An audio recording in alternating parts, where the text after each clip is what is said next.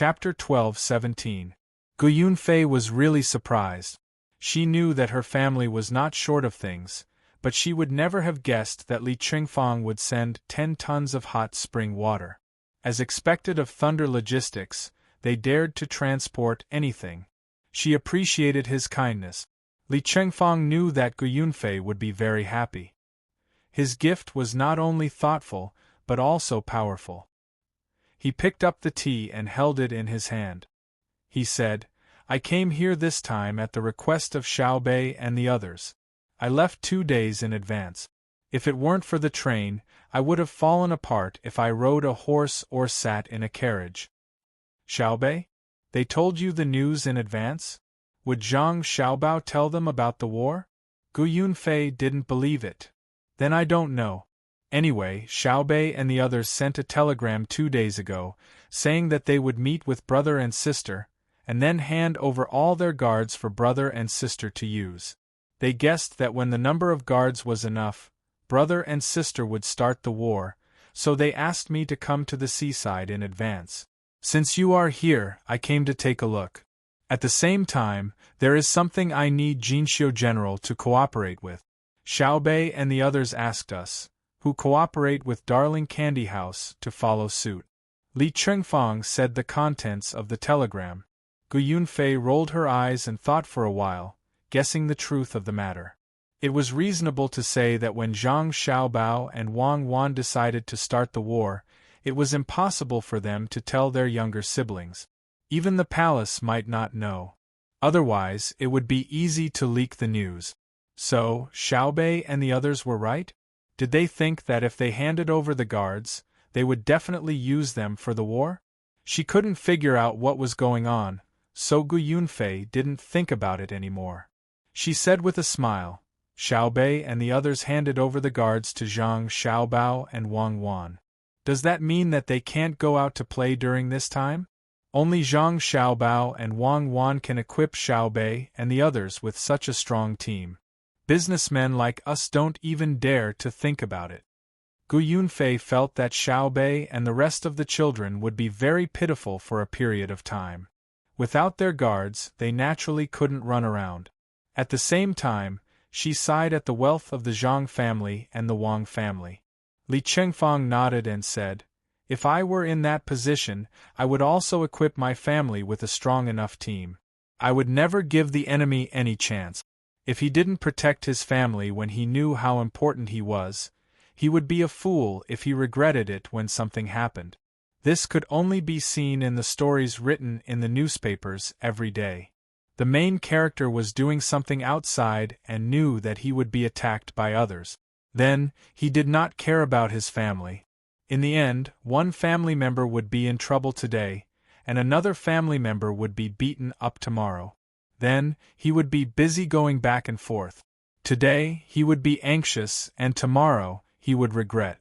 If Zhang Xiaobao and Wang Wan don't give Xiaobei and the others a powerful team, I reckon that the people of the Great Tang won't be able to rest easy. How can we count on these people to build the Great Tang well? All right. Let's not talk about their team of guards. In any case, we can't afford to spend so much money. Also, we know very well that the current team of guards is just a transition. When the batch of children in their family grow up in 2 years, they will be more powerful than the current guard. When that time comes, Xiaobei and the others will be running around the world. Did you take the train here? Do you feel that there are more people taking the train? Also, how many more carriages have there been? Estimate it so that we can make arrangements. Gu Yunfei asked about the operation of the train. Although there weren't trains everywhere, they could still obtain useful information. Li Chengfang nodded and then shook his head. There are many train carriages now, but most of them are controlled by others. When I use Thunderbolt Logistics, I need to pay an extra sum of money. This makes me both love and hate it. I don't want to pay and use other methods of transportation, but I find that it costs more. However, I feel uncomfortable handing over the money. If Zhang Xiaobao and Wang Wan don't go to war this year and wait for 2 years to fight again and spend all their energy and money on building the railway, 2 years later, The number of carriages will increase, and my choices will also increase. I reckon that Zhang Xiaobao and Wang Wan have no choice but to fight. I keep feeling that they are in a hurry. I don't know what is making them so anxious.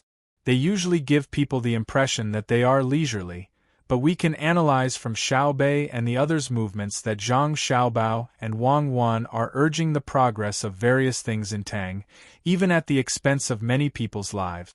Gu Yunfei was different from ordinary people. She needed to grasp the general situation of the country's development and then obtain her own benefits. Ordinary people only considered their own living situation. Who in their neighborhood made more money, whose family gave a generous betrothal gift at their wedding, whose family's children advanced a few ranks in the school examination, whose meat today was 1 copper coin cheaper, should they buy 2 caddies of stuffing or stir-fried vegetables and give the head of the household half a caddy of wine. Gu Yunfei didn't need to consider these small matters. What she needed to consider was that when a batch of goods came in, and this batch of goods wasn't the type that would be quickly consumed and needed to be stored, then what was the profit margin between the purchase price and the custom-made price when the goods were stored? Under the situation that the fixed price didn't change, what was the depreciation rate of the Tang currency over a period of time? Was there a new production technology for this type of goods that had already been purchased and stored?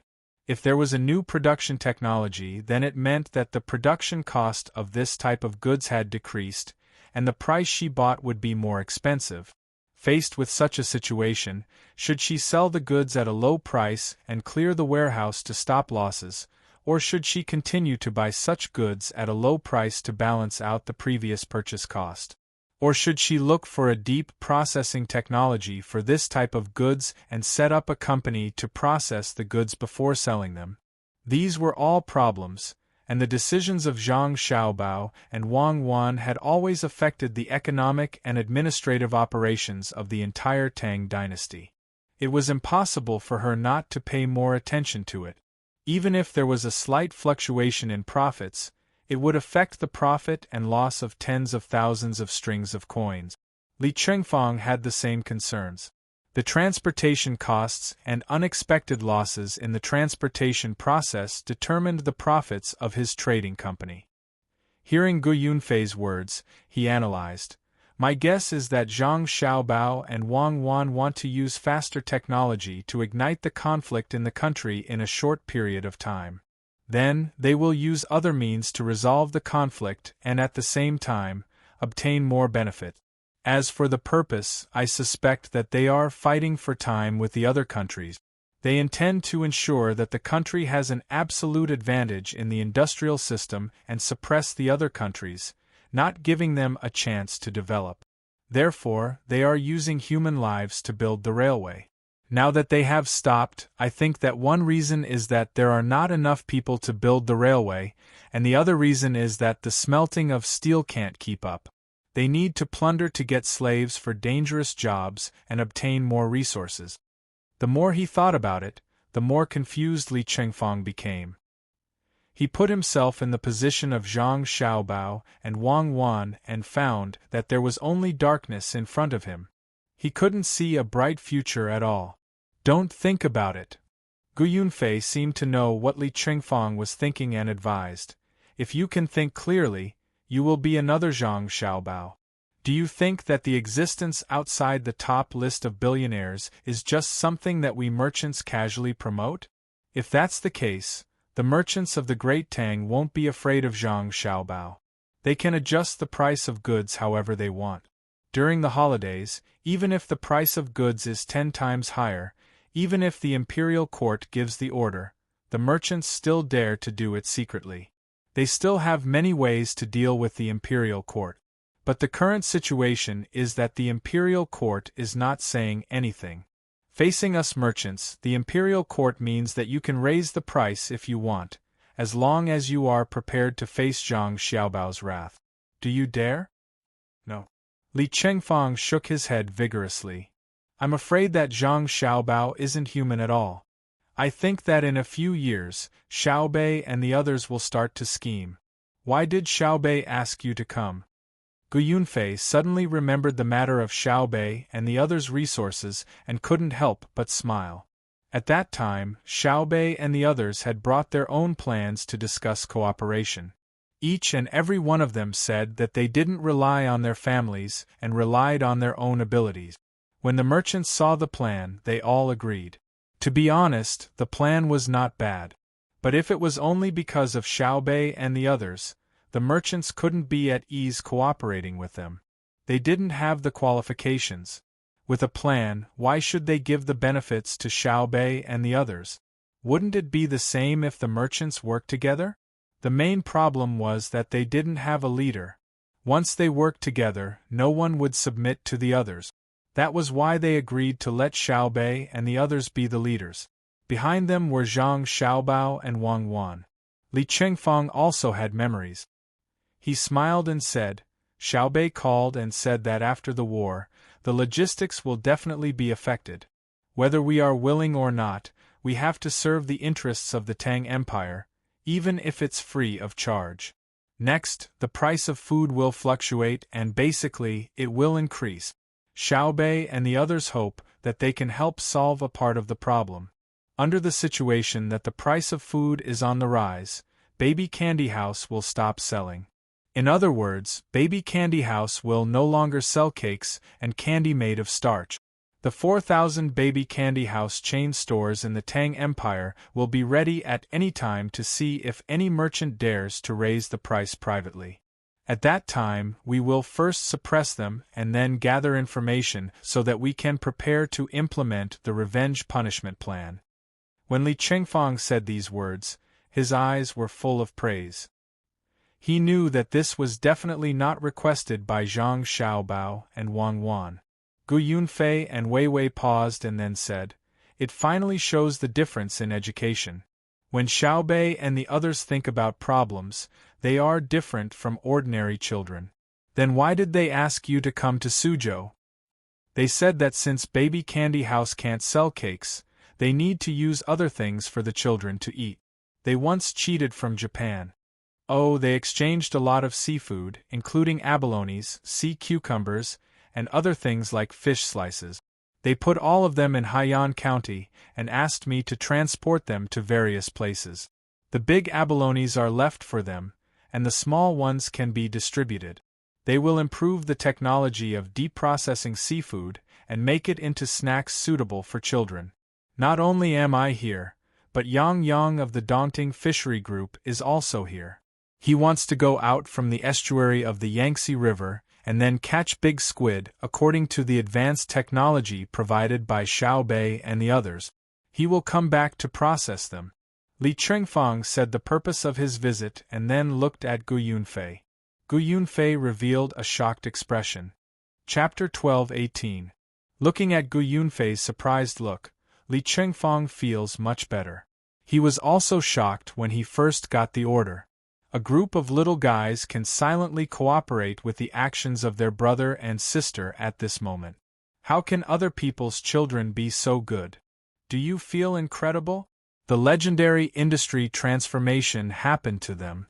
Due to the demand of the domestic situation, the Candy House Alliance changed from making and selling pastries and candies to selling seafood. They used all means to assist Zhang Xiaobao and Wang Wan. Now you know why I am here, right?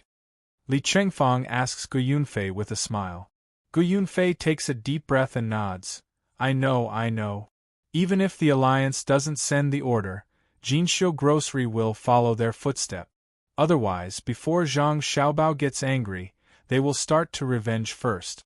A group of children will not follow any rules when they take revenge, right? I think so. Who can guarantee that they won't use their identity as inspectors to ask the local government to cooperate when they find that they have no better way? At that time, even if you take the case to the emperor, the result will not change.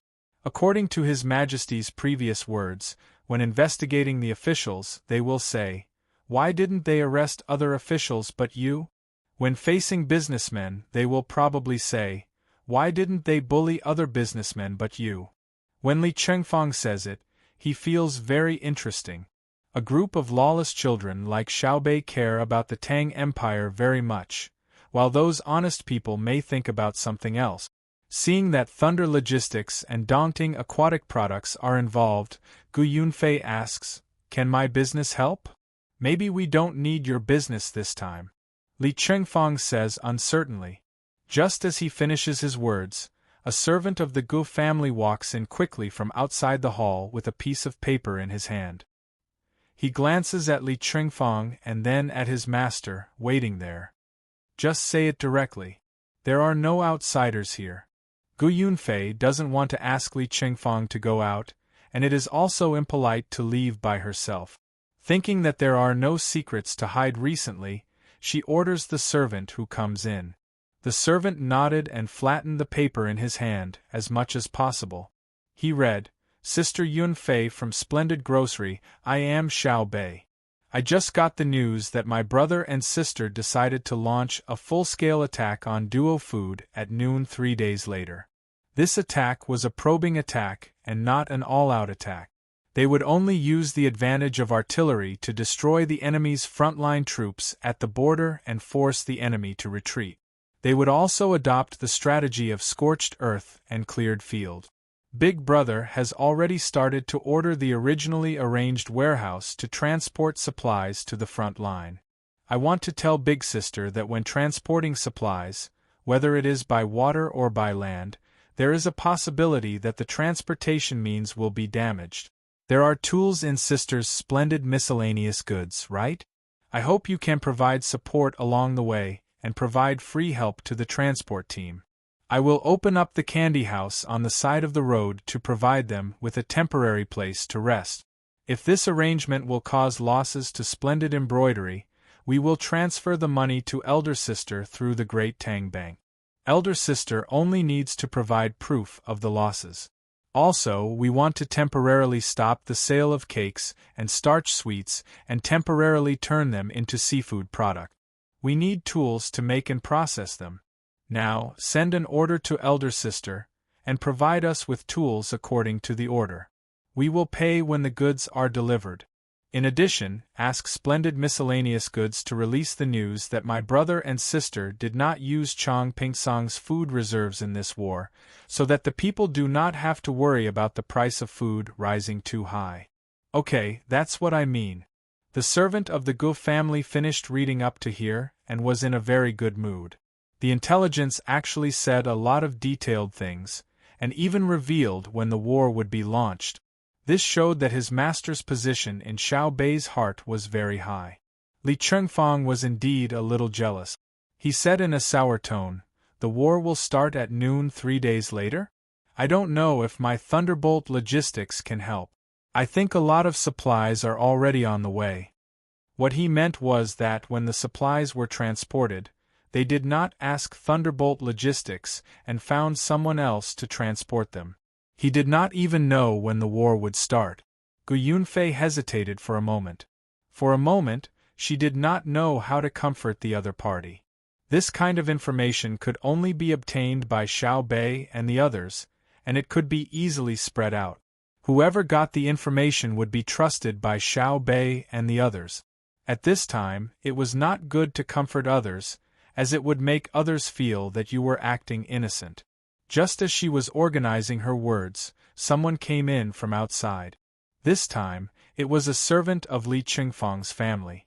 He was accompanied by someone from the Gu family. "Little Two, what's the matter?" Li Chengfang looked at the person who came in and asked.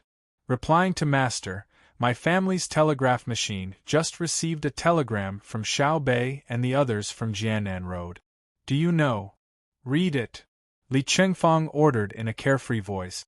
In an instant, he looked at the pitch-black night outside and suddenly realized that the sky was so blue, the clouds were so white, the sun was shining, and the night wind that whistled past also became gentle. Gu Yunfei smiled and did not say anything. She could understand Li Chengfang's feelings. Without this telegram, he probably would not be able to sleep soundly at night. The servant of the Li family did not know that the master had just secretly crossed swords with the other party and had almost lost to the point of crying. When he heard the order, He loudly read it. Boss Li Chengfang? Today, we just received information that a large number of people from Thunderbolt Logistics have appeared in Suzhou. Have you arrived in Suzhou? Then you must go and see elder sister Yunfei. Let me tell you something. When we were eating dinner just now, we received definite information. 3 days later, at noon, we will begin the war. The logistics and transport teams used will all be my family's own strength. The majority of the dishes in the restaurants will be stopped, and the supply of grain wine will also be reduced. However, there will be more fruit wine. Elder brother and elder sister did not use your logistics. We guessed that they wanted to let you operate as usual to stabilize the flow of goods in the country. This decision was originally not a problem, but we thought of a problem. This problem is that we saw a railway route map in elder brother and elder sister's study. It has already been designed, but no one has been used to repair it. We have accurate information. To build that railway, a direct manpower of 1.2 million was used, of which 200,000 were Great Tang people. They were responsible for assisting and were not in dangerous places. The remaining 1 million were all captured, cheated, bought, and hired from other places. More than 376,000 people died in the construction of the railway. On average, for every 1 li, that is, 500 meters, 37 people died. In addition, there were 125,000 people who were seriously injured. The serious injuries we are talking about are those who have broken arms or legs, as well as those who are blind. If they can be treated, they are not considered serious injuries. The remaining people also need to rest. Otherwise, they will not be able to continue working. Thus, there is a shortage of manpower. In addition, there is not enough steel for the railway. Right now, most of it is used to make bullets and artillery shells. We thought about it and felt that it was a waste for your logistics to be placed there. Because you are usually responsible for long-distance transport, you have your own teams for short-distance transport. Thus, we discussed with Dong Long, the owner of the Wanlu Trading Company in Jiannan Province's Izhou Prefecture. We had them organize people to follow behind the army. You can cooperate with them and help transport some things. When there are captives on the battlefield ahead, you can kidnap them together. You don't have to settle with my brother and sister first. You just don't let the captives die. When my brother and sister are almost done, we will need to build the railway. You can send the captives here to work. At that time, according to the cost paid by each side, we will give you a certain amount of authorization for the carriage. If you agree, return the call and start working. There is one more thing that you have to keep secret first. The number of captives captured may not be the same as the ones in Tufan. There may be many on the sea. If you can unite with other merchants and form a large fleet, you can go to other places to deceive some people while you are fetching the captives. Well, that's all. Everything will be clear in the morning 3 days later. Let me remind you, no matter what you see that morning, don't get excited. Everything is under my control. The servant of the Li family stopped reading and then said, "It's over." After listening to the servant, Li Chengfang and Gu Yunfei fell silent at the same time. They were thinking about the matter in the telegram. There was too much content in the telegram, so they had to carefully consider it. After a while, Li Chengfang ordered, "Return the call and say that I agree. We will listen to the arrangements." After the servant left, Li Chengfang turned to Gu Yunfei and said, "I didn't expect that so many people would die or be injured from building the railway. Is this the reason why Zhang Xiaobao and Wang Wan didn't agree to use the people of the Tang Empire? If the people of the Tang Empire really couldn't bear this kind of pain, what would they do if they were left with disabilities?" Gu Yunfei clasped her hands together. "It sounds like a number. If we use the people of the Tang Empire, it is estimated that 500,000 families will be directly affected. It's too scary. I have decided to listen to Xiao Bei's arrangements. As for the temporary losses, it doesn't matter. My family can still bear it. I'm really afraid that Zhang Xiaobao will use this kind of ruthlessness on me. It can't be said that his hands are stained with blood. He practically swam out of a sea of blood. He walks on the stairs piled up by corpses all the way to the sky. If not, he walks down to discuss matters with the King of Hell. Li Qingfang nodded and recalled the contents of the telegram. He said, "What does Xiao Bei mean by the sea? Could it be that there are troops on the sea to fight Duoshi?" In the morning 3 days later, what news can there be? He told me not to be excited. I am very excited now, but I can't explain it clearly. Wait and see. 3 days will pass quickly. The Alliance used to react quickly, but this time, they haven't shared any information. We know some things, but we can't tell others. I won't arrange a guest room for you today. You should hurry to Haiyan County as soon as possible to avoid delaying the proper business. Gu Yunfei couldn't think of anything at all. The few steps in front of her were like a thick fog, making people feel fear of the unknown. She couldn't stop and could only follow orders and rush forward. Okay, I will leave now. Li Qingfang didn't dare to delay. He got up and walked out, indicating that Gu Yunfei didn't need to send him off. When he reached the door, he said to Gu Yunfei, "We need to strengthen cooperation in the future. I plan to go to Jiannan Circuit personally." "I will go too." Gu Yunfei meant to call her when she left. Chapter 12:19. Gu Yunfei had just sent Li Qingfang to the door. Before she could say goodbye, a group of people came from the road beside them. There were servants holding lanterns in front. Gu Yunfei took a look and recognized them. They were all local merchants from Suzhou. Normally, she did not have much contact with them. Most of the time, it was her housekeeper who met with them to discuss business matters. For example, Jinxia needed to buy groceries, and local merchants needed to buy goods from other places. Usually, they would only meet once during the new year. They would all come to her house to give her gift. Even though she was a woman, she was ranked 16th on the list of top billionaires. In the past, she was ranked 24th. Ever since she started working with Xiao Bei and the others, her assets had obviously increased a lot. Naturally, her status also rose along with the tide. And these people who came were not even in the top 500, so they had to be more respectful to her. "Boss Gu, we are really sorry to disturb you so late at night. But we have some misgivings in our hearts, so we have to trouble you." The group of people came closer. Surrounded by people, a middle-aged man spoke to Gu Yunfei with a face full of smiles. He then looked at the person beside him and asked, "This noble is, so it is Boss Yuan. It is not very late. If you have something to discuss, let's discuss it. This is the boss of Thunder Logistics, Li Qingfang, Boss Li." Gu Yunfei quickly showed that her status was higher than this group of people. She was not rude and introduced Li Qingfang at the same time. There was a series of gasps on the relatively quiet road. The merchants who had rushed over stared at Li Qingfang without blinking. This was the boss of Thunder Logistics, which was ranked higher than Boss Gu. No wonder Boss Gu personally saw him off. Birds of a feather flocked together, as expected. The merchants respectfully bowed to Li Qingfang again. There was only envy and admiration in their eyes. There was no jealousy because the difference was too great. So great that they could not produce a trace of jealousy. "Boss Yuan, why have you come at this time? Come. Let's talk inside." Gu Yunfei gave way.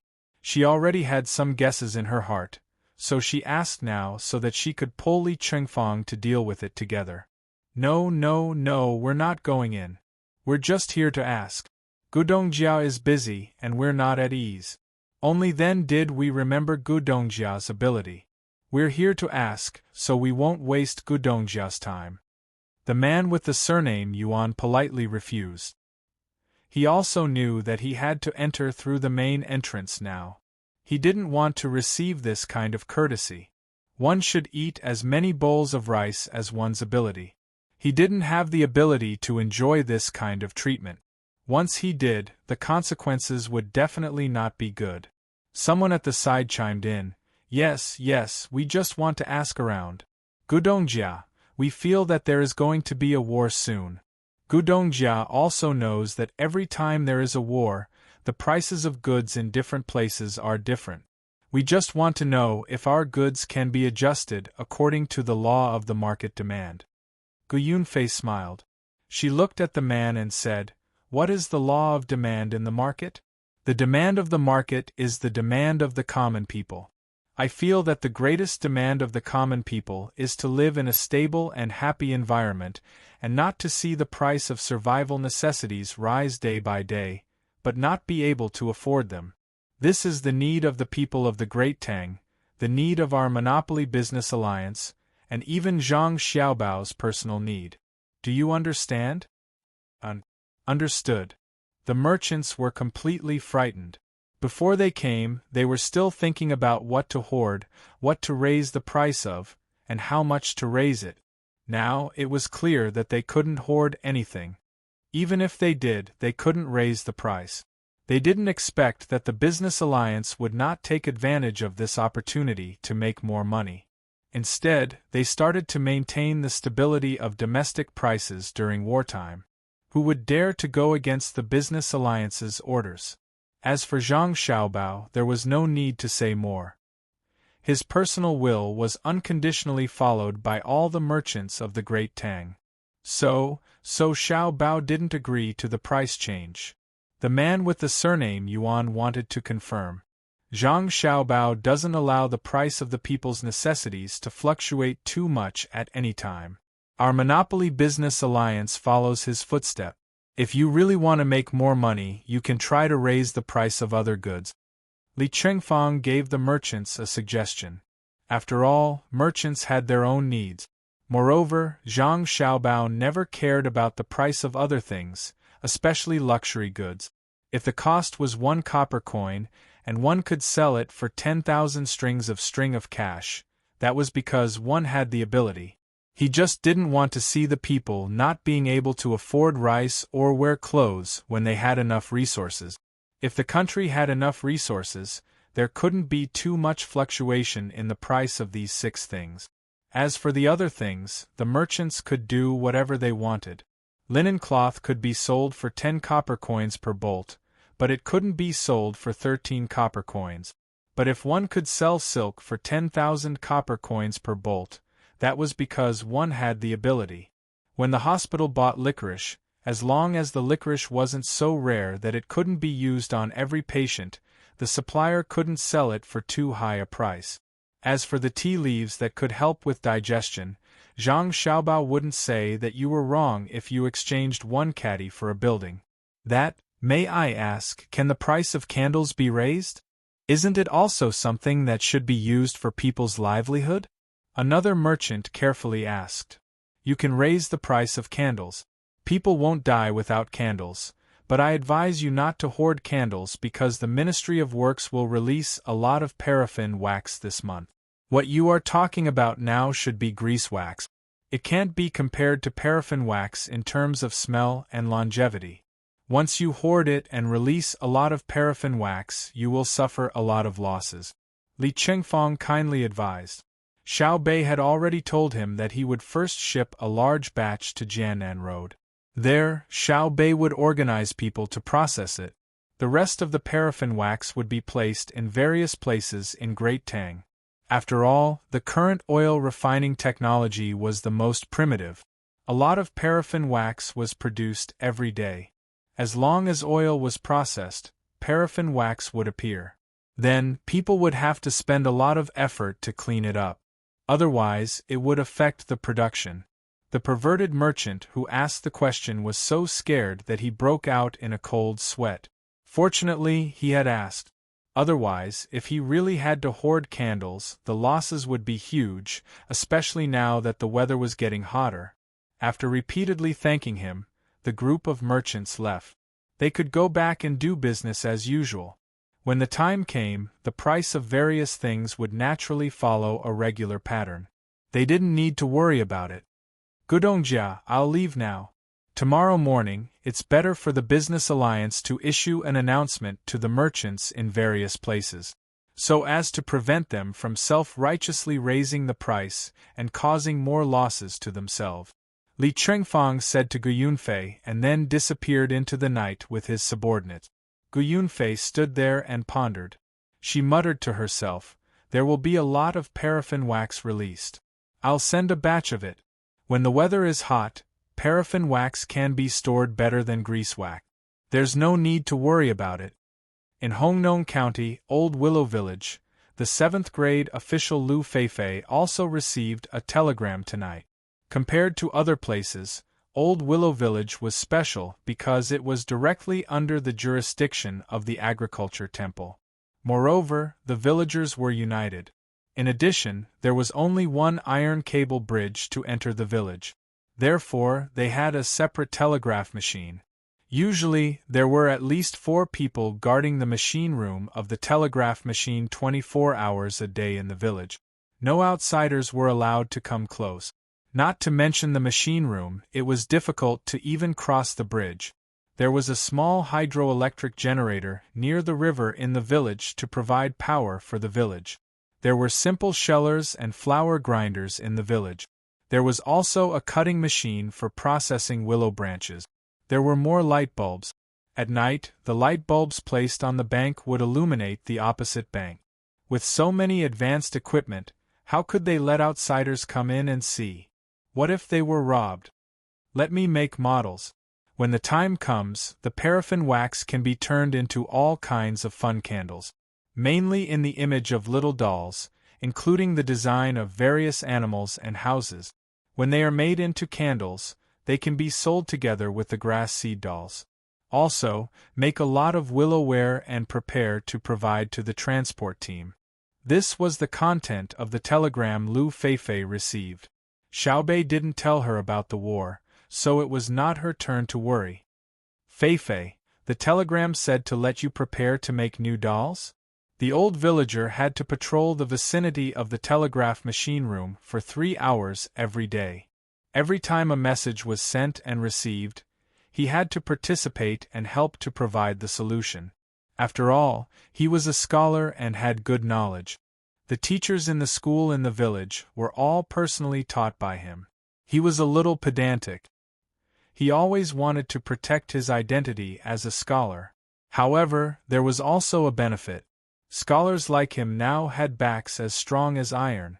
If he needed to pick up a sword and a gun to fight, he might not be the most powerful, but he was definitely the most heroic.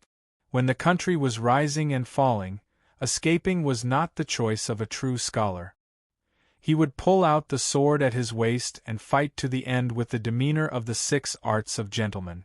Therefore, he was the most idle and the busiest person in the world. He would meddle in everything, but at the same time, he would not care about anything. He was like an old hen. As long as the chicks were fine, he would lie under the sun and enjoy the warmth of life, cooing from time to time. But when the chicks were in danger, he would stand up and despise all opponents. He would fight with his life until the enemy fled or he fell down. Now he just wanted to take care of something, especially when the telegraph machine finally rang. Lu Feifei respected this old hen very much. When she heard the old villager ask, she nodded and answered, "Yes, Xiaobei said that he would send a lot of paraffin wax. At the same time, he asked us to make more wicker basket. In the future, we will need them when we transport a large number of other things." He didn't mention when the war will start? The old villager was actually most concerned about the national affairs. "No, the war has nothing to do with me. I only care about the trade of willow and the planting of willow trees in the surrounding areas. My official position is to prevent others from bullying me. If anyone sees the high income of willow in our village and wants to get benefits from it, he should first think about how a child like me can be a 7th-level official. In the whole Tang Empire, except for Xiaobei's official position, my official position can scare a lot of other local officials. Grandpa, now arrange people to make a large number of willow basket. Xiaobei said that they will be used soon." Lu Feifei planned to implement Xiaobei's words. The old villager narrowed his eyes and thought for a moment. He nodded and said, So, the war is close at hand. Well, it's time for the 5th watch. For the time being, I have kept 500 full attendants. I guess this money is the most difficult to earn because there are not many subscriptions for this book, so there is no need to count on subscriptions. Then, there is only the full attendance left. If there were not still people subscribing, I would have given up. But as a web writer, I think I am also a scholar. Like an old hen, I have to have some spirit to protect what I should protect. I am pedantic, but I also have a backbone. So I never ask. I sell my words, not my personality and dignity. So, you should take the initiative to vote. Don't wait for me to ask because you can't wait. Chapter 12:20. The time of the bombardment was getting closer and closer. Zhang Xiaobao and Wang Wan, who were staying in Izhou, seemed to be more leisurely. Zhang Xiaobao patiently made mutton soup and shumai for his younger siblings in the morning, along with cold dishes made of mutton tripe and mutton liver. His younger siblings were stunned when they saw this. "Brother, we're going to war." Xiaobei ate a shumai. Her mouth was full of oil, and she reminded her brother in a muffled voice. "Yes." Zhang Xiaobao wiped his sister's mouth with a napkin. Then he took out a mutton bone from the pot, cracked it, and put the bone marrow on Xiaobei's plate. While cracking the bone marrow for the other 8 little guys, he said, "That's why you have to let others feel your ease and confidence." "Then why does my sister look so serious?" Xiaobei sprinkled some bamboo salt on the bone marrow and waited for her brother's answer. "Because your sister is a soldier. Soldiers have solemnity and iron blood as their foundation. I'm a schemer, so I pretend to be calm and collected. These 2 performances give others the same feeling, which is steady. They say that the army is approaching, but your sister needs to let others know that she will hold on until the last moment. As for me, I want to let others feel less nervous." Zhang Xiaobao said the 2 different performances with a smile. "What about actually?" Xiaobei still asked. "In fact, your sister and I are very afraid. But we are afraid that we can't solve the problem. Since we chose this position, we have to bear the responsibility of this position. If everyone in the Tang Empire can bear their own responsibilities, the Tang Empire will be invincible." Zhang Xiaobao was very fast. In just a few words, he had already finished cracking the bone marrow for each little guy. Xiaobei stared at the bone marrow on her plate. She was very confused and murmured, "What responsibility should I bear? You need to think about it yourself. Even if I tell you directly, you may not agree. Eat or it will get cold." After Zhang Xiaobao finished speaking, he drank a mouthful of mutton soup, smacked his lips, and poured pepper into the bowl. "In the future, I won't ask anything when we eat. The more I ask, the more I think. The food won't taste good." Xiaobei was very good at self-analysis. After eating the bone marrow, he realized that he was missing the process of carefully tasting it. The other 8 little fellows heard Xiaobei's words and realized that they were the same. They all began to adjust their mentality and put their attention on the food in front of them. Wang Wan pursed her lips and smiled at the side. She liked to see Zhang Xiaobao at this moment the most, teaching his younger brother and sister in a silent way. Even the action of tapping the bone marrow and the tone of voice when he spoke required great effort from Zhang Xiaobao to control it. However, his performance was just as he had said just now, calm and collected. In her eyes, at this moment, Zhang Xiaobao was the most handsome, even more handsome than when he was scheming. After dinner, Zhang Xiaobao said to his brothers and sisters, "I'll go with your sister to analyze the information. You guys can play by yourselves. You can go out, but you're not allowed to leave Izhou City. There are many spies in the city, so you don't have to worry about someone suddenly rushing out and hurting you." While waiting for Zhang Xiaobao and Wang Wan to go to another room, Xiaobei whispered, "Okay, we definitely won't put ourselves in a dangerous place." After a while, the 9 little fellows finished eating the fruits after dinner. They looked at each other and didn't know what to do. "Can I ask what our responsibilities are?" Lil Bei brought up the matter again. It's to build the Tang Empire, right? Xiao Yuan said uncertainly. Why don't you say to save the building from collapse? Xiao Bei was obviously not satisfied with this answer. Xiao Hai wiped his mouth and said, Let's go. Our responsibility is to have fun and grow strong. We'll put on some disguises and see what fun things there are in Ijo City. Xiao Bei thought for a moment and nodded. I think so too. Brother and sister don't need us to do anything earth-shattering. Just like when we taught Pan and Xiao Yuan when they were young, we'll be happy to see them smile. Therefore they, who had put on some disguises, went outside under the protection of a few people who had also put on some disguises. They took on their own responsibilities and played. Ijo was a famous place, and its bustling scenery was only slightly inferior to the capital, Chang'an. The difference between Chang'an and Chang'an was that its climate and environment had determined its uniqueness. The blowing wind was less fishy than Luzhou's, but more gentle than Chang'an's. Similarly, the rising and falling voices of hawkers were soaked in the bustling hustle and bustle. There are so many bamboo products just like the ones in Hangzhou. Look at this little bamboo building, it's actually carved, not woven. Big brother, how much is it? Xiao Bei came to a stall with dozens of bamboo carvings, looking at the little building that had not been painted and inquiring. The seller looked to be in his 30s. When he heard the big-eyed girl in front of him call him brother, he was very happy. He stretched out 4 fingers, but after thinking for a while, he withdrew one. Xiao Bei's gaze fell on the seller's hand and she nodded. 30 coins? It's cheap. I'll buy it. While speaking, she began to take out money from her bag. The seller hastily said, It's 3 coins. I wanted to sell it for 4 coins, but since you're so cute, I'll give you 1 less coin. No, that's definitely not right. Don't lie to me. You're trying to curry favor for no reason. Your motives are not pure. It's only 30 coins. If you give me 1 less coin, I'll report it to the authorities and say that you have other ideas about us. Xiao Bei took out a handful of coins, counted them, and threw them on the stall. Then, she happily picked up the bamboo building, called out to little Yuan, and walked forward.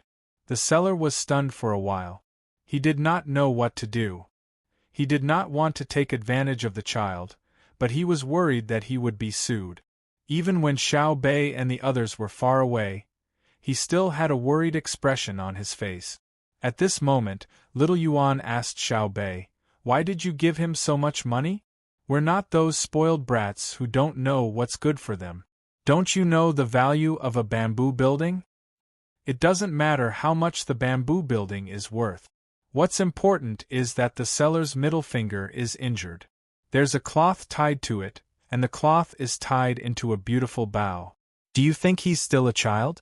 Xiao Bei pointed out the injury on the seller's middle finger. It can't be, right? The bow will affect his carving, little Yuan analyzed. That's right. So, this beautiful bow must have been tied by his daughter. What's wrong with me giving him more money to buy something good for his daughter? Xiao Bei said confidently. That's right. Anyway, 30 coins isn't much. The bamboo building's carving is indeed very exquisite. Little Yuan agreed with Xiao Bei's statement. The other kids had no objections. It was just a matter of spending a little more money. It was just like the rich people who worked with others at home in a supermarket chain. They habitually threw the few coins they found into the donation box at the door, and then picked up a beautiful colored origami that was placed next to them. That origami was not worth a single coin at all. It was very quick to make by hand, and the cost of the paper itself was also very low. However, after throwing money and picking up an origami, the harvest was a happy feeling. Of course, there were donation boxes only at the door of the Zhang family's and Wang family's stores. Even if they were made in other places and placed there, no one would throw money at them. No one believed in their quality. Ah, the candy blower. Quick, let him blow a little pig. Xiao Bei's eyes looked around. Suddenly, he found that there was a candy blower on the left side of the road in front of him. He put the pole there to make candy for the 2 children, so he ran over happily. I want a little pig this big. While Xiao Bei said little pig, he gestured a shape the size of a football with his hands. The candy blower looked at Xiao Bei's hand and shook his head. If it's too big, you won't have any strength. Oh, let me blow. Yes, I can eat it myself.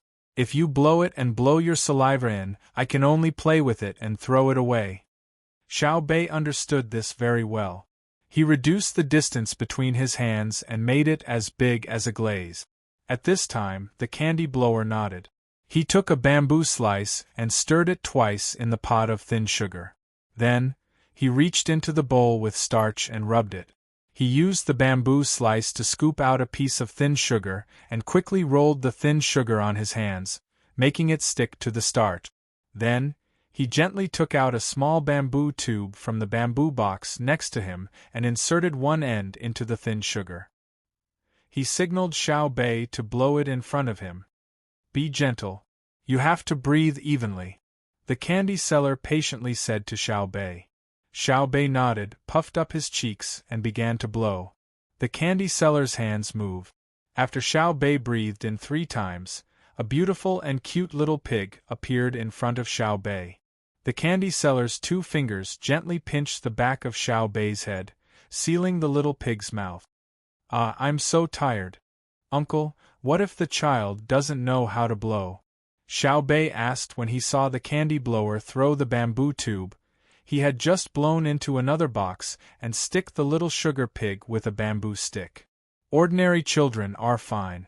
Children who are too young have adults by their side and let them blow. In the past, there weren't so many rules and we were the ones who blew. Later, medical centers all over the country said that directly blowing is not good for the child's health. Now, the children of Great Tang are precious. In the end, if the child still can't play, I can only draw it for him. I'll use sugar to draw what he wants and stick it on a bamboo stick. It can also be eaten. Look, the flat bamboo board on the side is used for drawing. We are willing to go through the trouble if we can avoid hurting the beautiful children of Great Tang. While speaking, the candy seller stretched out 2 fingers, meaning that the candy was worth 2 copper coins. Xiao Bei directly threw down 5 copper coins and said to the candy seller, Uncle, I think you are very beautiful too. After saying this, Xiao Bei ran forward again, leaving behind the confused old man who shouted, This is 5 copper coins, not 2 copper coins. You plan to be the child of wealth today, right? Xiao Yuan asked when he saw that Xiao Bei liked to give more money to others. It's a virgin. Comrade Xiao Yuan, please don't blindly change my gender. I'm not giving away money, but recognition. I'm receiving sweetness. Don't you think that Great Tang is very beautiful when you see them? Xiao Bei said to Xiao Yuan like a philosophical person. I think you are very beautiful. You have always been like this. Xiao Yuan was very afraid that Xiao Bei would bully him, so he quickly flattered him, just like how a brother always praised his sister. The sister clearly knew that her brother sometimes did not mean what he said, but she was very happy every time. Ah, now I don't have to rush to give away money. There is a place in front that specializes in collecting money. Let's go and take a look and see what's inside. Xiao Bei first gave Xiao Yuan a bright smile, then pointed to a house with a sign in front. It was a gambling house. Under Xiao Bei's gaze, 2 people had already entered. Gambling is not good, Xiao Yuan advised. Wrong, it's not good to gamble privately. Buying lottery tickets is not a problem. I don't know if the gambling house collects a lot of taxes. We can't let them take advantage of us. Sigh, this is human nature. We always want to reap without sowing. I'll also experience it today. Chapter 12:21. When Xiao Bei arrived at the entrance of the gambling house and was about to step in, 7 people squeezed in groups of 3 or 4. After Xiao Bei and the others entered, more than 10 people in different outfits followed them in. I thought we were going to gamble. I didn't expect there to be a place to drink tea. When Xiao Bei entered the house, he found that there was no one shouting or gambling. Instead, there were many people drinking tea in a room that looked like a hall. They seemed to be in a good mood from the way they talked and laughed.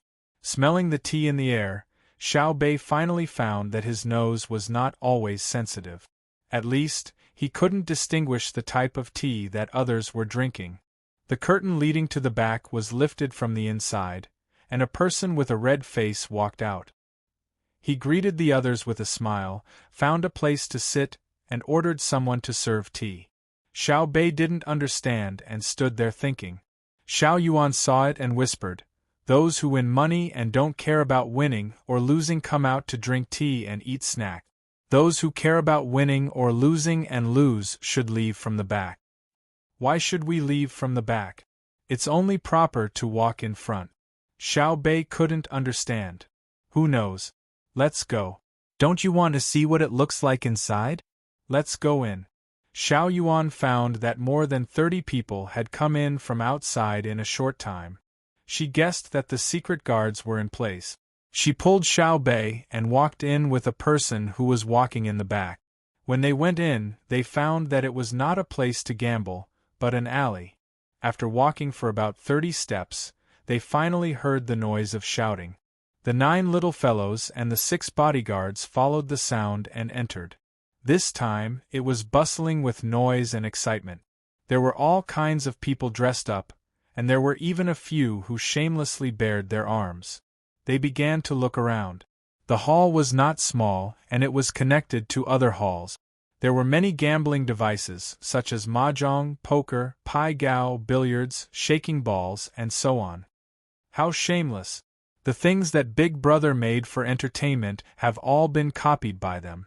Look, there's a chess and go game over there. Where did the dice go? Xiao Bei curled his lips. He felt that the people in the gambling house should first pay a patent fee. Let's go. I like the dice game in Big Brother's story the most. Xiao Bei got excited and walked to the right. When they entered, the smell of sweat and mud assaulted their nostrils, causing the 9 little fellows to hold their breath for a moment. After a while, they slowly breathed in and adapted to the smell. Only then did their senses feel better. This room was filled with dices. There were people from the gambling house who were the dealers, people who took turns to be the dealers, and there were also people who were 2 people, 3 people, and so on. There were no dealers, and they only competed on the size of the dice. The 9 of them were first brought to a table arranged by a dealer who was dressed in green and had both his sleeves rolled up.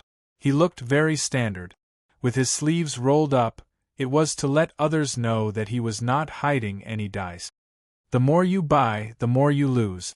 The less you bet, the less you earn. Once you're done, leave. The dealer put the 3 dice into the colored cup and shook it for a while. Then, with a flip of his wrist, he turned the colored cup upside down on the table and shouted to the people around him. This table only had the size of the dice, and there was no specific number of points on it. Xiao Fang was very puzzled. The more you buy, the more you lose. Does that mean that if we buy, we will lose? No, it means that if we win, he will pay us more. If we bet less and win, we will earn less. In fact, what they are shouting is that they want us to lose more. It's a common saying. For example, in a pawn shop, if you bring a new piece of clothing, they will immediately shout bitten by insects and rats, broken thread, faded color and missing edges.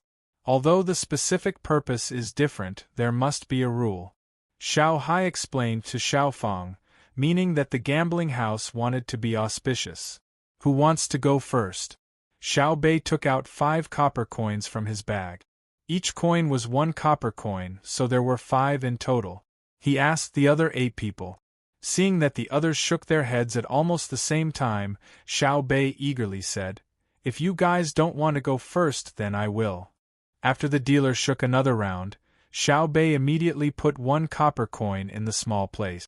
The others also put in their coins. There were also people watching at the side, in case they did not put in their coins and said that they had let go. Before the gambling cup was picked up, Xiao Bei's ears were buzzing from the other people's shouts. The shouts of small and big almost passed through the tent. Everyone was shouting at the top of their lungs, as if the louder they shouted, the more accurate they would be. When the gambling cup was picked up, the 3 dice below were revealed. 4, 4, 5 big. Xiao Bei watched as her 1 copper coin was taken away. He smacked his lips twice, his face filled with heartache. If you can't take it, let's not play, okay? Xiao Yuan softly persuaded. Don't be unable to sleep at night because of losing a few copper coins. I didn't see you frown when you gave them more money just now. It's different. When I gave the money, I was willing to give it. Now, I don't want to lose. I want to win. Outside, I was happy when I gave the money away. Here, I only feel happy when I get the money back. Now I'll give you a task. Think of a way to let me win. Xiao Bei was very stubborn about the 1 copper coin she lost. She wanted to win it back, and then win more to comfort her hurt heart. Xiao Yuan shook his head vigorously. I don't have a way. Why don't we find someone to ask? Look, there's a child beside you. Why don't they go to school and help others get money and introduce them? You count the days yourself. Today is the school rest day set by my brother. Every 3 days there's a rest day. Otherwise, the child will lose interest in learning.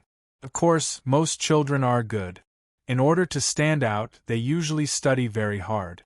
If they haven't suffered the hardship of not being able to afford to study, they won't experience the blessing of studying. Xiao Bei spoke as if she had experienced the vicissitudes of life. She was used to speaking like this.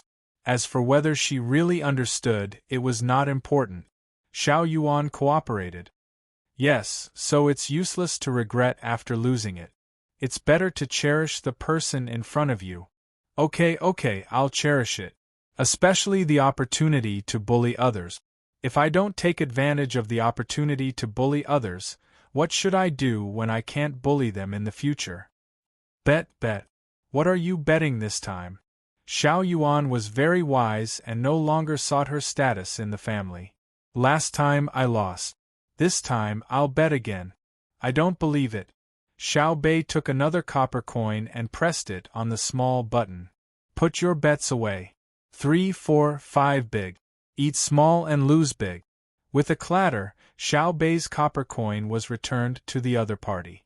Xiao Bei lowered her head and thought for a while. When she raised her head, she muttered, That's too much of a bully. Brother, help me. Didn't brother say that all gambling houses don't welcome mathematicians?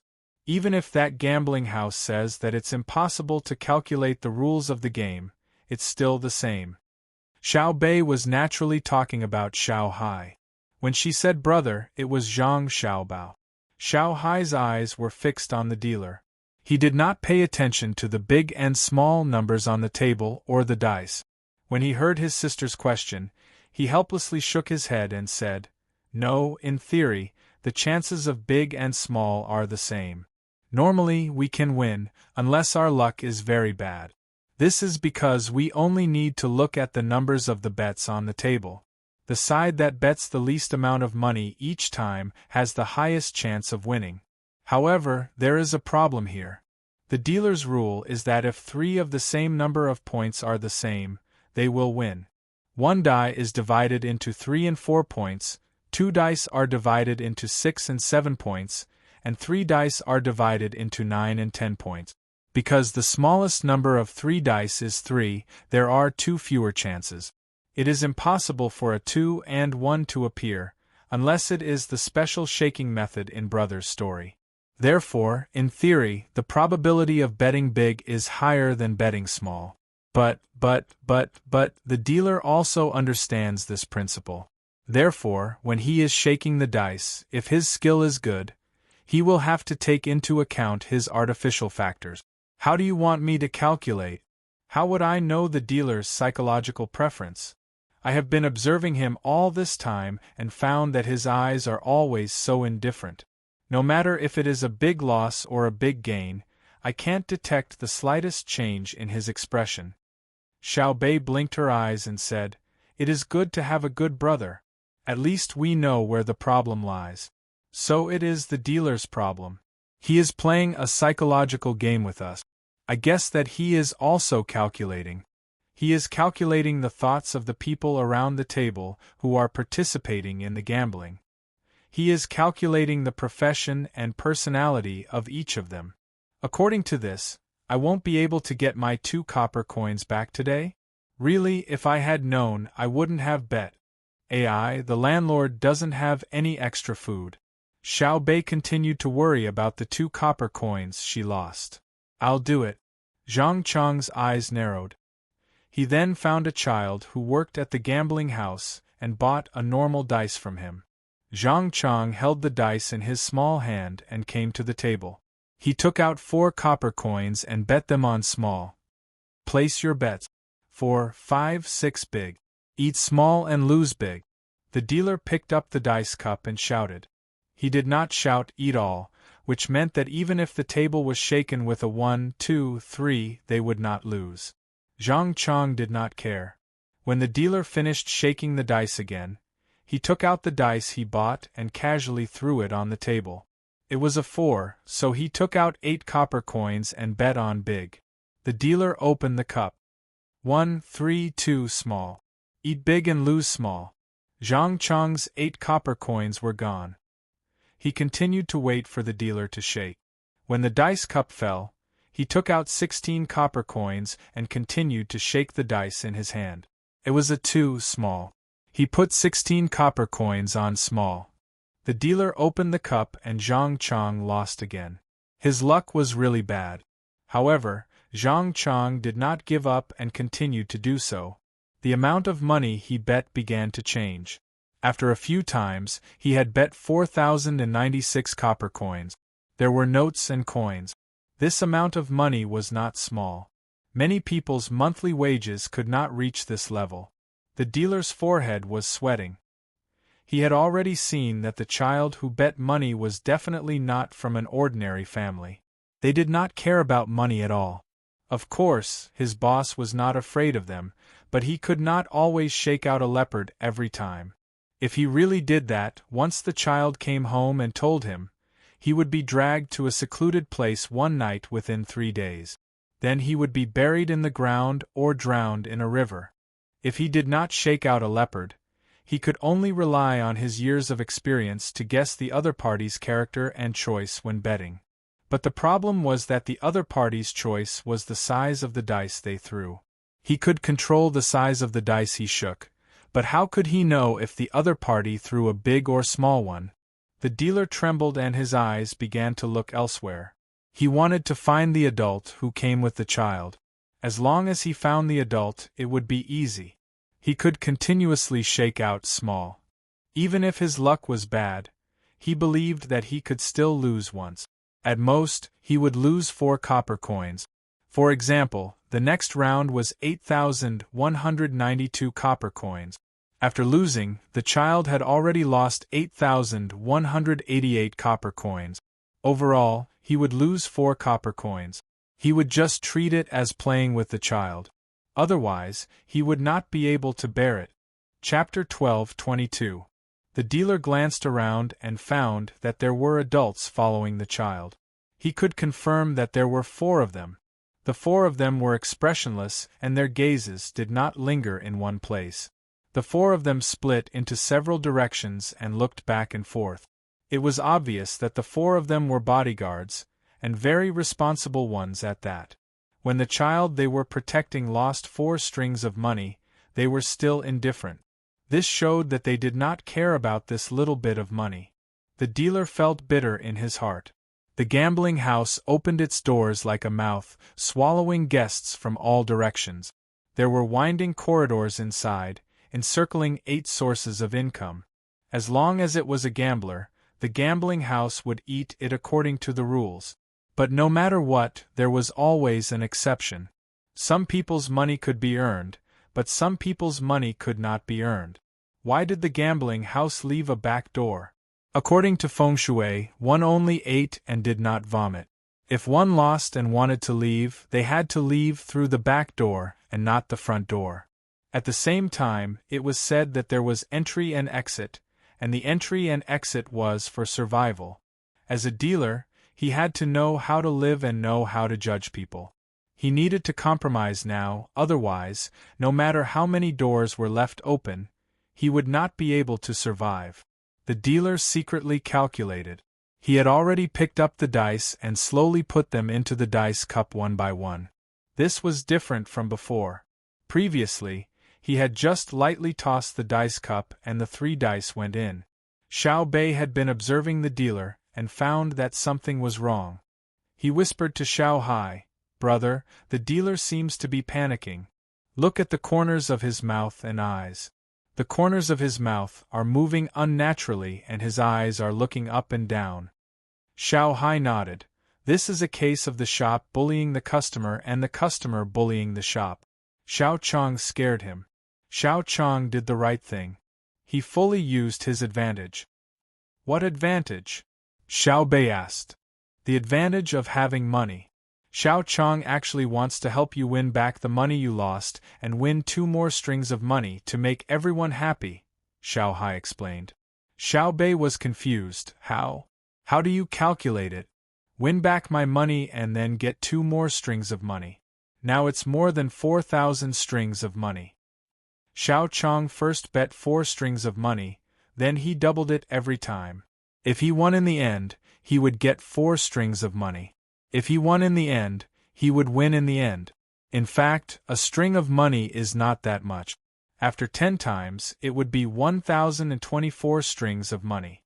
After 10 times, it would only be 1,000,000 strings of money. When Little Hai started talking about simple mathematics, he didn't need to stop and slowly calculate it. He just opened his mouth and said it out loud. This was a talent that made people admire him. Xiao Bei blinked her eyes in confusion. In any case, she couldn't calculate without a pen. Listening to Brother Xiao Hai wasn't wrong. Thinking of the money at home, Xiao Bei said, "Brother, you don't have time to think about making more money. You send people to bring back things from faraway places and send them to the Sanongxi temple for them to cultivate. Our family's money adds up to more than 300 million strings of coins, right? And this was the amount that was sent to the various disaster areas every year. Actually, I also felt that it was meaningless. 300 million strings of cash was equivalent to 300 billion copper coins. How was I supposed to spend it? There are only 2 places to spend money. One is the Research Institute of the Ministry of Works, and the other is the disaster area. But we can't expect the Great Tang to suffer a disaster, right? I still haven't figured out how to spend the money we earn every year. My plan is to discuss with Big Brother and Big Sister and come up with an idea.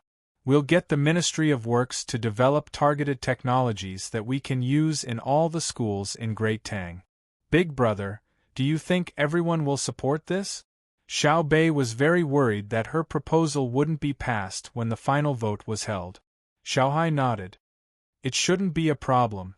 We don't need a lot of money either.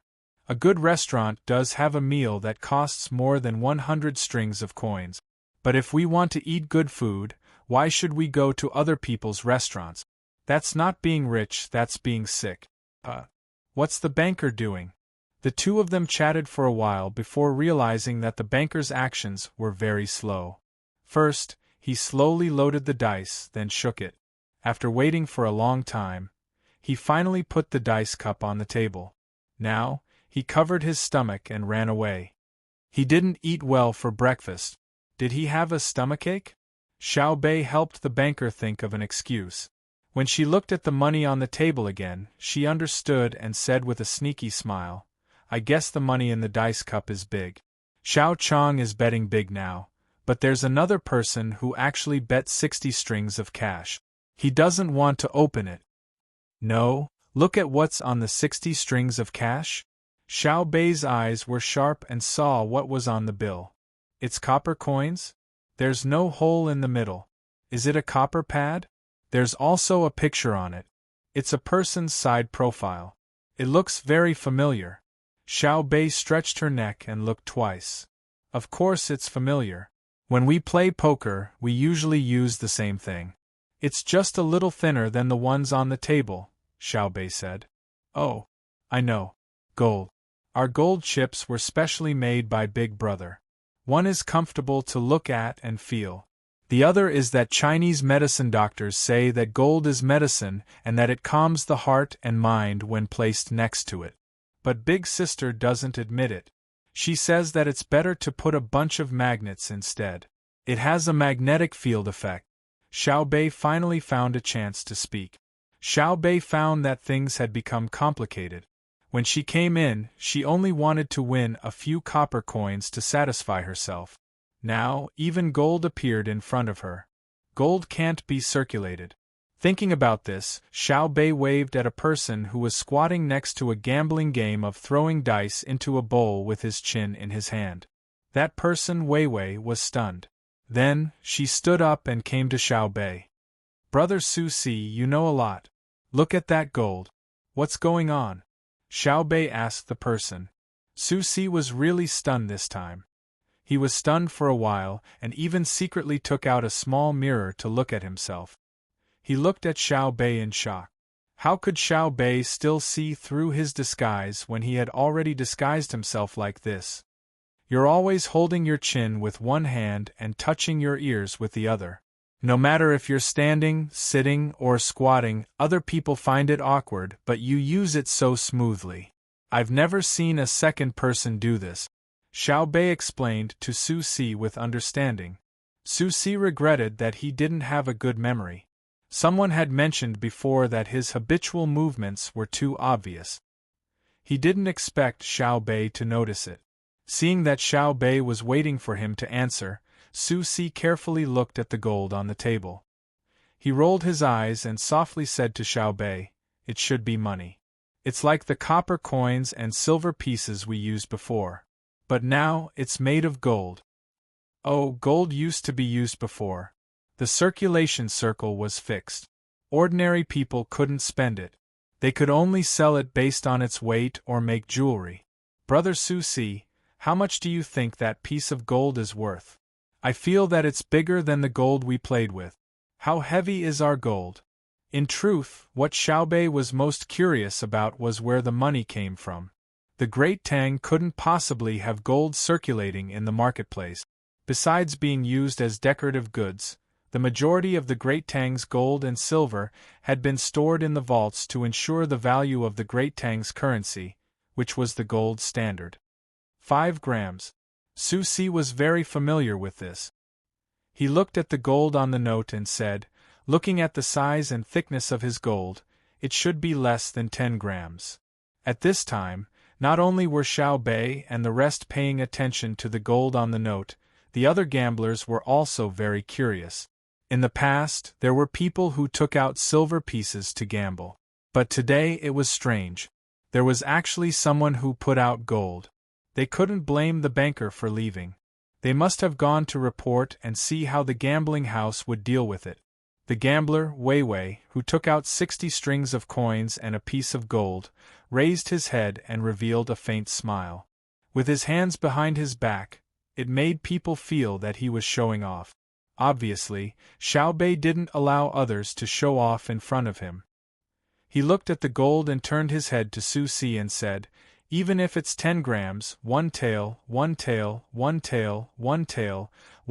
can be exchanged for 2 to 5 taels of silver. It depends on the purity. Let's say that it's 5 taels, 1/4 multiplied by 5 is 1.25 taels of silver. Every tael can be exchanged for 800 to 1,000 copper coins. I'll give him 1,000, but that's only 1,250 copper coins. It's not even as much as his 60 strings of coins. What a fool. The main thing is that such a large piece of gold is not common. I wonder what his family does for a living. 60 strings of coins? If it were an ordinary family, would they be willing to take out 2 to 3 years of their income to gamble? Su Si began to size up the person who took out the money and gold. He wanted to judge the other party's occupation and family conditions through his clothes and expression. After looking at him for a while, Su Si became more and more confused. This person was in his 20s, and his clothes added up to less than 30 copper coins. His hair was black and not shiny, and his exposed hands were slightly rough. His fingernails were not trimmed, and there was black mud in the middle. His shoulders were slightly protruding, and his neck was tilted forward. When he raised his head, it was very awkward. Such a person shouldn't have 60 strings of coins. It was impossible to say that he stole. Whether it was playing with knives or fishing, his hands were not suitable. They were too hard and were not well maintained. And from the color of his hair, he ate a lot of vegetables on a daily basis. Occasionally, he ate meat, but he didn't eat snacks, especially nut. Otherwise, it would be impossible for his hair to not shine. Looking at Xiao Bei, it was clear. His hair was bundled up and tied together to form a buckle. As long as he let go of his hand, the buckle would unbuckle. It was very elastic. While Su Si was trying his best to guess, the banker, who had just left holding his stomach, rushed back. He gave an apologetic smile to the people waiting for him and explained, "I have a bad stomach. Maybe it's because I drank too much herbal tea in the morning. My stomach is not good. Please forgive me." "Open it, open it!" the people waiting for him shouted. They didn't care if his stomach was uncomfortable or not. The most important thing was to open the cup and see if it was big or small. "Open it, open it. Place your bets. 5, 5, 6 big. Eat small and lose big." The banker happily picked up the cup. Sure enough, it was big. Xiao Chong won. He won 4 strings of coins. To be precise, it was 2 strings of coins. There was also the 2 strings of coins that Xiao Bei lost. What should be lost had been lost. Only the person who took out the 60 strings of coins and the piece of gold was left. The banker quickly took out the 60 strings of coins and pulled out a rod like a magic trick. To be precise, it should be called a mace. It was not clear whether it was used to measure money or which pharmacy he got it from. Perhaps it would be known if he got close to it and smelled it. Normally, using a mace to measure money was a few strings of coins, a few fun, and a few centimeters. But now, the weights and measures were relatively chaotic. When it was used among the people, it was still according to money. Once it was involved, it was mainly based on grams. The banker measured the piece of gold and smiled at the person. He said, "It weighs 7.5 grams. According to the rules, you can't lose everything. There is a discount. How about I give you 600 copper coins?" According to Xiao Bei's calculation, 600 copper coins was indeed too little. However, if the gold was processed into beautiful jewelry, it might be a bit more expensive. There was no fixed price for it if it was directly sold. When the person heard that he was going to give him 600 copper coins, he revealed a very complicated and reserved smile. He then took out an item from his bosom and said, 600 copper coins is fine. I also have a bead. How much can it be worth? Chapter 12:23. The thing that this person took out was a pearl. It was white in color and was held in the palm of his hand. As the surrounding people swayed, the light on the pearl changed in intensity. The gamblers who had surrounded him subconsciously stepped back, afraid that they would not be able to afford to pay for it if they damaged it. Even the knowledgeable banker could not help but show a surprised expression. He narrowed his eyes and estimated that the pearl was about 2 centimeters in diameter. It was uncertain whether it was a 6-part pearl or a 7-part pearl. However, no matter which one it was, the value of this pearl would not be low. Ordinary people could not have it, otherwise it would be a crime. All kinds of eyes flashed in the eyes of the surrounding people, and all kinds of expressions changed on the faces of the people. In a trance, the light of the pearl seemed to illuminate the entire hall. With their silence, more and more people around them were affected, so they followed the gaze and were shocked together. The entire hall was quiet in a very short time. "Isn't it just a 7-part pearl? Look at you fiddling with it. Don't you know that the sweat on your hands is harmful to the pearl? At least wash your hands first. Look at the pearl. It's yellow because of you. Is that mud or oxidation? It means that it's been there for a long time." Xiao Bei's voice suddenly sounded. She could not bear to see someone rubbing a pearl with a dirty hand and putting it on a piece of silk. It looked good, didn't it? It was a pity that the pearl could be ground into powder and drunk with water to calm the nerve. How could it be eaten with so much sweat? When the person who took out the pearls heard Xiao Bei's words, she hurriedly rubbed her other hand against her body. When the pearls were turned upside down, her other hand rubbed against her body again. Then, she looked at her dirty fingernails and awkwardly bent them, trying not to attract too much attention. Here, put it on. Xiao Bei kindly took out a piece of silver-white satin folded 4 times from her bag and raised her arm to hand it over. Thank you, thank you. The person who brought the pearl put his hands under the satin and held the pearl up. This way, it could cover his dirty hands. As soon as the pearl was placed on the silver-white satin, it immediately showed a different luxurious appearance from before. It made people who saw it feel a trace of purity in their hearts. The banker narrowed his eyes. He was a person who knew what was what. The silvery white satin looked white, but if one looked closely, they would find that there was embroidery on it. The unique style of Hangzhou embroidery was unforgettable after seeing it once. Using silver thread to embroider on silver satin was something that ordinary people would not be able to do. This was an extremely low-key luxury. When the person holding the pearls moved slightly, the matching light on the satin rippled like the surface of a lake, causing the banker's eyes to widen. He took a deep breath, but it was stuck in his throat. He wanted to exhale, but he couldn't. The patterns on the satin were actually auspicious clouds and phoenixes. It was a legendary masterpiece used in the inner palace. A few hoarse sounds came from his throat as the banker trembled. This piece of satin was much more valuable than the pearls on it. In a state of near exhaustion, the Zhuang family's patriarch heaved a sigh of relief. Fortunately, he didn't offend anyone for a few thousand copper coins. Where did these children come from? They 1, 2, 3, 8, 9, 9? Why 9? Why were there 4 boys and 5 girls? Why was that? Do you have nothing better to do? Why didn't you play in the Blue Sea Silver Sand restaurant after breakfast? Why did you have to come to the gambling house? The banker complained in his heart. He didn't say anything, but his hands were moving. He opened his palms and slowly placed them on his thighs. He didn't move at all. He was really afraid that his actions would cause a misunderstanding at some point in time. He was afraid that he would have to bid farewell to this world of mortals without an explanation. The banker guessed and confirmed the identity of the children who had lost so many rounds, but he wouldn't tell anyone. He was nervous and happy at the same time. The others didn't know the identity of the children who liked to gamble, so they were all focused on the pearls. Xiaobei was also looking.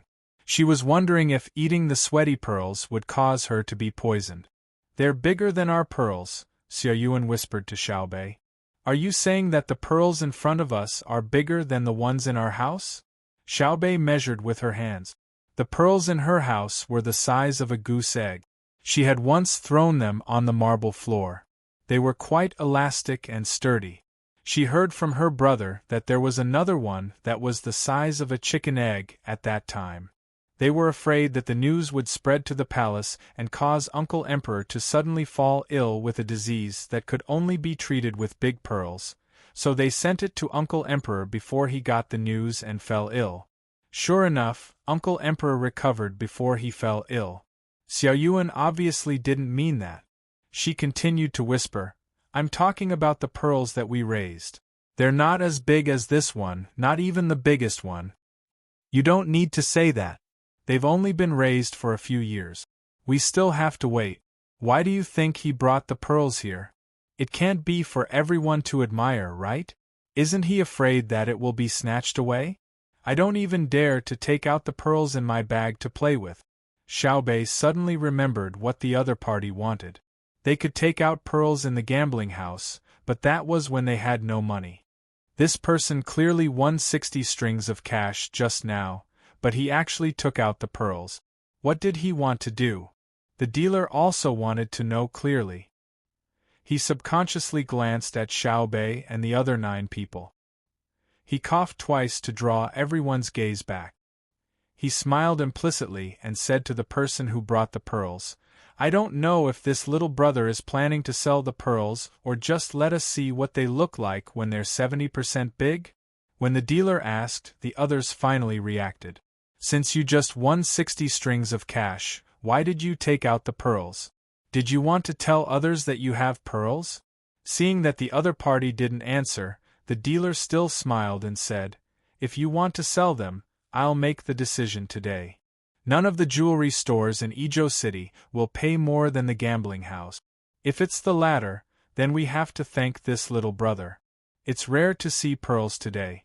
Today I'm so lucky to be so close to see them. I really don't want to waste my life. However, this little brother should quickly put away the pearls. There are too many eyes. You have to be careful. Am I right? Come on, don't be idle. Let's continue playing." After the dealer finished speaking, he really stood straight again. He picked up the dice and the color cup and was about to start. The person who brought the pearls looked around. Seeing that the others were no longer paying attention to him, he felt very bored. He smiled embarrassedly, shook his head, and began to put the pearls in his arms. This big brother, wait a minute, can you return my handkerchief to me? Xiaobei was anxious. After looking at the pearls, why did he have to give a piece of Hangzhou embroidery that was more valuable than the pearls in front of him? Do you know how much this silvery white silk is? It's mutated, not the ordinary kind. I'll buy it. The person who brought the pearls casually threw the 10 strings of cash to Xiaobei. He didn't need Xiaobei to give him change. He was in a good mood today, so he was generous for once.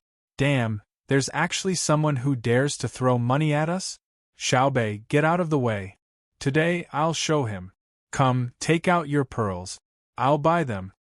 Xiaoyuan stepped forward and said to him. Anyway, he wasn't worried that the other party would run away with the handkerchief. Buy? Can you afford it? Pearls are priceless, do you know that? The person holding the pearls shook his head. I found out. You're just here to show off. You can continue to show off. Return the handkerchief to us. We're used to using that handkerchief, so we're not selling it. Xiaoyuan couldn't be bothered with the other party. It was fine as long as he got the handkerchief back. If he encountered such a situation in the future, he shouldn't interfere. It was annoying. The person with the pearls chuckled and said, Why don't I let you see it again and let you enjoy it? I'll return the 10 strings of cash to you. It won't change. He really couldn't bear to return the handkerchief. When he touched the handkerchief, he felt a cool and comfortable feeling.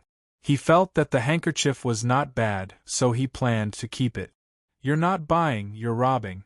We know that it wasn't easy for you to get the pearls. We got a handkerchief. Let me ask, where did you get the pearls? As Xiaoyuan spoke, he suddenly thought of a very important question. Looking at the other party's appearance, he didn't look like someone who could have pearls. Otherwise, how could he not recognize the silver silk embroidery? Compared to normal silver silk, it had a thicker feeling. Because the color didn't differ much at first glance, it was very difficult to choose, and the quantity was small. The other party couldn't recognize it, and couldn't even recognize the simplest embroidery. This meant that the other party lacked a foundation. Then, where did the pearls come from? The pearls in my hand are. Why should I tell you? In the past, people looked down on me and said that I was poor and had no ambition. Look, am I still poor now? Ambition? Poor people have short ambition. I, Lu Feng, want to let those who look down on me know that I, Lu Feng, am not poor. They are blind. Humph. I can marry a daughter from a better family. I have money. The self-proclaimed Lu Feng's mental state was not very good at this time in Xiaoyuan's opinion. It was probably because he had such a bad memory. When he wanted to form a family, he was restrained by financial matters, so he didn't form one. But who did you come to the gambling house to show off to? Could it be someone who opened a gambling house? That 7-centimeter pearl was still far from enough. If people look down on you because of money, now that you have a pearl, as long as you don't cause trouble, they still won't take a second look at you.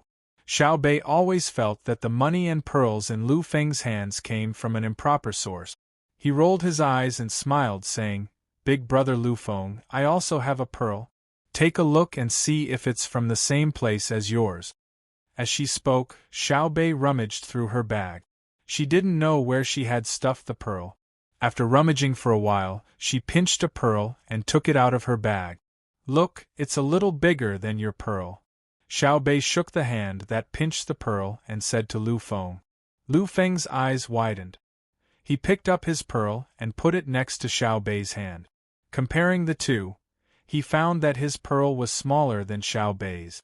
The surrounding people very cooperatively exclaimed in surprise. Today was an eye-opener. "Impossible, how do you also have a pearl? You? It's absolutely impossible. They said that other than me, there's no one else." Lu Feng's confidence that had just risen was destroyed by Xiao Bei's big pearl. Who are they? If you tell me, maybe I can give you the pearl directly." Xiao Bei shook the hand that pinched the pearl and asked expectantly. Lu Feng was silent. He gritted his teeth and suggested, "They are immortals. They won't meet a mortal like you. Do you dare to bet with me? Whoever wins will get the other party's pearl." "Bet, I agree. I'll bet with you. Not only the pearl, but also all the money I have." Before Xiao Bei could answer, there was a voice of agreement behind her. Xiao Bei turned around in surprise. She giggled and said, "Brother, you must win and bankrupt him." Chapter 12:24. Zhang Xiaobao and Wang Wan, who were also in disguise, appeared together. Originally, the two of them had wanted to carefully study the specific tactical arrangements and then send them to various parts of the battlefield. Later, they felt that there was no need. The leading generals of various places had already learned very well. In addition, their weapons were advanced. Even if they hesitated at the moment of attack, they could still send back information in time through telegrams. At that time, they would analyze the specific problems. Even if they came up with a good idea now and sent it over, what if the actual situation they encountered was different? What should they do? This was what it meant when the general said that some orders from the emperor were not obeyed. If the general at the front needed to consult with the Ministry of War behind to use any formation, then what was the point of fighting? In Wang Wan's opinion, not to mention the tactical arrangements of various places, even strategic adjustments had to be consulted with the commanding general at the front.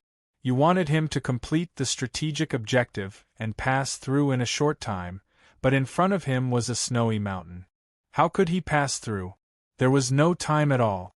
This was because the enemy did not have telegrams at the moment. Otherwise, they would need to use electronic silence. The commanding general was very important. Zhang Xiaobao and Wang Wan considered this situation and decided to temporarily let the commanders of various divisions act freely. They just needed to set the strategic objective into a large framework. The two of them had nothing to do, so they came over to see what their younger brother and sister were doing. Before they entered, they already knew what their younger brother Xiao Chong was doing. It was not a calculation of a gambling game at all. Instead, it was a big gamble. They used their imposing manner to make the banker not dare to cheat, and they used enough money to balance out the small difference in probability. In the end, they would win 4 copper coins. Unless they bet a lot at the beginning, they would only win more. Xiao Chong's method unconsciously displayed the basic rules of capital operation. The more money there was, the easier it was to make money. The bad thing was that, although this way of development was stable, the speed of making money was slow. The fastest and best method was to have the sum of expenses and income be zero in a cycle. In other words, there was no profit or loss. The money was always invested as quickly as possible after the profit. Wang Wan felt that this method was the best theory of capital operation in a situation where the risk was relatively high. But Zhang Xiaobao felt that it was best to always put the company in a negative capital operation situation. After overdrawing all the resources the company had, part of the risks or benefits would be transferred to credit institutions. In Wang Wan's eyes, doing so was the behavior of a lunatic. As long as there was the slightest mistake, the capital chain would immediately be cut off. Not only would all the previous income not be returned, but the operator would also owe a large amount of debt. However, Zhang Xiaobao believed that this was the most stable way of development. This was because when operating at a deficit, many credit institutions were tied together, and they could even rope in the political system to participate. Even if there was a little risk, there would be people who would be anxious and help to find a way to solve it. As a result, they had unknowingly overestimated the assets of their own companies. In other words, the local political and credit institutions clearly knew that their own companies were not worth so much money, but in order to recover their investment, they had to continue to increase the amount of loans and preferential policies for their own companies.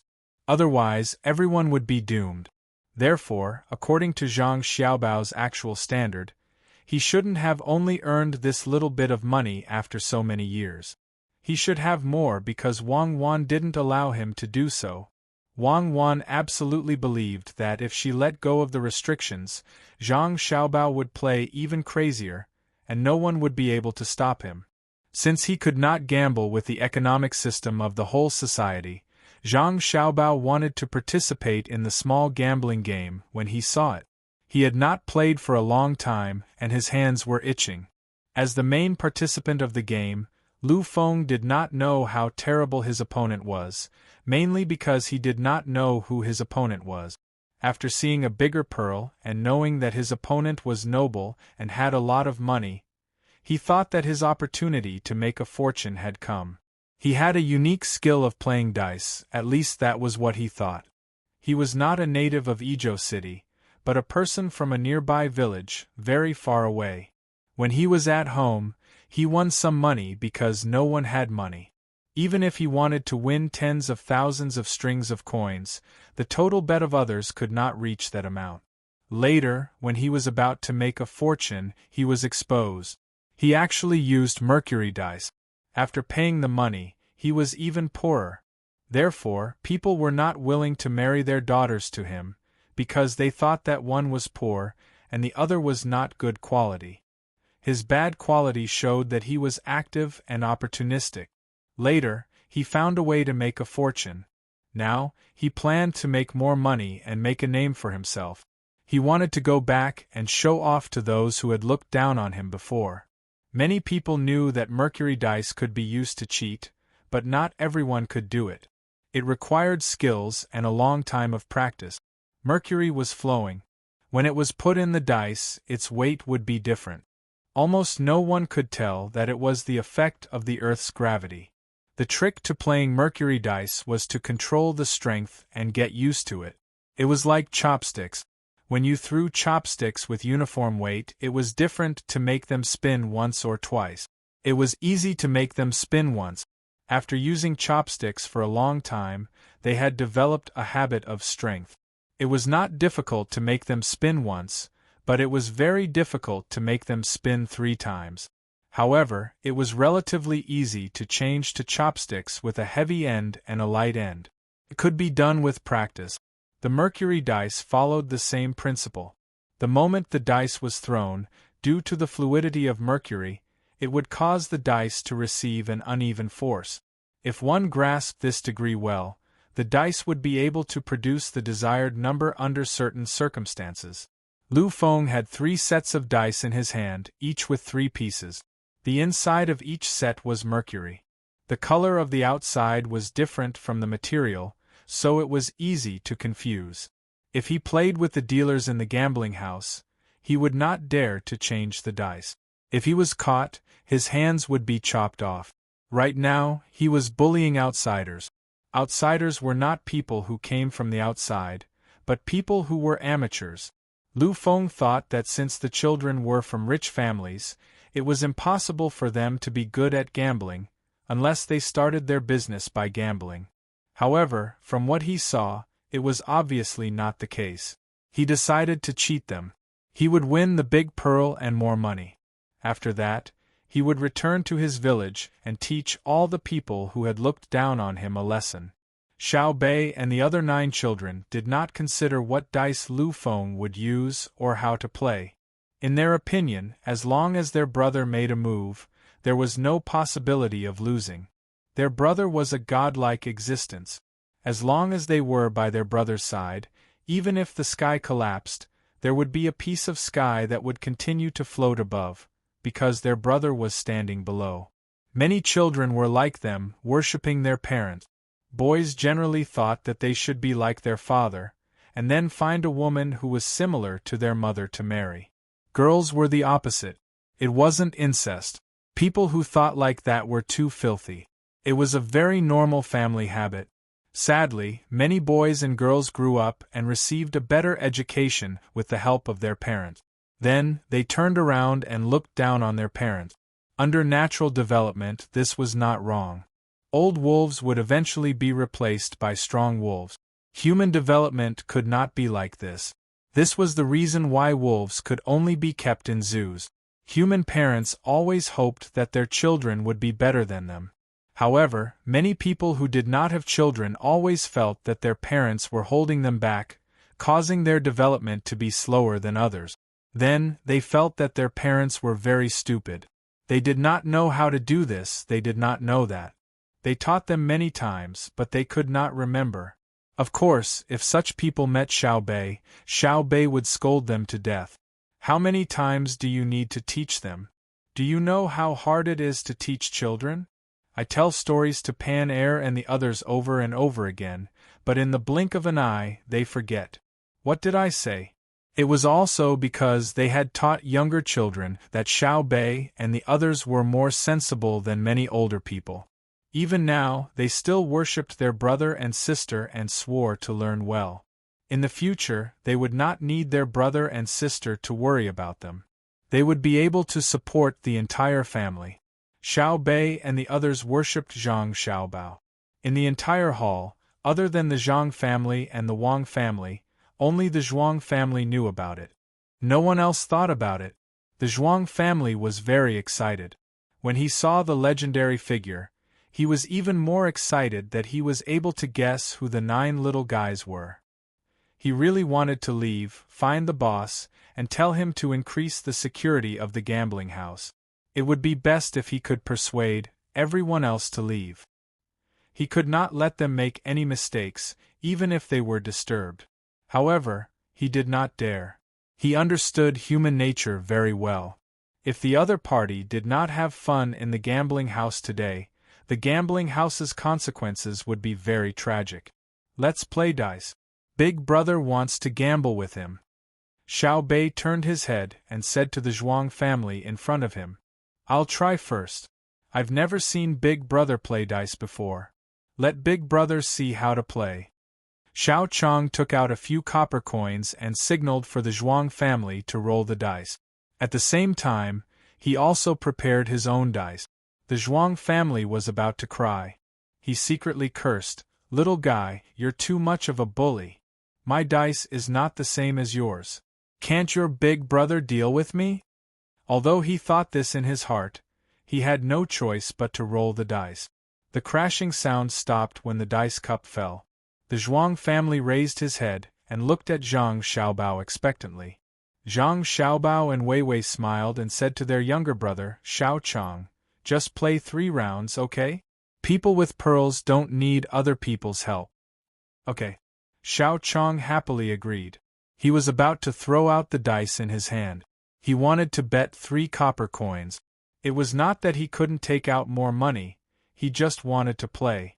However, Zhang Xiaobao picked up the dice in Xiao Chong's hand and casually threw it.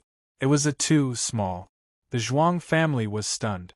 Then, he let out a sigh of relief and said, Place your bets. He opened the dice cup. The 3 dice inside were 1, 3, 4 and 4. 1, 3, 4. Eat big and pay small. He gave the 3 copper coins to Xiao Chong. Then, the dice cup fell steadily. Zhang Xiaobao threw the dice. It was a 5. The Zhuang family opened the dice cup. 4, 4, 6. Eat small and pay big. For the third time, Zhang Xiaobao waited for the Zhuang family to finish rolling the dice. He threw a 1. The Zhuang family opened the dice cup. 3, 3, 2. Eat big and pay small.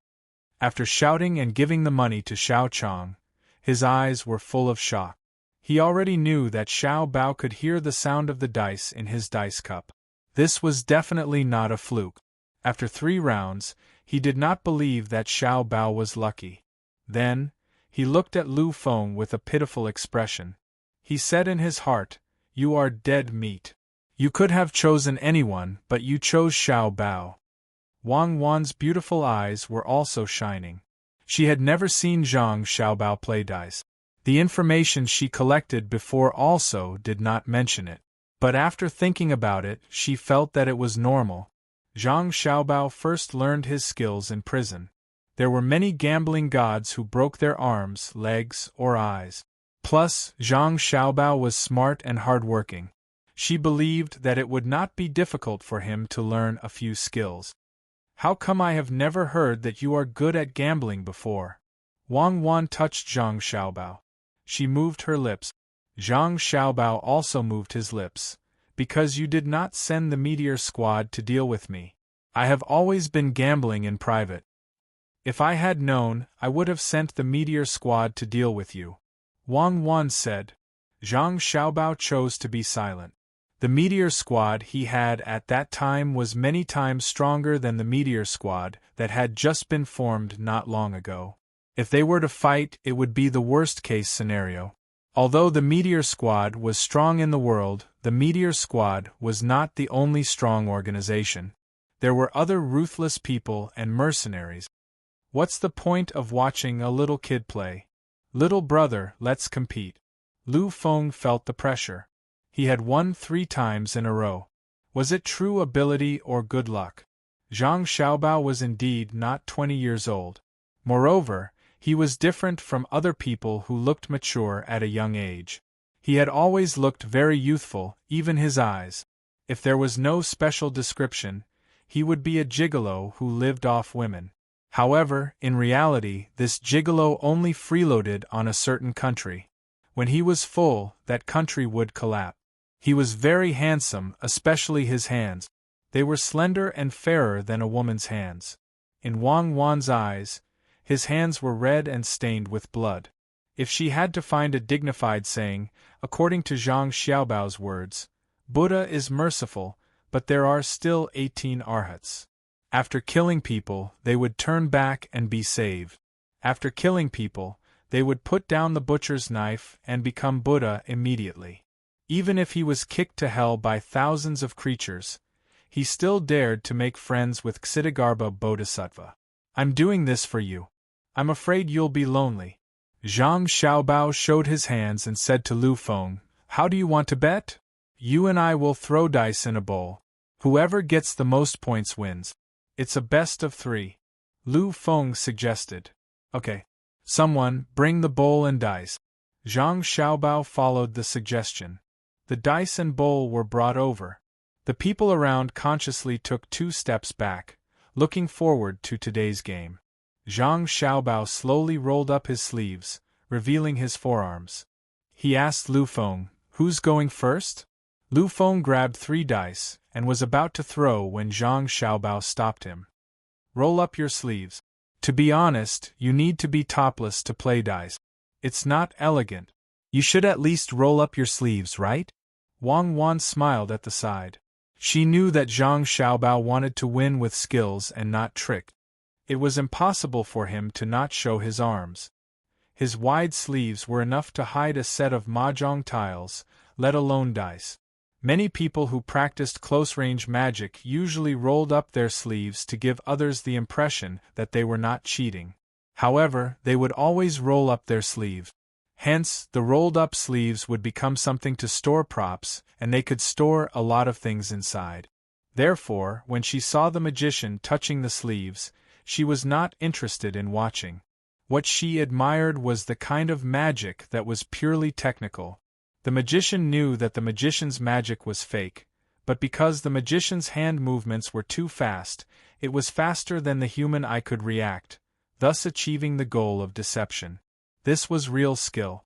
As for the magician who specialized in playing with props, it was better to look at the people in the National Spy Organization who were involved in the production of spy materials. Seeing their ideas and the process of production was truly amazing. However, they could not show their talents on the screen.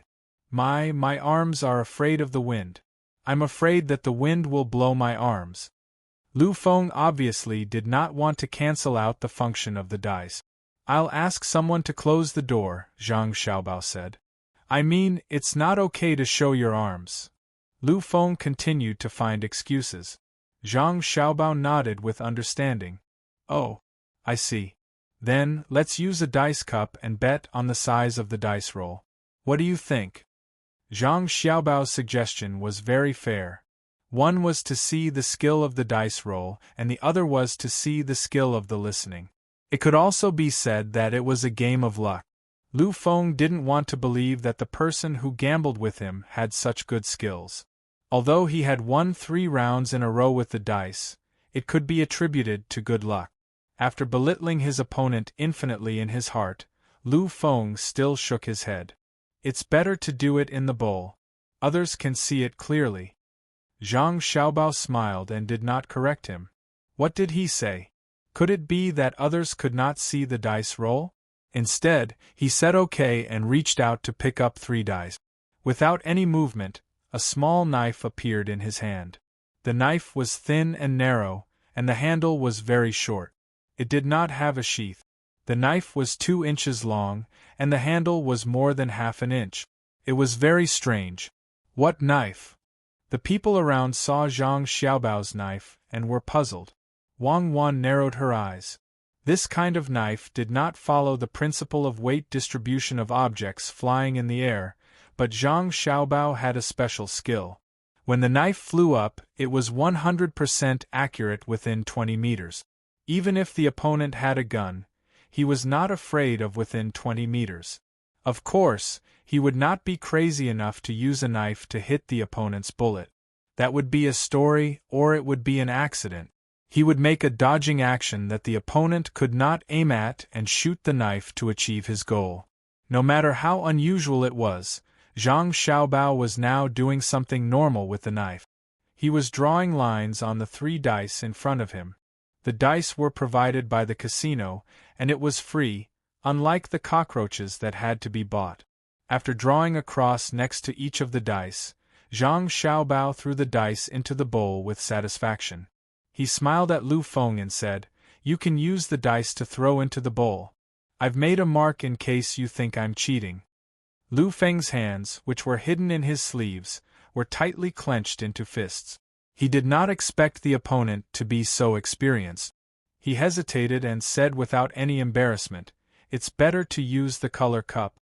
When I see the lines on the dice, I always feel uncomfortable. There are flaws." "Okay, I'll listen to you. Who's going first?" Zhang Xiaobao was still very easygoing and easygoing. Xiaobei's eyes were smiling like peaches. She admired her brother's confidence. If it was not for Xiao Yuan's photographic memory, she probably would not be able to find a husband in the future. She would always unconsciously compare others with her brother. Whether it was her big brother's ability or Xiaohai's arithmetic skills, they were deeply imprinted in her heart. In fact, Xiao Yuan was the most powerful among them. In another 10 years, he could transform into an encyclopedia at any time. He was even better than Zhang Song in the Romance of the 3 Kingdoms. "I'll go first." Lu Feng did not have time to pay attention to the confidence in the eyes of Xiao Bei and the other children. He reached out and picked up the color cup, swinging it left and right in front of him. He put the dice into the cup and shook it. After a few breaths, he threw it on the short table in front of him and looked at Zhang Xiaobao. Zhang Xiaobao was stunned. He took a deep breath and said slowly, You just dropped a dice. How do we calculate this?" Chapter 12:25. The surrounding onlookers were also stunned, and then burst into laughter. To be able to shake the dice out of the dice cup was not something an ordinary person could do. Lu Feng was very embarrassed, and it was not clear whether he was too nervous or too excited. He lowered his head to look for the dice, and sure enough, there was a dice lying there quietly by his feet. He did not want to cheat by changing the dice with mercury, because his skills were not good enough to control the dice while shaking the dice cup. Putting the dice back into the dice cup, Lu Feng shook it again, but this time his movements were much smoother. Accompanied by the sound of the dice rolling in the dice cup, he stared at Zhang Xiaobao's eyes, as if he wanted to exert mental pressure on Zhang Xiaobao. Zhang Xiaobao smiled, squinted his eyes, and did not move at all. Lu Feng shook the dice for a while, and then slammed the dice cup on the table. With a bang and the sound of a few dice rolling, it returned to silence. Is it big? Or is it small? Lu Feng still stared at Zhang Xiaobao's eyes, gritted his teeth, and squeezed out a few words from his lips. Zhang Xiaobao pointed at Lu Feng's hand that was still on the dice cup, indicating that he should move his hand away. Someone else had to open the dice cup, otherwise, it was easy for the person who shook the dice to touch the dice when opening the cup. When Lu Feng moved his hand away, the aura that he had just gathered suddenly dissipated. The people around them all looked at Zhang Xiaobao. The bet involved a lot of money, and there were also 2 precious pearls. One wrong word, and they would lose half of the chance to win. Wang Wan was also very curious about Zhang Xiaobao's knowledge of the dice. She wanted to know how much ability Zhang Xiaobao, who had lived with her for more than 10 years, had not shown her. Sometimes, deciphering one's own man's secrets was also a kind of pleasure. Especially when one's own man knew more, the more interesting it would be to decipher his secrets. Occasionally, the little secrets and mysteries of both parties could add a lot of stability to their family life if dealt with properly. Zhang Xiaobao chuckled and said to Lu Feng, "If it were a normal rule, you would be able to take it all. It's actually 4, 5, and 6. Do you think it should be big or small?" "Wow, for real?" Xiao Bei rested his head on his brother's shoulder and asked excitedly when he heard his brother say the number. The other people around him were also shocked.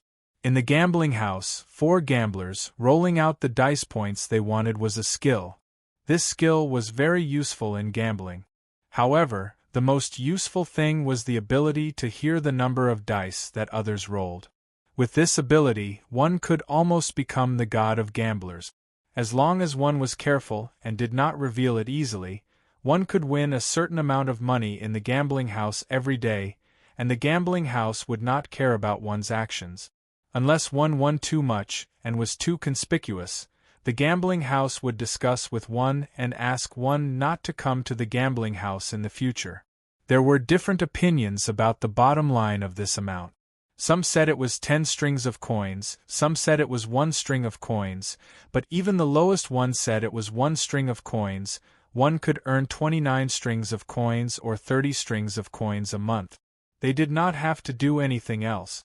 Every day they would come to the gambling house, take the money, and go home to give it to their wife and children. It was enough for their family to live well. Of course, those who thought so were all gamblers. They thought very well, but if they could really hear the number of dice one day, the result would not be what they imagined. Otherwise, if they really had a sense of responsibility for their family, they would not continue to stay in the gambling house.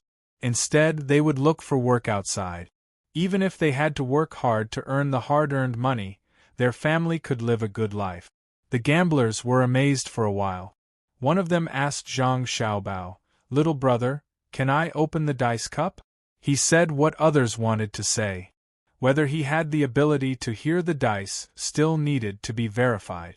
Zhang Xiaobao smiled and nodded, indicating that the person who spoke could do it. The person carefully put his hand on the dice cup and used his fingers to slowly raise the dice cup. Before it was completely raised, someone had already exclaimed, 456, 456, it really is 4566. Little brother, you are amazing. Good skill. Someone praised loudly. He was about to lie down and watch. After the dice cup was completely raised, the 3 dice were not close together. There was a little distance between them. Obviously, it was the result of them colliding with each other. At this moment, Lu Feng also saw the number he had rolled. 456 was a very big number, and in some rules it could be taken all. However, at this moment, he did not have the slightest happiness of taking all others. He almost could not believe that he had rolled it, and that his opponent had recognized it. You are confused, right? Lu Feng wanted to get an answer from Zhang Xiaobao, an answer that could restore his confidence. Zhang Xiaobao still smiled and nodded. Yes, I am confused.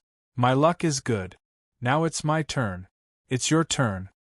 Zhang Xiaobao reached out his hand and took the cup from someone. Because he rolled up his sleeves, he looked very proper when others looked at him. His pair of white hands also made many people jealous. They felt that they shouldn't be on a man's body.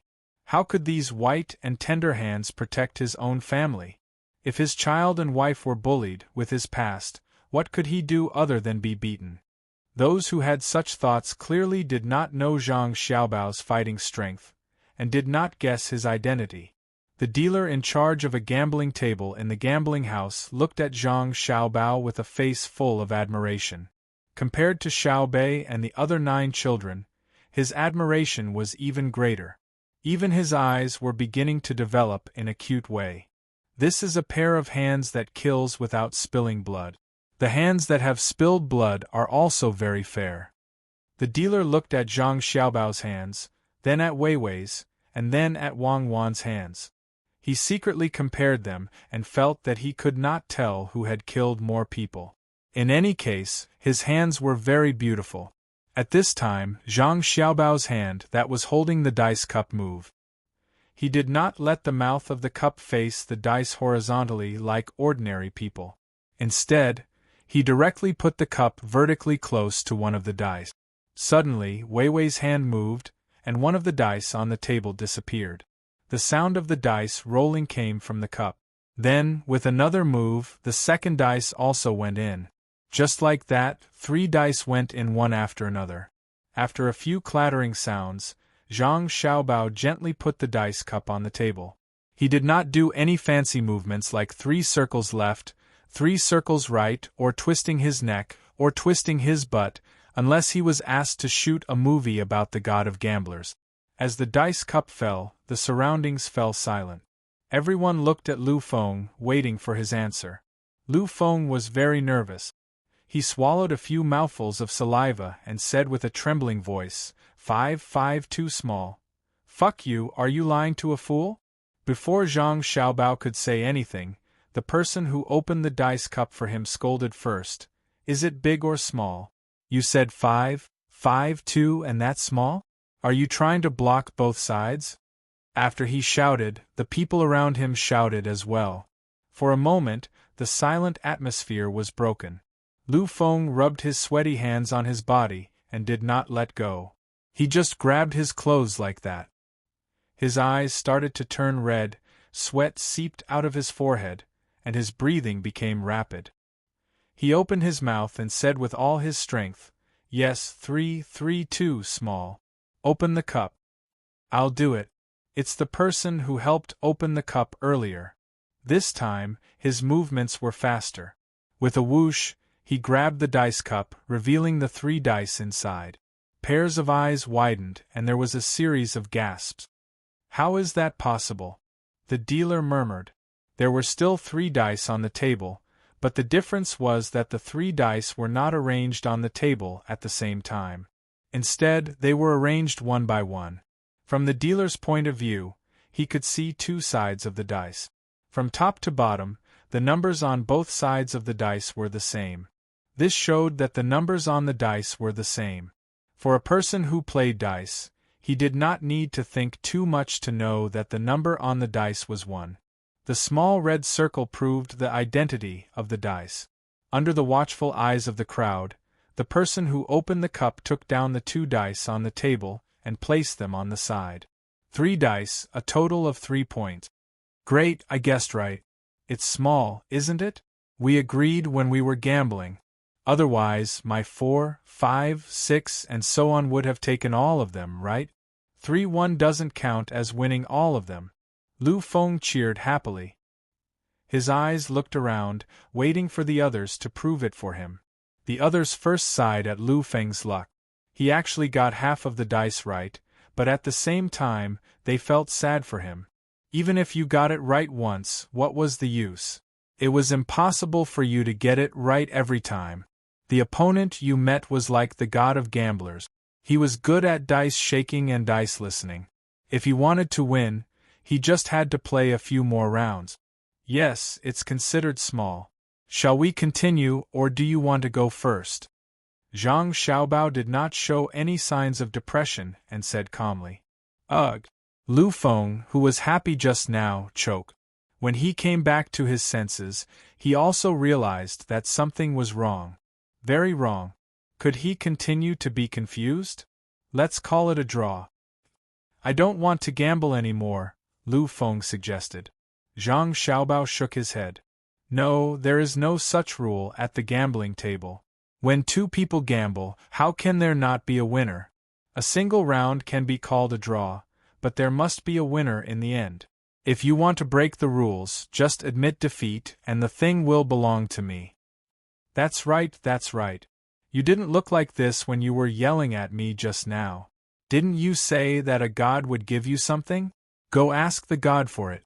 What's wrong with losing once? Xiao Bei chimed in at the right time. Her cute appearance and age made it easy for others to sympathize with her and see her as a weakling. Everyone felt that Lu Feng did not do things properly. When he was bullying the child just now, he was so arrogant. Now that the child's brother came to support him, he shrank back? Continue gambling. Hurry up, or you'll go out lying down. Someone began to threaten Lu Feng. Lu Feng seemed to know that he had to lose all his money and pearls today. He gritted his teeth and nodded, continuing to gamble with Zhang Xiaobao. Sure enough, he knew how to use luck. After 4 consecutive rounds, Lu Feng finally guessed wrong. He saw that his opponent rolled all kinds of leopards every time and had completely lost his confidence. Lu Feng put down all his belongings. His face was pale, but then he put on a look of indifference and said, "Isn't it just this little money? It doesn't matter." After saying this, he left. Zhang Xiaobao glanced at Wang Wan. Wang Wan nodded and said to Xiao Bei and the others, "Come, follow me. Take the pearls. Brother will go back later." The group also left the gambling house at the same time. Chapter 12:26.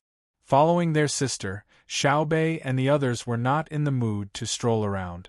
They were all thinking about the situation when their brother was gambling with others and felt very satisfied. Xiao Bei didn't know that listening to dice was more difficult than shaking dice. He grabbed the dice cup with his small hand and shook it. He asked his sister, "How do you roll 3 dice when you put them in one by one?" "It's like a tall house. There's a ladder on one side of the wall, and 3 people are going in. The first person goes to the ladder first, the second person continues to go up the ladder, and the third person stands at the bottom. All you have to do is stick the 3 dice together one after the other, and that's it," Wang Wan explained with a smile. She also understood that the effect of shaking dice was different from understanding the principle. "When we go back, I'll also find a dice cup to practice." Xiao Bei looked eager to try. He felt that he could quickly master this skill with his intelligence. Wang Wan didn't stop him. She believed that Xiao Bei would lose interest after practicing a few times, especially for dice cup. If it was too light, it would be hard to master, and if it was too heavy, it would be tiring. With his dream of becoming the god of gamblers soon, Xiao Bei skipped and walked in front. Just as he was feeling happy, an adult and a little girl about his age walked over from the opposite side of the street. The little girl was also holding a candy figurine in her hand. Obviously, the candy figurine in their hands was not bought at the same place as hers, unless the old man who sold the candy figurines changed places. The little girl's candy figurine was also a little pig. It was very cartoonish, but it was much smaller than the one Xiao Bei bought. After seeing it, Xiao Bei smiled knowingly. He felt that it was very interesting. However, before he could finish laughing, the little girl's hand naturally reached to the side, and the little pig fell to the ground. Yaya doesn't want a little pig. The little girl's tone was obviously not comparable to Xiaobei's. It was too childish. No, no, a little pig is not good. Let's go to the front. Daddy will buy you something more fun. The adult pulled the little girl away. Xiaobei was stunned. Seeing that there was no carriage on the road, he ran to the opposite side of the street and picked up the broken little pig on the ground. Only a small half of it was stuck to the bamboo stick. He shook his head regretfully. Malt candy. Brother said that this piece of candy can let an adult live for a day if they are hungry. Let's go, let's go. He spent money to buy it. If he wants to throw it away, so be it. Our great Tang doesn't lack food now. Xiao Yuan pulled Xiaobei away. Wait, pick it up.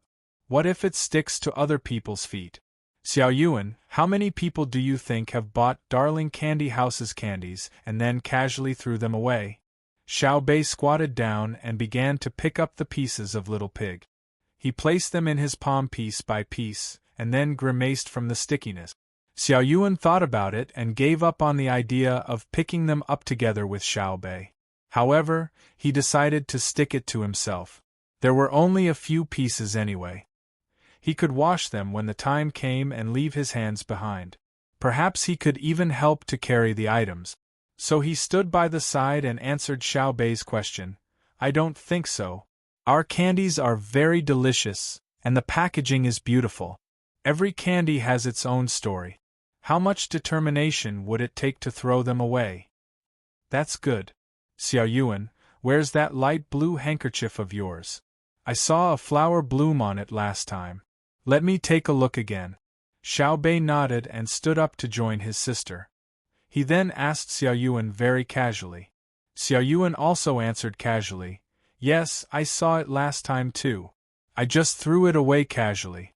Also, I feel that if we were to compare based on money, my clothes are more valuable than the candy. Oh! Xiaobei seemed very dejected. His act had been seen through so quickly. It seemed that the people around him were not easy to fool. When he returned to the team, Wang Wan had already taken out a wet towel to wipe his hands. She asked, What's the matter now? Xiaobei's heart aches for a piece of candy. He feels that it can save lives at a critical moment, but he just threw it away casually. It's not good. Xiao Yuan helped to explain. It's okay. Our great Tang has relief stations. If there are really people who don't have enough to eat, they can go to the relief stations. They won't starve to death. The country's food production is enough. Otherwise, your brother and I wouldn't have started a war. Actually, this is something that has existed since ancient times. Those who have more resources have the right to squander them as they wish. Then, people will starve to death at their feet. There's no right or wrong, only choice. Because if you help people who are about to starve to death, they might not thank you. They might even rely on you in the future. At the same time, there are many reasons why people will starve to death. Some are because the weather is bad and there is no harvest. Some are because they are unlucky and their food is washed away by the flood or burned by fire. But there are also some because they are lazy and not smart enough. They are too stupid. Wang Wan tried her best to explain in words that Xiaobei and the rest could understand. When it came to food, she wasn't very strict. She didn't require everyone to eat when they were eating. This was because at that time, other than Africa, it wasn't easy to starve people to death. Moreover, it was not that the world did not have enough food in Africa, but that other people would not provide food to them for free. Humanitarian aid was only a small part of it. However, many people occupied Africa through other means. They planted a lot of food on the land they occupied. A portion of it was used for relief, but more was used elsewhere. Then, people in Africa continued to starve to death. It was a very interesting thing. Therefore, Wang Wan, who was used to seeing human nature, did not think about so many things that should not be thought about. However, Wang Wan knew that Zhang Xiaobao was very serious about food.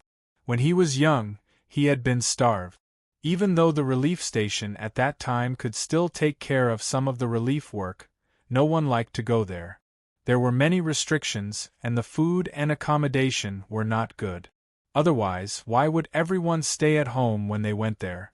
This also caused Zhang Xiaobao to be very extreme in some aspects.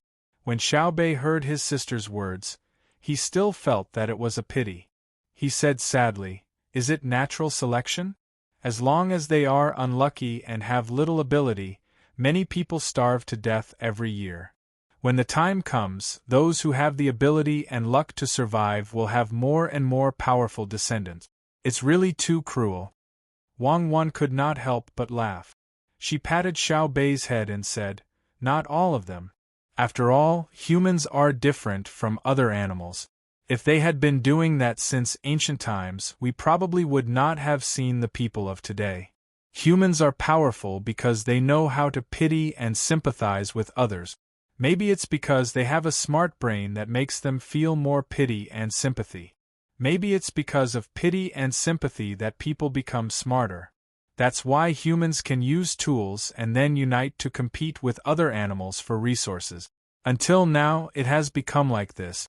Then we all say that wolf packs are scary because they are united and know how to divide the work. But what's really scary is humans. Humans are not only united, they know how to divide the work, they also know how to sacrifice. When a wolf in a wolf pack is injured in battle, if they can't keep up with the team, they will be abandoned. If humans are injured in battle, they will be nurtured. This is the similarity and the difference. Wang Wan was very tired from talking. She did not want her younger siblings to become cold, and she did not want them to become kind to the point of foolishness. Therefore, she had to go back and forth to explain. Xiao Bei and the rest listened attentively as they walked. The guards consciously left enough space for them to prevent people from approaching them. After a while, Xiao Bei nodded vigorously and said, "I know. If a wolf in a pack dies, its children won't have a good time. They look very united, but they can't beat a human. If a human's adult dies, its children will be taken care of. A race that doesn't take care of its own children will eventually be swallowed up and wiped out, right?" "That's right. Xiao Bei is really smart."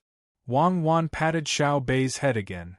According to the story, after the main character became very powerful, in order to find a treasure that could make him even more powerful, he went to the grassland mentioned in the story. That place turned into a desert, and the people of the past were all gone. It was said that they were wiped out by other civilizations because the people of the grassland used the law of the jungle. In the beginning, they were very powerful for a period of time, but later on, the technology of other civilizations improved. The grassland people did not care about their lives for themselves, while the people of that civilization did it for the group. The selfish nature of the grassland people made them worse as they fought. In the end, they were gone. Xiao Bei had been listening to this story for some time, but he only remembered the plot of the story. Today, he finally understood the philosophy of the story. Wang Wan nodded with relief. She and Zhang Xiaobao worked hard to make up stories for their younger siblings for this purpose. Those stories were full of leveling up elements to attract the younger brothers and sisters to listen carefully. But what really needed to be told to the younger brothers and sisters was a small auxiliary plot that inadvertently appeared in the story, or even a seemingly useless description. Otherwise, if it was just leveling up, and leveling up, it would be purely entertaining. It was superficial but likable, but it could not be used to guide people, let alone children. That kind of writing was not even as good as a school that had appeared in Taiwan before, the Mandarin Duck and Butterfly School. At least, many television series had been based on them. Of course, Wang Wan also knew that the stories she and Xiao Bao made up for their younger siblings had an age restriction. If it was shown to children under the age of 13, it would be very interesting.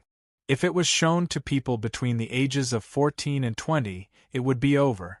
They would feel that you were forcing an idea and experience on them. Some of them would even feel that you were too long-winded, and they would not be able to see that you had written a lot of children in the story. They would feel that the story was very childish. However, if it was shown to people older or even people with children, they would feel that it was very interesting and enlightening. If it was shown to people above the age of 30, they would smile knowingly. Even if there were mistakes in the story, they would be able to understand.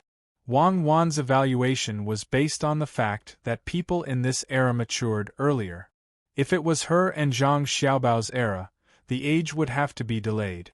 This was because there were many people who married late and had children late, so people matured later. If you told a school student about politics, economics, human nature, and social philosophy, even if you put it in the story, they would not be willing to listen. What they wanted was for you to be bullied first, and then you would use more powerful methods to bully them back, and so on and so forth. As for the other things, they were not important. That was why it was said that the battle leveling up style and the pastoral leveling up style were different. The audience was different. At present, Wang Wan began to consider whether she should take some time to adjust the story with Xiao Bao. She wanted to add a part of the description of the scenery, geography, and mineral knowledge so that her younger siblings could learn more. Also, there's what the story says. Once Xiao Bei started talking about the story, she could not stop. She began to chatter about the story she had heard and her understanding of the story to the other 8 little fellows.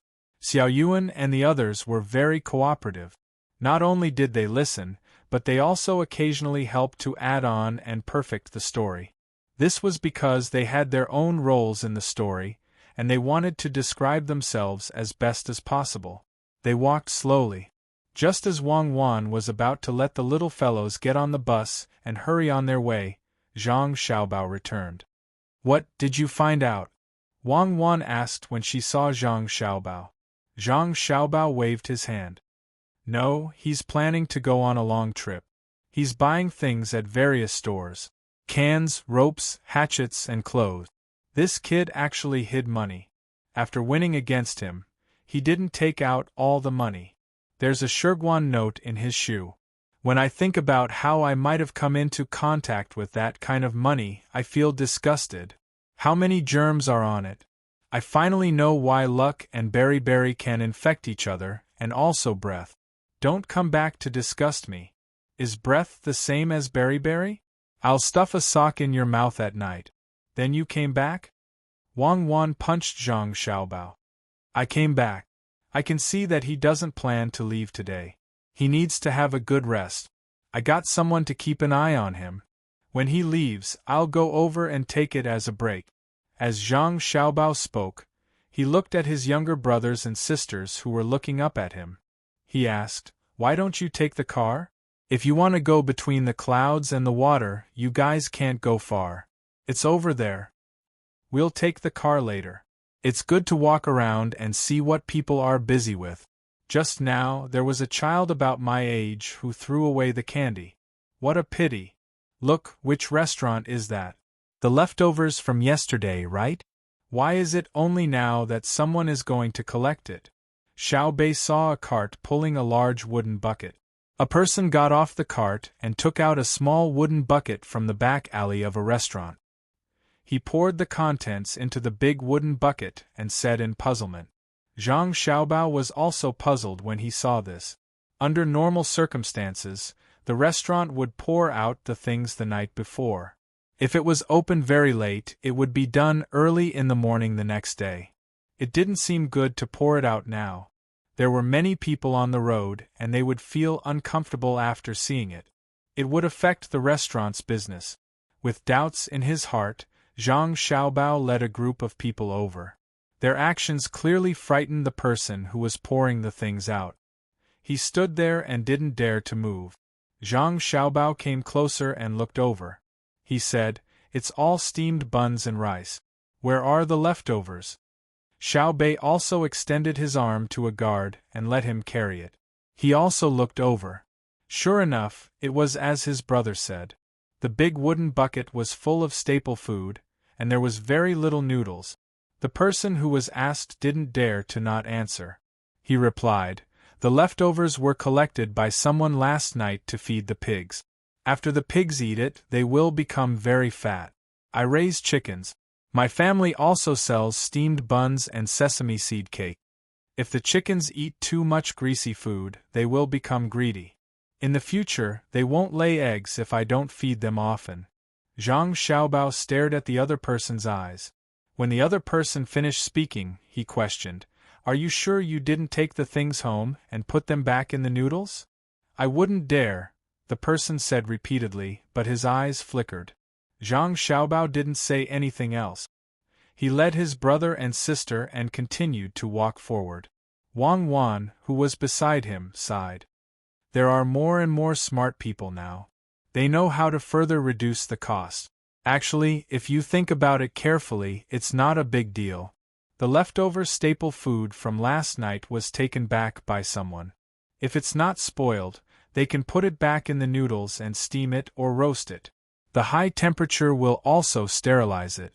Not only is it reusing the resources, but it also saves on yeast.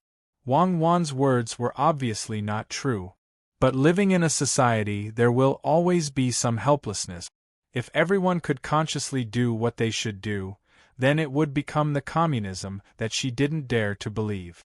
Zhang Xiaobao was silent for a while. He shook his head and said, "No, we definitely can't allow him to do that. Today we let him make steamed buns. Tomorrow, he might do something to the vegetables he received. For example, you can first precipitate it, then boil it, filter it, precipitate it again, heat it up again, and filter it again. Then, you can put it in a bucket and sell it to a restaurant at a very low price. The kitchen chefs of the restaurant use it to cook ordinary tofu. If the previous processing technique is not perfect, you can actually taste the minced meat tofu from the tofu. You can give a thumbs up and praise this tofu is amazing." Beside him, Xiao Bei listened and felt that the processing technique mentioned by her brother was very magical. She thought hard and reminded, "Brother, then can the leftovers be put into compressed biscuits?" Compressed biscuits are a lot of things put together. This way, it won't be a waste. Don't listen to your brother's nonsense. You can draw inferences from one example. Wang Wan was very helpless. In the past, when she said that the medicine for diarrhea on the skewers could treat dysentery, Xiao Bei wanted to help with the cold medicine to treat typhoid. That's why it depends on how you look at things. Zhang Xiaobao smiled and hugged his sister. If we let it go once, it will happen more often in the future. I hope that the people of Great Tang can save and cherish food, but I don't want to use this method to recycle and reuse. Of course, I don't care if the oil is sold to other countries, but it can't be sold in our country. So many things have been fermented, reacted, and heated. Who knows what will appear in it? What if it affects the genes? Just hearing about it makes me scared. Isn't that right, Xiao Bei? Yes, I'm scared. I feel disgusted just thinking about it. Putting the leftovers of other people's food into a big pot and boiling it, and then giving it to me to eat. It's so uncomfortable. Xiao Bei covered her mouth and pretended to vomit. Pass down the order. Have them pass a law in the imperial court. Then announce it in the newspapers and on the bulletin boards of the local government offices. Whoever dares to recycle food from restaurants and remake it for people to eat will be judged guilty. The person who reports will receive a lot of rewards. Zhang Xiaobao couldn't just say a sentence and then arrest the person and convict him. After all, such a crime hadn't been committed yet. He had to pass it through those boring people in the imperial court first. Let's go. We'll take the carriage back. I'll make ice cream for all of you when we get home. Zhang Xiaobao carried his sister and boarded the carriage. The others followed suit. In the outskirts of the capital's Ministry of Works, Li Longji was able to finish filming the last set of scenes before noon today. After which, he could edit and copy the scenes before sending them to various places in Great Tang. At least 3 sets of equipment had to be sent to each prefecture, and then it would be played in the counties under their jurisdiction. If there were villages that were too far away, a team of people would be sent to them so that the citizens of Great Tang could see the heroic image of their emperor. We can see that filming a movie isn't an easy task. During the break in the filming, Li Longji sat under a large sun umbrella and casually grabbed a bottle of iced soda. He opened the cap and gulped down 2 mouthfuls of it, after which, he used a handkerchief to wipe the sweat on his forehead and sighed. He didn't dare to move his hands too much in case he wiped off the makeup on his face. Gao Lisher wasn't guarding the construction site in the palace today. He believed that even if he wasn't around, no one would dare to slack off, let alone cut corners. Hearing His Majesty's words, he didn't say anything. He knew that His Majesty was complaining happily. Filming a movie wasn't just tiring for one person. Everyone was tired. However, only those who were filmed could be shown on the screen for many people to watch. This was a great opportunity to become famous. If other scholars could join in the future, they would be willing to do anything for a spot. Usually, they would tire themselves out by participating in poetry gatherings, cocktail parties, and even sending invitations to high officials and nobles. They would flatter each other and occasionally criticize the government. Their goal was to become famous, and then take the imperial examinations and take in students. Once they succeeded, not only would they gain fame, they would also gain benefit. Now, they could publish articles in newspapers and encourage others to buy them. In the future, when they were filming a movie, they would be able to see the real person and become famous faster. What should they do then? Gao Lisher was worried about the movie. He was worried that when the emperor's movie was released, many officials who had the same idea would use various means in the imperial court to get a chance to be filmed. Therefore, there would be one more benefit to compete for. The imperial court would be very lively, and the censorate would not be lonely anymore. Lisher, I'll give you a few more scenes. Li Longji saw that Gao Lisher was in a daze. He thought that Gao Lisher felt that he didn't get enough scenes, so he comforted him. Ah, Your Majesty, this subject thanks you, but there's no need. This subject has enough scenes. Previously, there was a person who helped you pick eggs and gave this subject a lot of scenes. There were also a few lines of dialogue, such as Your Majesty, look, this small one is an egg, this big one is a duck egg, this bigger one is a goose egg. Gao Lisher didn't intend to continue wasting the film.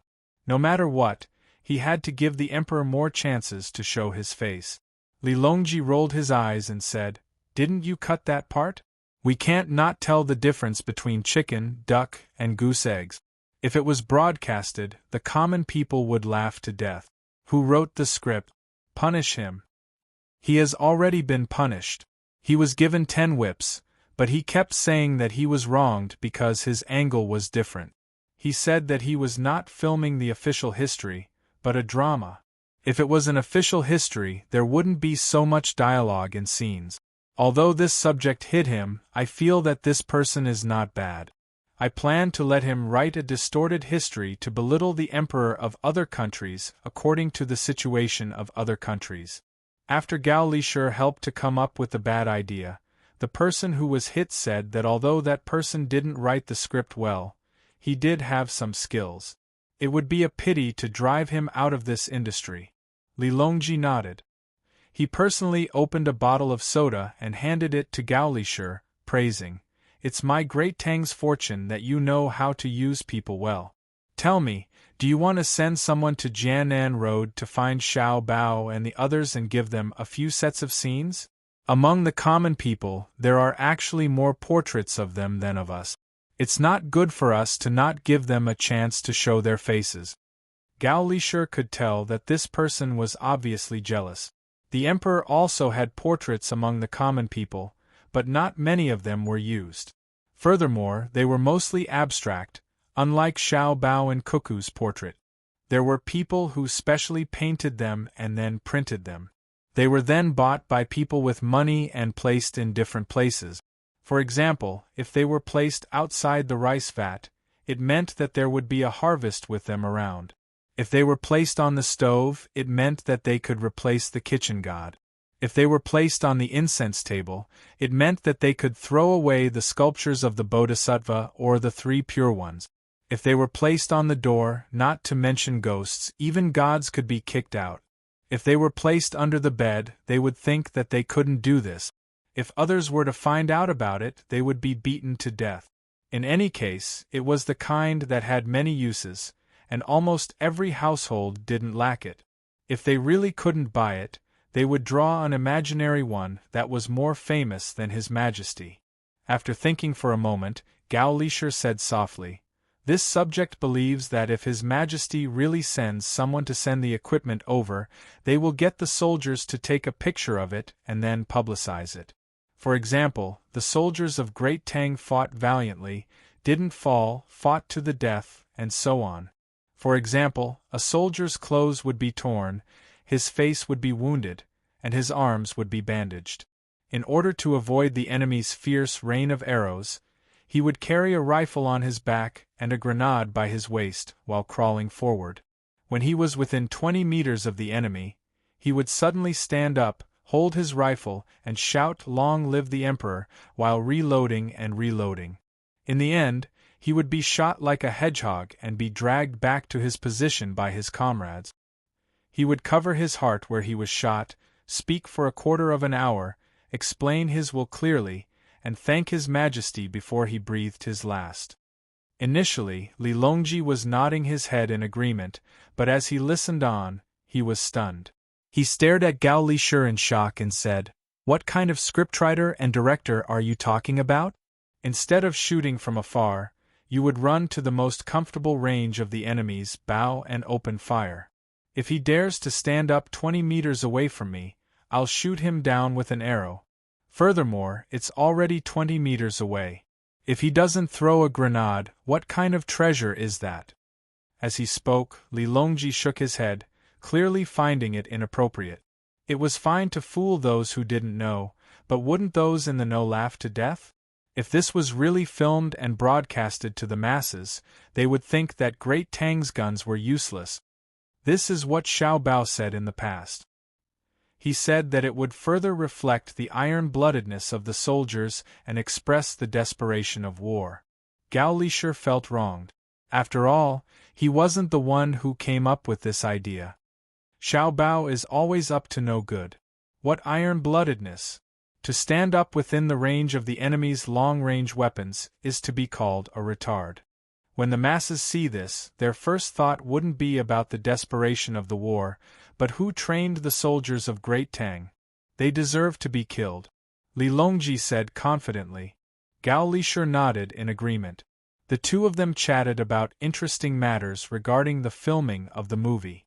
After Li Longji finished a few more sets, he was finally done with the filming. However, he wasn't sure about the post-production. After all, he hadn't tried it before, so he had to try it out according to Zhang Xiaobao and Wang Wan's methods. He would just have to familiarize himself with it in the future. After finishing the last set, it was already noon. Li Longji decided to be generous and treat everyone to a meal to celebrate. The location was the canteen of the Ministry of Work. Pointing at the pictures on the wall, he told the crew to choose whatever they wanted. He would pay the bill and put it on Xiao Bao's tab. After all, the Ministry of Works belonged to the Zhang family and the Wang family. As the emperor, he couldn't break the rule of not spending money. The crew was extremely grateful. They all greeted the chefs and chose dishes that weren't on the wall. They belonged to the Zhang family and the Wang family, so they were used to eating the dishes prepared by the chefs arranged by their families. A peculiar expression appeared on Li Longji's face. If Zhang Xiaobao saw this, he would definitely give a bad taste evaluation. It was as though it was an honor to spend other people's money to treat someone else to a meal. After scheming against Zhang Xiaobao when he wasn't around, Li Longji felt extremely happy. On the other hand, Gao Lisher felt very helpless. Her Majesty was normally fine, but when it came to matters involving Xiao Bao, she would always be in a special state. Her blood pressure would obviously rise, but her appetite would also increase. It was very mysterious. The crew took the food and ate quickly. They were really hungry. They only had a bowl of porridge in the morning before rushing back to work. Moving the props back and forth was very tiring, so they could have a good rest after lunch. With a victorious smile on his face, Li Longji asked someone to bring him his plate. He also deliberately asked someone to pour him a glass of wine. He sat down and started eating. Right at this moment, someone from the telegram department came in. When he appeared at the door, he shouted, Your Majesty, Zhang Xiaobao is calling. Quick, bring it over for me to see. Could it be that Xiaobao found out that I was treating everyone to a meal in the canteen? Ha! Li Longji swallowed a piece of sweet and sour pork and took the telegram excitedly. He read it with a smile. Gao Lishur also took a plate and sat across from Li Longji. He waited for Her Majesty to read it so that he could bring it over. As Li Longji read, he frowned. As he read, his Adam's apple began to move up and down. He glanced down and closed his mouth to let out a muffled groan. He forced himself to hold it back and put the telegram to the side. He then picked up the wine glass and drank half of the wine. Your Majesty. Gao Lishur noticed that the emperor didn't seem to be in a good state, so he asked with concern. Li Longji waved his hand. It's fine, it's fine. Xiaobao probably calculated that I would treat his crew to his canteen and spend his own money to eat his food. That's why he sent me a set of swill processing methods. After some processing, it can continue to be a delicacy on the dining table. For example, this dish of Chinese cabbage in front of me right now. If the chef makes it well, not only will I be able to taste the crispness and tenderness of the cabbage, but I will also be able to taste the meat in the vegetable oil stir-fried dish. Don't you think it's amazing? When Gao Lishur heard it, he felt a little uncomfortable in his throat. Fortunately, he hadn't eaten yet, so he was very glad. However, since Her Majesty had eaten, he could only suggest, Your Majesty, why don't we go on a diet for lunch today? No need. I wasn't prepared earlier, but I'm not afraid now. Xiaobao wants to make a law to prevent others from getting sick from eating. We'll discuss it during the morning court tomorrow.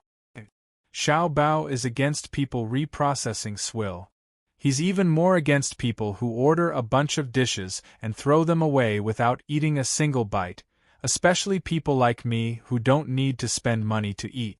After calming his stomach and mood, Li Longji began to eat again. He ate very happily, which showed that he had good control over his food. Furthermore, he was confident that no one would dare to feed him swill oil. This method probably hadn't been developed yet. Gao Lishur hurriedly poured wine into Li Longji's empty glass, and also poured a glass for himself. He drank it to suppress his disgust. After making Li Longji feel disgusted, Zhang Xiaobao didn't have a good time preparing lunch. Ever since Xiaobei and the others found out that swill had a great effect, they didn't want to eat lunch anymore. They were preparing to make some snacks, such as nuts. Zhang Xiaobao pondered for a while, and chose a dish that wasn't easy to make with swill. That was barbecuing. Barbecuing a whole sheep without oil would be done directly. At most, they would sprinkle some chili powder, cumin, and salt and eat it with fruit juice. Xiaobei and the others thought about it and felt that it was fine, but they had to see their brother kill the sheep with their own eyes to prevent them from not knowing where he got the dead sheep. When they ate it, they also had to take medicine to treat diarrhea, which was troublesome. Look at you, you scared them. They can't even eat peacefully. Wang Wan expressed her dissatisfaction with Zhang Xiaobao, who had just put the sheep on the grill. What are you scared of? You'll get used to it. Of course, you didn't eat it at that time, but other people ate a lot. Zhang Xiaobao began to cut the sheep with a knife. It's just scary. Impossible. Wang Wan shook her head. Forget it. How much oil does the family produce in a year? How much oil does the family use in a year?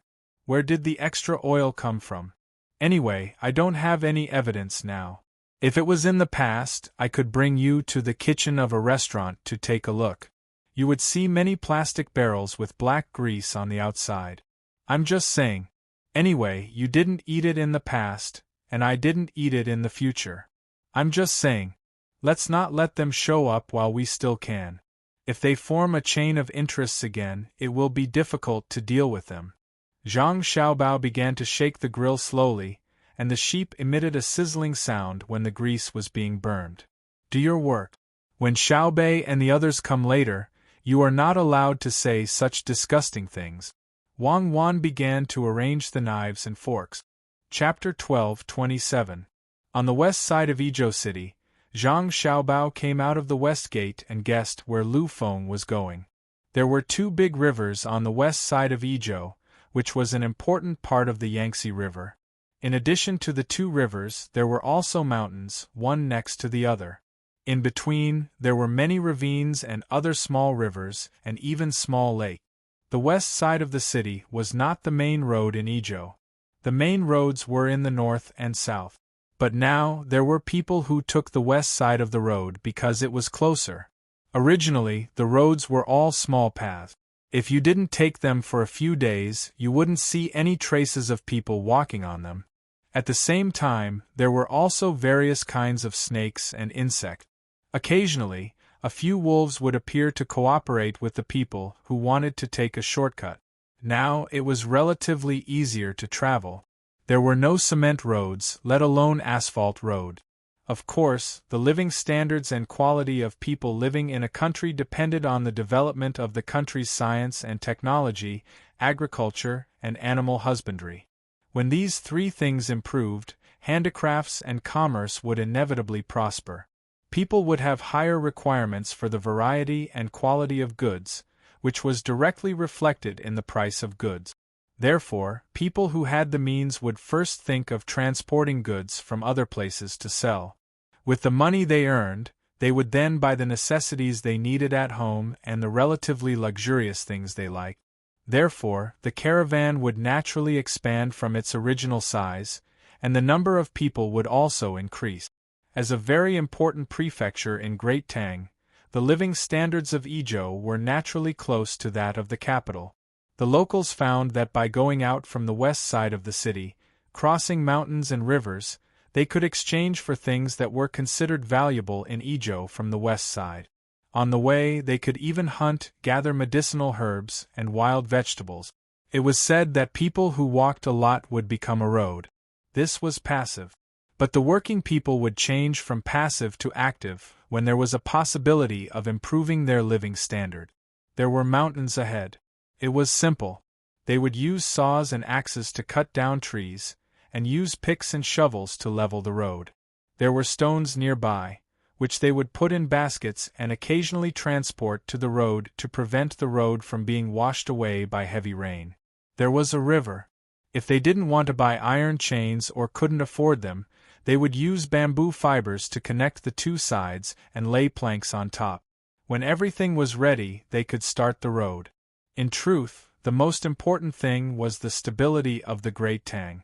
In the past, no one would be willing to go through the trouble of building a road from the Izhou prefecture to the west, unless they were tired of living. Now, there was no need for him to worry about being bullied by the Tibetans. Tubo had already become a part of the Great Tang, and he didn't need to worry about being harmed by the locals when he went there. Riding on his horse, Zhang Xiaobao had already felt the enthusiasm of the working people under the protection of the country's powerful military. The road to the west of Izhou was a dirt road, but there were many people coming and going. There were wheelbarrows, donkeys and mules, and some people even carried sticks on their back. Zhang Xiaobao, who deeply understood the relationship between stability and economic development, understood the thoughts of the passerby. An inexplicable pride filled his heart, as he had contributed greatly to this. Without his wife's battle achievements and his last trick, Tubo would never give in. This had nothing to do with the ordinary people of Tubo. It was the ruling class that didn't want to lose their independent ruling status. Although many of the passers-by in front of him had travel-worn faces, there was no hesitation in their eyes. When he pointed out a path for them, a lamp lit up in his heart. This was the joy of helping others. While Zhang Xiaobao was riding on his horse and thinking, a caravan came in front. The other party must have calculated the time and arrived in Ijo in the morning. After a short rest, they would be able to ship out the goods in the afternoon. At night, they would invite the local merchants to have a meal. If they were fast enough, they would definitely be able to ship out the goods tomorrow. After that, they would rest for the night and restock the next day before forming a caravan to rush back. The reason for this was because there were no man-made risks on the road. They didn't need to be like the caravan of the past, where every trip was like a gamble, constantly worrying about being attacked by others. Some were bandits, some were fellow travelers, and some were people who happened to be nearby. Who would dare to make a move now? Unless they were tired of living and couldn't think of a good way to die, so they attacked the caravan of their own country. Once they attacked, regardless of whether it was successful or not, once the caravan escaped back or was discovered by others, the Tang army would be mobilized. It wouldn't be the local yamen runners at all. Then, you could lead a group of people to pray and escape. The prerequisite was that you could be sure that the military dogs, goshawks, and tracking experts wouldn't be able to find any traces of you. You also had to be sure that your internal personnel wouldn't be tempted by the high reward and exemption from punishment. In other words, if you led your men to attack a caravan and earned 1,000 strings of coins and divided it among everyone would get dozens of strings of coins. If you were discovered, the imperial court would offer a reward of 10,000 strings of coins and exempt the person who reported you from punishment. Do you think your men would be able to resist? When Zhang Xiaobao saw the caravan on his horse, he deeply felt the safety of the other party. An organized caravan didn't seem to be very tired. Everyone was talking and laughing, and they felt that anyone by the roadside was like family. Zhang Xiaobao smiled and nodded to 4 people in a row. For a moment, he thought that his identity had been discovered. Later on, he thought that as long as you looked at him, he would nod to anyone. He was probably a public relations staff member of the caravan. The brother in front, pay attention. The one riding the horse, stop scratching. Zhang Xiaobao was in a good mood when he heard a shout from behind. Wei Wei turned to the side. Zhang Xiaobao turned around and saw a caravan of more than 100 people, 20 carriages, and many mules. A large flag was raised in the middle of the caravan. It wasn't accurate to call it a flag. It had 2 poles with a piece of cloth in the middle. The advantage was that people could see the symbol on the flag even without the wind blowing it. The disadvantage was that the wind would increase the resistance. The design of the flag was very interesting. At the top was a row of slightly smaller words Great Tang, as if they were afraid that people wouldn't know that the caravan was from Great Tang. Zhang Xiaobao's first impression was that the caravan was going abroad to do international trade. However, they wrote the words Great Tang. Would people recognize them after they left the country? In the middle of the row of words Great Tang, there was a cartoon character. Zhang Xiaobao guessed that it was the character Fan. You have so many characters, but you still wrote it as a cartoon. It's too torturous.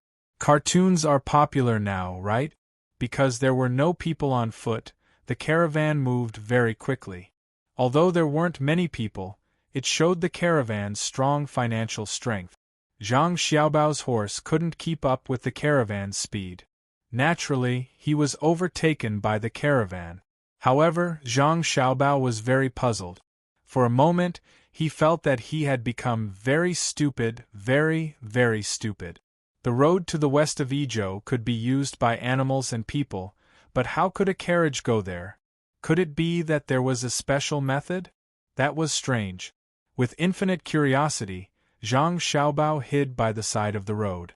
When the caravan brushed past him, he asked, "Hey, are you going to India?" "That's India." It couldn't be helped. After all, he had the impression that the caravan was in international trade. If they were going west, they would definitely be going to India. It was the same place that the monk had gone to previously, but the road was different. Someone in the caravan slowed down and looked at the person who asked the question. He smiled and replied, "Why are we going to India?" India is too far away. The food in the caravan won't be enough for us to eat. Zhang Xiaobao felt that his question was correct. A carriage could go over mountains, so what was there to be afraid of going to India? Since the other party said no, he could only continue asking, "Are we going to Tubo?" "What Tubo? Have you ever seen a carriage going west?" the other party retorted. Zhang Xiaobao nodded. "That's what I meant too." "Then you go over a few hills and you will be a few dozen miles ahead," the other party said. Zhang Xiaobao felt that his thinking ability had deteriorated. What was the meaning of forming a caravan to take this route? Seeing that the other party was about to speed up and follow them, Zhang Xiaobao had an idea. He took out a bun and handed it over. It was the first time they met, so it was better to have some etiquette. Actually, for those who had cigars, one was reluctant to give it to the other party, and the other party might not know how to smoke them. When the other party saw the person who asked about the matter handing over a bun, his expression changed. He was very surprised, but after some consideration, he still took it. He did not believe that this person would use poison. Similarly, out of courtesy, he took a bite in front of Zhang Xiaobao and nodded. Good stuff. Good bun. Beef and onion stuffing. Your bun is fragrant and doesn't have a bitter taste. What's going on?" As long as he could keep the other party for a while, Zhang Xiaobao did not care what topic they were talking about. He smiled and said, "When other people eat beef, they usually don't eat it fresh. The so-called taste is not very good. There are also people who put seasonings.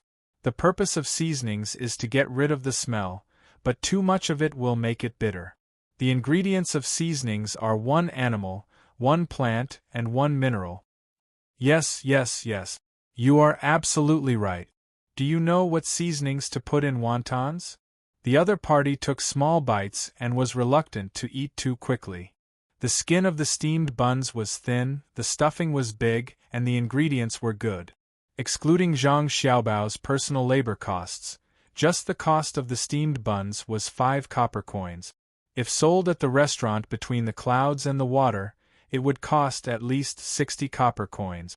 Therefore, people who ate at the restaurant between the clouds and the water generally didn't want to waste money.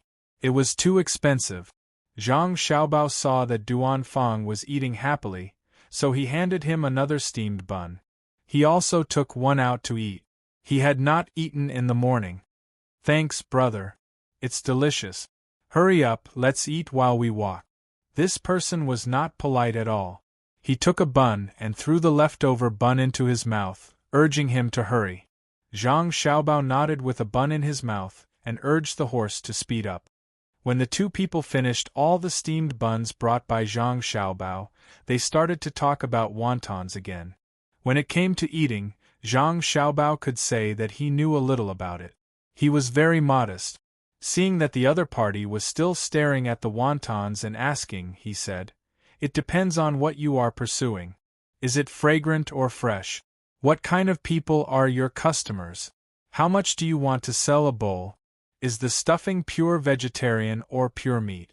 Or is it a combination? From the selection of ingredients to the preparation of the stuffing, the blending of the soup, the taste of the soup base, and the auxiliary dipping sauces, there must be a detailed arrangement. Otherwise, it is hard to say. If you really want to say it all, it is estimated that you will not be able to finish it in a day. There are thousands of combinations of various aspects. Of course, people who are not into this kind of food will not be able to taste the subtle differences. What do you want to know?" In the spirit of helping others, Zhang Xiaobao said very honestly. The other party listened with wide eyes and nodded from time to time. When Zhang Xiaobao finished, the person was surprised and praised. "I met an expert." "Brother, you are a chef, right?" "Absolutely. Where do you work?" Hobby. I have not considered a full-time job for the time being. In fact, my real identity is an official of a businessman who deals in goods." Zhang Xiaobao was afraid that the other party would pester him to become a professional chef, so he explained. The person was more confused after hearing that. His occupation was a mess.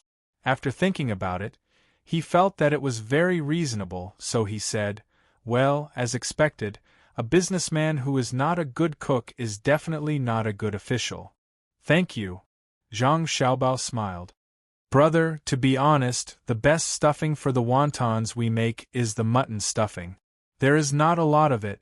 Mutton is expensive. Generally, pork is accompanied by vegetables, such as pork and celery, egg and chives and cabbage, loofah, cucumber and dried shrimps, but it is not very much. Dried shrimps are expensive. The soup is soup. The water used to cook the wontons, add some sesame oil, chopped green onions, and salt." The person chose to believe in Zhang Xiaobao, thinking that he could give him a better idea. Zhang Xiaobao listened carefully and said, "In this case, I will teach you a simple method. It is not too troublesome. I guarantee that your wontons will sell well." Zhang Xiaobao paused for a moment to give the other party time to listen carefully. "There is no need to say much about the stuffing.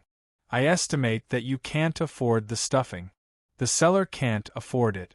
Let's talk about the soup. It must be chicken soup. Put pickled vegetables under the soup. It should be seaweed, but you can't afford it. Put the dried shrimps in the stuffing. If there is coriander, put some in as well. Then prepare the vinegar and soy sauce and some pepper. Chili, you don't have chili, so don't prepare it. Prepare the garlic. That's all. Just do as you say. You don't have any extra cost. If you think that chicken soup is expensive, pork bone soup is also fine." Xiaobao said a very common recipe. The first time he made it for his family, it was the same. The only difference was that he added seaweed. After listening to it, the other party nodded. "So simple?" "Simple? Yes, simple. Everything is simple. Do you know what the first test of the chef between the clouds and the water test is?" Zhang Xiaobao was stunned and immediately followed the other party's words. "What?"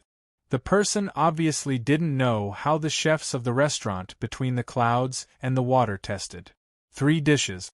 One is scrambled eggs, one is roasted eggplant, and one is cold shredded cucumber. Zhang Xiaobao stretched out 3 fingers. The other party obviously didn't believe it. Between the clouds and the water was such a famous restaurant. The first test of the test was only these 3 dishes. It was impossible. Impossible. He said it out loud. Do you think it is very simple? The first dish is scrambled eggs. You need to beat the eggs into the pot. They have to be cooked but not burnt, tender but not sticky. Zhang Xiaobao introduced.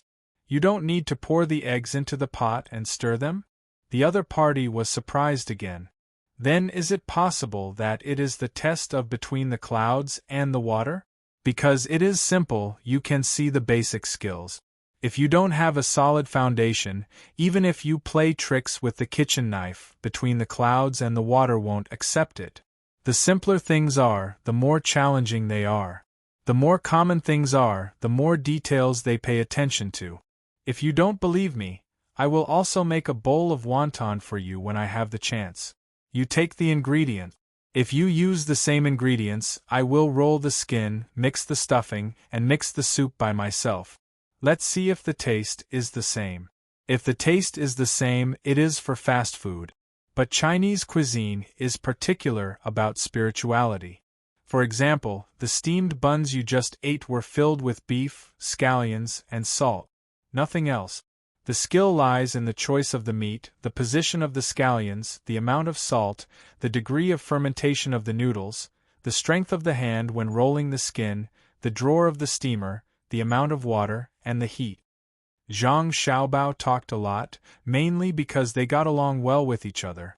The other party was used to acting surprised, so he showed the same expression again and asked, "Can you be more specific?" Zhang Xiaobao shook his head. "No, if there is an absolute ratio, it will become fast food again. I have to see the meat, scallions, and where the noodles are produced before I can mix them. When I am cooking, there can be people watching, but it can only be understood and not explained." "I understand. It's a pity that you don't work as a professional chef. All right, I'll remember the wonton recipe you mentioned earlier. When I meet you in the future, I'll treat you to it for free. I'll take my leave first." Seeing that he had fallen behind the group, the man clamped his legs on the mule and sped up. Zhang Xiaobao waved at him. After the man was far away, he took out his binoculars to look for the water cloud. The water cloud was still slowly circling in the sky. Below him was Lu Feng's position. Zhang Xiaobao looked at the road and roughly estimated that Lu Feng had not left the main road yet. The speed of the horse was not fast. Zhang Xiaobao picked up the water bag on the horse and rinsed his mouth. Then he began to think about other things. From time to time there would be people coming from the opposite side, but there was no group behind them.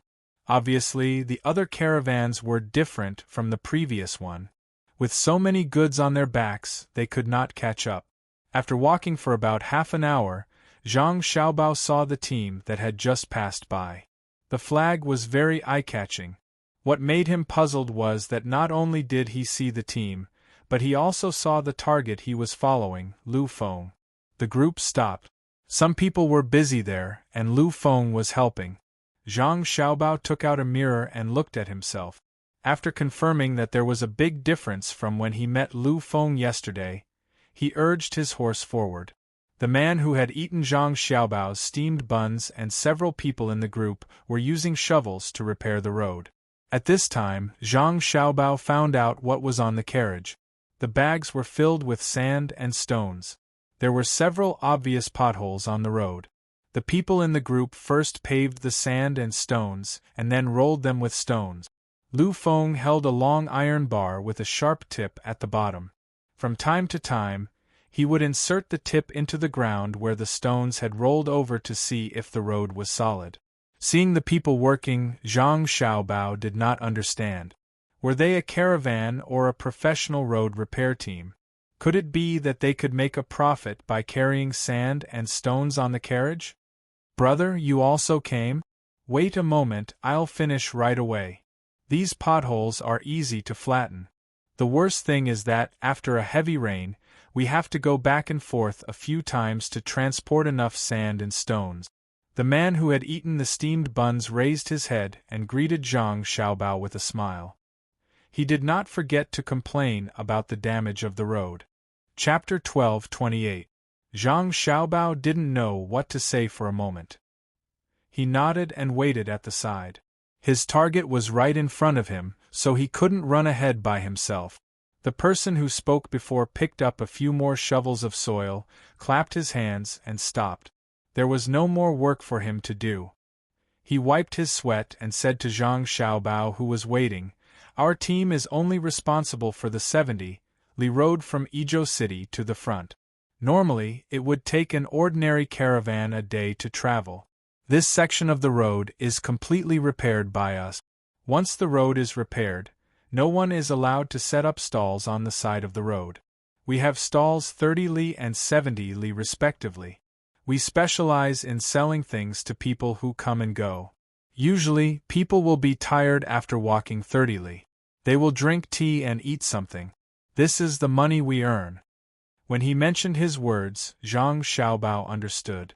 They were not a team that traveled far to do business. Instead, they set up stalls nearby. If there was something wrong with the 70-li road they were in charge of, they had to fix it so that it would be more convenient for people to travel. At the same time, they went out to work and occupied the spots on the road to do business. Just like the small pavilion in Sanshui County, when people were tired, thirsty, or hungry, they would go to the pavilion to spend money to buy things. Of course, if they didn't have money, they could only eat for free. Sanshui County didn't allow people to starve to death there. But he didn't know if the team in front of him had considered this. If people who come back from other places lose money because of business and don't have money, will you still provide food? Zhang Xiaobao thought and asked casually. Of course. The person answered straightforwardly. Who doesn't have difficulties? People who don't have money to buy food today may be people who make a fortune tomorrow and form a caravan. It's just a meal. Who doesn't have a heart of compassion? Not to mention people, even if a dog is hungry, people will give leftovers when they see it. You can't be black-hearted when doing business. Otherwise, if the authorities find out, the punishment will be very severe. Therefore, the things we sell are not bad. If they are bad, we will throw them away. There are also ordinary medicines in the stall, relieving people's worries for a moment in exchange for a lifetime of merit. This is a good deal. Zhang Xiaobao listened with a smile on his face. He believed that as long as the leader of the team maintained this mindset, he would definitely be able to create a great family in the future. Unless there was a change in the political situation, however, it was absolutely impossible within the next few decades. In the future, it would depend on himself and Cuckoo. Suddenly, Zhang Xiaobao thought of another problem. What if other people also set up a stall? How do you deal with them? It's very simple. If others also want to set up a stall, we'll just pull them into the team and maintain this section of the road together. Then, we'll sell things together, but we can't sell the same thing. Someone from another team happened to walk over and casually said when he heard Zhang Xiaobao's question. What if they don't join your team? Zhang Xiaobao asked again. Then they won't be able to sell anything. Those who walk this road often know that the current section of the road is the responsibility of our fan family's caravan. We've been working seriously, going back and forth once every 3 days to transport things. They know that we maintain the road so that we can set up a stall. Once they buy something from someone else, it will be difficult for us to do business. We might not continue to set up a stall on this section of the road, and naturally, the road won't be maintained. Other people who sell things by themselves can't take on the work of repairing the road. Even an organized team might not be more serious than us. Therefore, even if someone sells things at a cheaper price, those who walk this road often won't buy them. If they take advantage of them now, they'll lose their future. When you continue to walk forward, you'll know how good this section of the road is. The person who came later was very confident when he spoke. It just so happened that there was a small team coming from the opposite direction. There were 3 mules and 7 people. When they heard this, one of them testified, "It's true. The Fan family has maintained this section of the road quite well, especially the large river and 2 small rivers in front of us. As long as the bamboo rope shows obvious wear and tear, the Fan family will have someone change it. If it rains and the water level rises, making it difficult to cross the small bridge, the Fan family will specially set up tents on both sides of the river to provide a place for us to rest and take shelter from the rain. Then they'll boil a pot of ginger soup and give it to everyone for free. With such benevolence and righteousness, how can we have the nerve to buy other people's things?" Yes, it's been 2 years. The road that the Fan family has built is the most comfortable for us.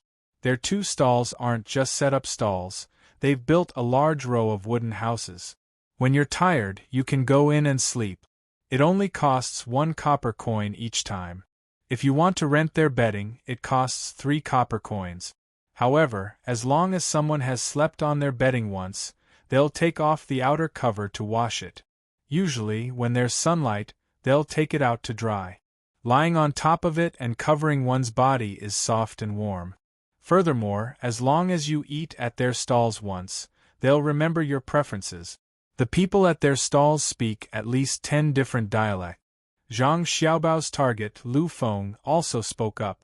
When Zhang Xiaobao heard this, he felt that this wasn't an ordinary merchant setting up a stall on the 70 Li Road, but the Oriental Hotel in Thailand. Was there such a restaurant in the Great Tang? Yes, there was. Zhang Xiaobao was very sure. That was because it was his family's restaurant, and it could remember every customer. However, the problem was that those who wanted to eat at his restaurant had to register. Furthermore, it was impossible for them to do a chain check. They hadn't reached that level yet, and only special customers would receive such treatment. Now, this Fan clan's stall could actually remember people, which meant that the other party had an outstanding memory. No matter how he looked at it, it wasn't worth it to spend so much effort on these 2 stalls. There should be better developments, and he shouldn't waste his energy on these customers who didn't need to be remembered. Zhang Xiaobao sighed inwardly. While admiring the Fan clan, he also felt sorry for them. Thinking of this, Zhang Xiaobao said with good intentions, the Fan clan should actually make their business bigger. For example, they should take on the 500 Li Road. Then, the Fan clan will be responsible for all the transactions within this 500 Li Road, and they'll have to pay taxes. The Fan clan doesn't just deal in food, drinks, and lodging. They can also repair cars and provide finished clothes. They can also take on the 500 Li Road's emergency messenger business. They can even invite medical centers to station people at a certain place, and the Fan clan will provide rooms, food, and lodging. Zhang Xiaobao said this to the people who had eaten his steamed buns. He believed that if the Fan clan really did such a good job, his subordinates would naturally tell the person in charge that was beneficial to the Fan clan. However, just as he finished speaking, the person who came over to speak sighed helplessly and said, "I'm the current head of the Fan clan. I've considered what you said. Right now, there's the aspect of repairing cars, but my family doesn't have the money for other things. I'm thinking of a 500 Li Road, which requires a lot of money. I went to the bank to ask, and they said that at most, they'll loan my family 15,000 strings of cash. It sounds like a lot, but the cost of building roads and houses is definitely far more than 15,000 strings of cash. I plan to manage the 700 Li Road well first, and when I have more money in the future, I'll gradually push forward. In fact, I've also thought of looking for someone to work with, but they couldn't meet my requirements, so it didn't work out." Zhang Xiaobao nodded. He didn't expect that the person who worked with him would be the head of the Fan clan.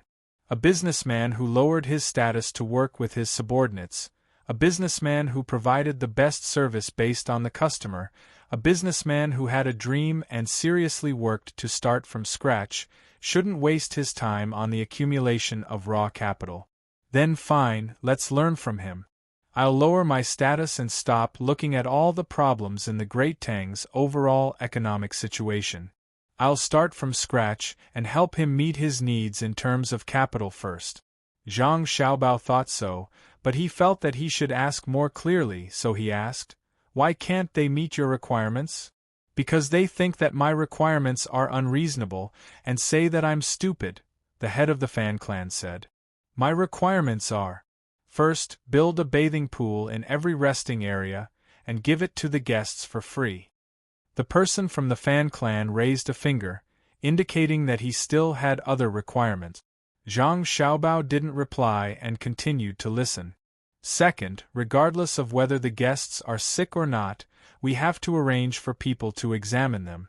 At the same time, we have to prepare a change of clothes of all sizes for the guests to wear the clean clothes the next day, free of charge. Third, we have to hire idle people to work at our place. At the same time, we have to buy local game at a high price and bring them back.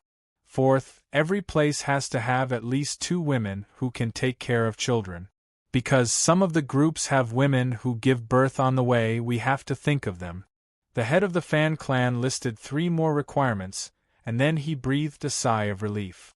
"They think that what I said is useless, and that doing it will only increase the cost. But I've always felt that doing business is also being a person. Earn what you need to earn and pay what you need to pay. Only when you treat your guests well will they be willing to spend money at your place." Zhang Xiaobao decided to help the other party. He knew that in this era, there were many inns that could provide guests with services that made them feel at home, but he had never heard of one that was as detailed and free of charge as the other party. Although it was said that the Fan clan would lend a hand to any of their businesses when someone needed help and didn't have the opportunity to seek help from the yamen, the Fan clan was different.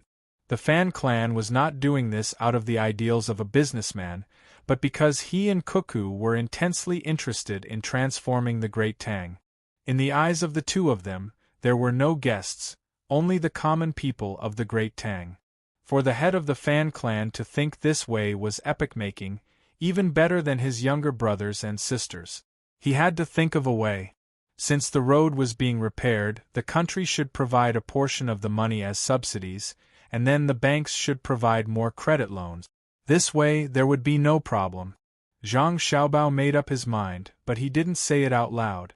If he were to tell the head of the Fan clan, he would need to show his status, or else why would the other party believe him? His target, Lu Feng, was right next to him. Thus, Zhang Xiaobao continued to smile at the head of the Fan clan. Owner Fan's thinking is truly correct. I'm not very good at judging people, but I'm confident that you'll succeed this time. I'll borrow brother's auspicious words. I'll write a written agreement for brother. When brother reaches the front, if we don't make it in time, brother can go to the stall and drink tea. It's my treat.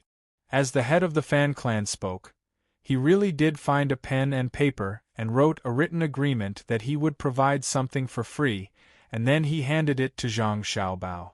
Zhang Xiaobao still didn't know if he would have a chance to enjoy this free treatment. Right now, he was considering how to continue following Lu Feng, whether to reach the front first or find an excuse to stop. After some thought, Zhang Xiaobao said, "Many thanks. How far will the road be repaired before you're done?" The head of the Fan clan looked at the road crushed by stones and said, "Now is enough. Brother Lu, thank you for your help. Why don't we go together? I've prepared some wine, and today's weather is pretty good." At the same time, he invited Lu Feng to drink with him. Zhang Xiaobao knew that these were just polite words. If Lu Feng went, he couldn't refuse, but if he didn't go, then so be it. With this thought in mind, Zhang Xiaobao revealed a surprised expression and said to Lu Feng, "So this brother Lu isn't a member of the team. You're really a good person. Brother Lu, how about this? I have nothing to do right now, so I'll accompany brother Lu to sightsee along the way. What do you think?" When Lu Feng heard Zhang Xiaobao's words, he immediately revealed a difficult expression. After hesitating for a moment, he said, "I suddenly remembered that I still have something to do. I have to hurry. Sorry." It's fine. Brother Lu, go ahead." Zhang Xiaobao sat on his horse and cupped his hands. Lu Feng mounted his horse and urged it to gallop away at a fast speed. Zhang Xiaobao smiled and also ran ahead. He was a bit slower than Lu Feng, but faster than the Fan clan's team. Zhang Xiaobao began to regret his decision. Before he came out this morning, he thought that Lu Feng would run a few dozen miles and then turn into a fork in the road. But now it was obvious that he had run until noon, and he had passed by 2 of the Fan clan stalls. Because Lu Feng didn't slow down, he couldn't stop to drink the free tea. If he continued to run, he wouldn't be able to go back today. However, Zhang Xiaobao wasn't worried about not having a place to stay at night. There were still many people behind him, and they kept a certain distance. When they needed to rest, they would stop and wait. Naturally, someone would set up a tent for them. After a while, Lu Feng finally stopped. Zhang Xiaobao had just let out a sigh of relief when he realized that Lu Feng didn't stop because he had reached a place, but because the horse needed to rest. Looking down at his horse, Zhang Xiaobao also stopped a few miles away from Lu Feng. He found a place with water and led the horse to, watching it eat grass and drink water. After resting for a while, Zhang Xiaobao mounted his horse again and followed Lu Feng. When the sun turned salty like a duck egg yolk and fell on the mountains in the west, Zhang Xiaobao finally came across another stall set up by someone else. He bought delicious food at 3 times the usual price, and let the horse eat some grass as well. When he mounted his horse again, he sped up, afraid that he would lose track of Lu Feng. Otherwise, when night came, the water cloud wouldn't be able to help. When the stars twinkled in the sky, Zhang Xiaobao suddenly felt uneasy, so he urged his horse to run faster. After running for 6 or 7 miles, he encountered a group of people walking forward with torches. Zhang Xiaobao stopped and asked, but the other side said that they didn't see any other horses. "Okay, you're good. You timed it so well. When night came, I was too close, so you could hear the sound of the horses' hooves, but I was too far away, so I couldn't hear your horse's hooves. Where did you come from?" Zhang Xiaobao muttered angrily and turned his horse back, wanting to see if there were any traces left. If he went back directly, wouldn't Wang Wan be happy for half a month? If he lost track of Lu Feng with his own hands, it would be recorded in the history books. Where did you go? Is there a hoof print no matter what? The horse is so heavy, and there's a person sitting on it. It's impossible to disappear directly. Zhang Xiaobao, who lost track of his target, continued to mutter. At the same time, he took out his flashlight and shone it on the road, hoping to see an obvious hoof print. After going back a few miles, Zhang Xiaobao met his family. "Little young master, we're here. Do you plan to?" His family saw Zhang Xiaobao and asked. "I plan to look for the hoof print. I don't know where Lu Feng went. Just before the sky turned dark, I saw a cloud of water hovering. After the sky turned dark, I ran for about 20 miles. This is the approximate range." Zhang Xiaobao helplessly said to the people who rushed over. Everyone understood that since the little young master had lost track of his target, then they would help him find it. One by one, they took out their flashlights and divided into several groups to speed up. Then, they began to look for the obvious hoof prints left by the horses.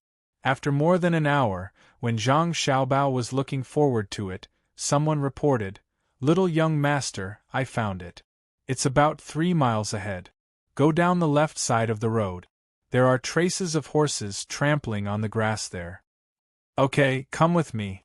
I need to get the Ministry of Works Research Institute to figure out the night vision equipment as soon as possible." Zhang Xiaobao called out and rode the horse to the place. He asked the others to set up tents and rest here for the time being. A few others went back to report to their family. Zhang Xiaobao led 10 people to follow the track. He could have gone there himself, but he was afraid of encountering wild animals. He didn't want to play with wolves, bears, or anything like that.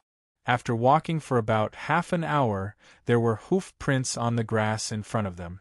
If they continued to walk forward, they would reach the mountain. Following the tracks, they saw a horse tied to a tree in front of them. The flashlight didn't shine directly into the horse's eyes. He was afraid that the horse would be startled and hurt itself while trying to break free from the rope. Instead, he shone the flashlight on the ground.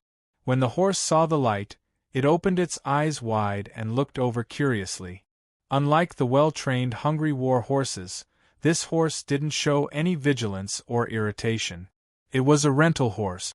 For it, no matter who it met, as long as they didn't do anything to hurt it, it would feel normal, not to mention that there were 11 of its kind. He actually got off the horse and left. "Leave 2 people to watch the horse. The rest of you follow me. Don't put the horse with his horse. Clean up the nearby tracks." Zhang Xiaobao ordered, and led the remaining 8 people to follow the tracks left by Lu Feng. This time, Zhang Xiaobao was not afraid. Before, he was far away. Now that he was in the mountains, he hid the flashlight in his sleeve and didn't let the light spread out. He could find any trace left by Lu Feng. If he didn't have this skill, he would have been caught long ago. After that, he spent money to learn the tracking methods of the special forces of other countries. No matter what, he was still a professional. Moving forward, there was a river. Zhang Xiaobao observed the sand and stone tracks by the river. After confirming that Lu Feng had crossed the river, he followed him. While walking, Zhang Xiaobao admired Lu Feng. He was really brave.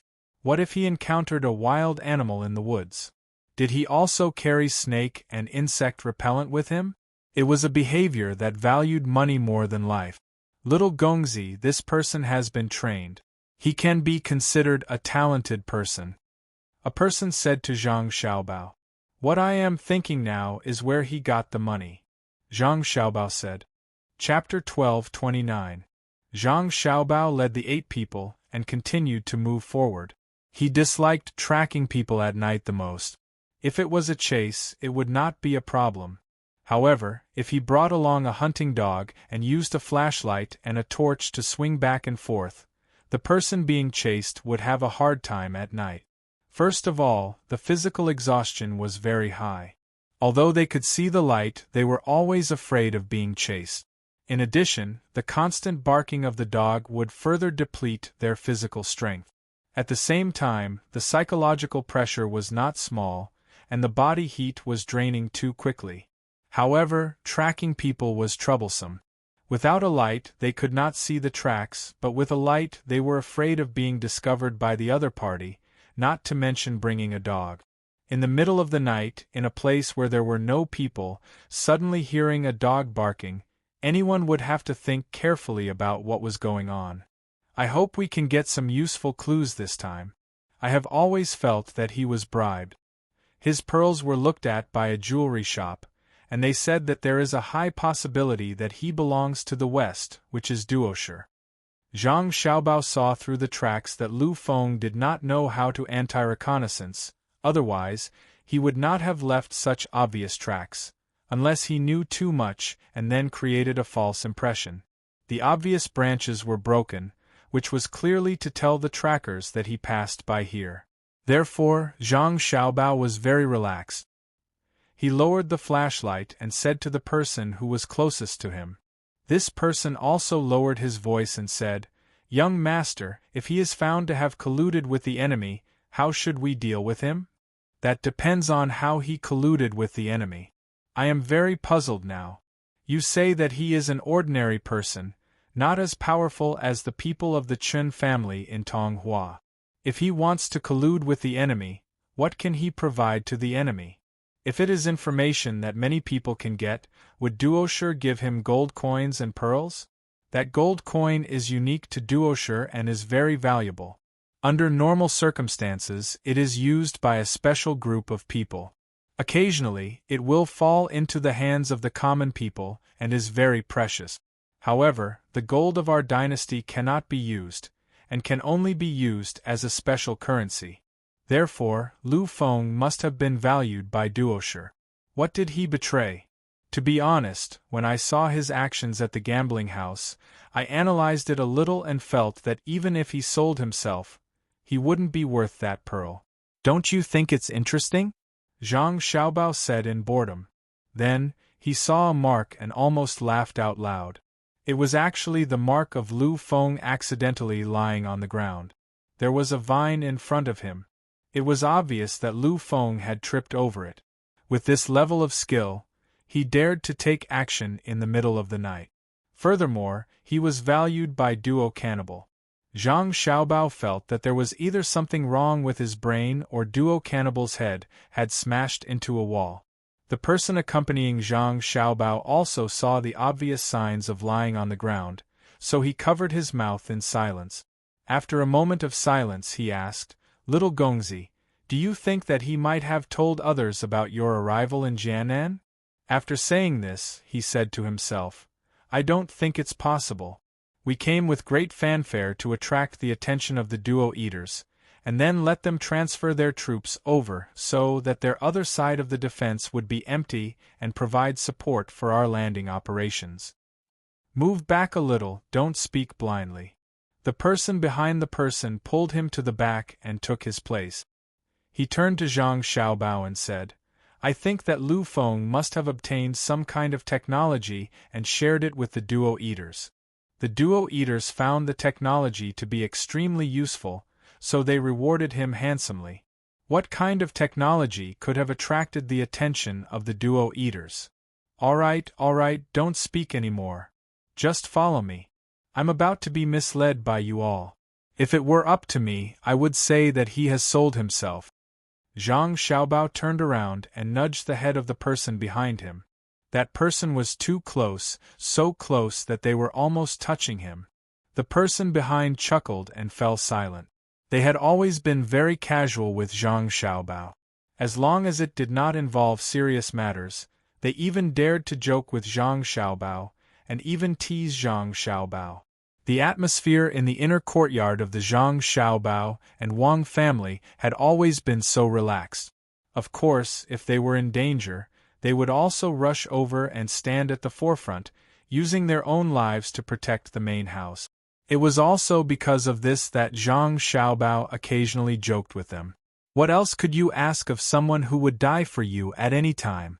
The 9 people followed the trail in such a relaxed and happy mood. After crossing the river and crossing the mountain, when the moon was clearly above their heads, they finally found more footprints in front of them. These footprints clearly did not appear from the path they came from, but from another path. Then, these footprints converged in the same direction as Lu Feng's footprint. Zhang Xiaobao deduced 2 points from this. The first was that the other party had always had a secret hiding place in this area, and the footprints were left when they were delivering supplies or delivering information. The second was that Lu Feng had agreed to meet them at a place they were familiar with, and they had only arrived today. At this time of the year, the vegetation was lush, and if not for the short interval between the footprints, it would be impossible to tell which one it was. Unless it had rained 2 days ago, and these people had come before and after the rain, then the footprints would be different. Now, Zhang Xiaobao did not have the advanced equipment to take samples and analyze them, and it was not worth it. To deal with the current duoqi, there was no need to spy on them. Unless their military strength increased, they could solve many problems on the battlefield that could only be solved in other aspects. As they continued forward, Zhang Xiaobao suddenly made a few low sounds from his throat. The 8 people following behind him immediately stopped moving, no longer speaking as casually as before, and turned off their flashlights. Zhang Xiaobao had already heard the sound of people talking, so he took out his binoculars to look carefully. He frowned, but did not see any light. It seemed that the other party was very vigilant. Zhang Xiaobao thought for a while, and then made some very soft sounds from his throat. If one was not close enough to hear it, one would think that it was an owl calling. Even if one were to find a zoologist who specialized in raising owls, after hearing Zhang Xiaobao's voice, they would definitely not think that it was made by other animals. Zhang Xiaobao was at this level, or else he would not be able to casually imitate other people's speech. After a few simple goo-goo sounds, the 8 people behind Zhang Xiaobao spread out and carefully spread out in all directions. Zhang Xiaobao waited for a while, but did not hear any movement from his own people, so he was sure that the other party had not sent out any sentries. Shaking his head, Zhang Xiaobao felt that playing this game with the enemy was really bullying them. He did not know what the enemy was thinking. Did they think that just because they ran into the mountains they could not arrange for sentries?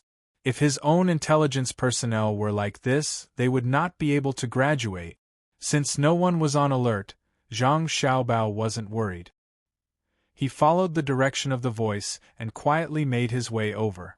The closer he got, the clearer the sound of the voice became. Moving forward and turning a corner, Zhang Xiaobao finally found the light. It was very weak, as if there was a cave in front of him. He did not know if it was a man-made cave or a natural formation. Zhang Xiaobao bent down, reached out, and touched the grass in front of him.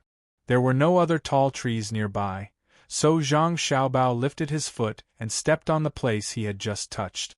Moving back and forth, Zhang Xiaobao approached the entrance of the cave step by step. Using the weak light inside, he looked around and chose a place where it would be difficult for others to pee. Zhang Xiaobao sneaked over. He did not want to be discovered or be drenched in urine. Relaxing a little, he focused on his ears and listened carefully to the conversation inside. Lu Feng's voice was very recognizable, even if he was speaking Arabic. Zhang Xiaobao could tell from the quality and tone of Lu Feng's voice. Lu Feng's foreign language learning was really bad. He was clearly speaking Arabic with local characteristics. If he were to be the translator, he would be beaten to death. Xiaobao listened attentively. He knew Arabic from the start, but some of his vocabulary was different from what he had learned in the past. Even his pronunciation was different. Hence, when he was considering fighting polyphagia, he specially learned it. Zhang Xiaobao did not know how long it was, but he knew that they had not talked about the main topic yet. It was Lu Feng who had been toasting, and the other party would praise the wine. How can wine not taste good? You can't drink it normally. Whoever dares to drink it will lose their life. So Lu Feng came out to buy wine, especially for the followers who are not allowed to drink. Did he rely on this to get pearls and gold coins? Zhang Xiaobao thought. If that was the case, then it was not considered colluding with the enemy, and there should not be any serious business. It should be known that in Polyphagy, no matter how much gold coins they had, they could not buy wine. At this moment, Zhang Xiaobao thought that Lu Feng was a talent. Selling combs to monks, selling ice fruits to Eskimos, and selling sand in the Sahara Desert were all talent. But to make a man believe that his other half was a male monkey, and to provide things that the followers did not allow, this was a great talent. Back in Tubo, throwing pig dung and pig innards at other people's place was too kind. Looking at Lu Feng, he was definitely more skilled. Zhang Xiaobao continued to listen. It was probably because Polyphagy had not drunk for a long time, so his alcohol tolerance was poor. When he spoke, Lu Feng's pronunciation was more authentic, and the other party had deviated from the dialect to some extent. It's decided. If you don't make any big mistakes, when you come back, I'll give you an official position to specialize in diplomacy. Zhang Xiaobao had already made a promise to Lu Feng in his heart. If he did not use such a capable person, he would be guilty of the crime of hindering the integration of the world's races. Lu Feng, what good stuff did you bring this time? One of the cannibals spoke up. Zhang Xiaobao took a deep breath and began to frown. Lu Feng had indeed obtained useful information, and it seemed to be related to the real thing. It's nothing important. This time, I brought the manufacturing process and blueprints of cannons. I'll show them to you first. When the time comes, you can consider what kind of price to offer. Lu Feng's words rang out, and Zhang Xiaobao's eyes narrowed. He wondered where Lu Feng had obtained the manufacturing process of cannons. This was something that he had always been in charge of, and the civil servants of the Ministry of Works could not even think of getting involved. Moreover, his father was in charge. Where did something go wrong? Zhang Xiaobao heard the sound of paper flipping. Then, Polyphagy's voice rang out again. This is different from the blueprint you brought last time. Last time, it was a grenade. This time, it's a cannon. Did you guys make the grenade? Lu Feng was speaking now. We didn't. We did according to what you said, and also compared it to the blueprint you drew. However, there was no explosion at all. There were only a lot of sparks coming from that place, similar to fireworks, Polyphagy said. How is that possible? You definitely didn't understand the main problem with the grenade.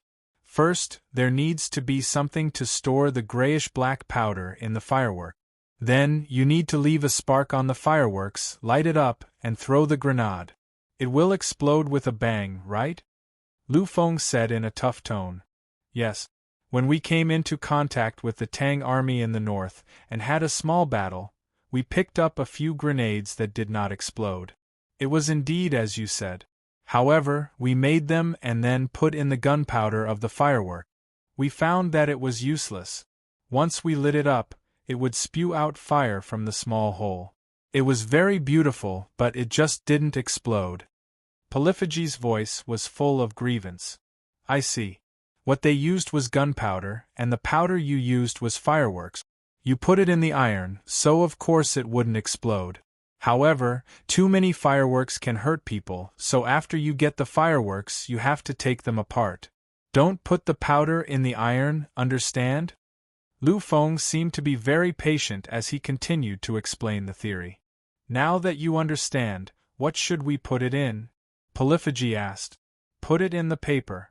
Iron is too strong. If you put the powder in the paper, won't it explode?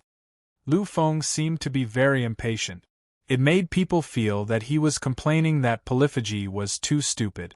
Yes. Put it in the paper, Polyphagy said. Zhang Xiaobao suddenly felt a stomachache. The gunpowder of the fireworks was originally wrapped in the paper. Instead of taking out the gunpowder and putting it in the paper, it was better to just throw the fireworks. At least the craftsmanship of the fireworks was more authentic, and the quality was good. The explosion rate was close to 100%.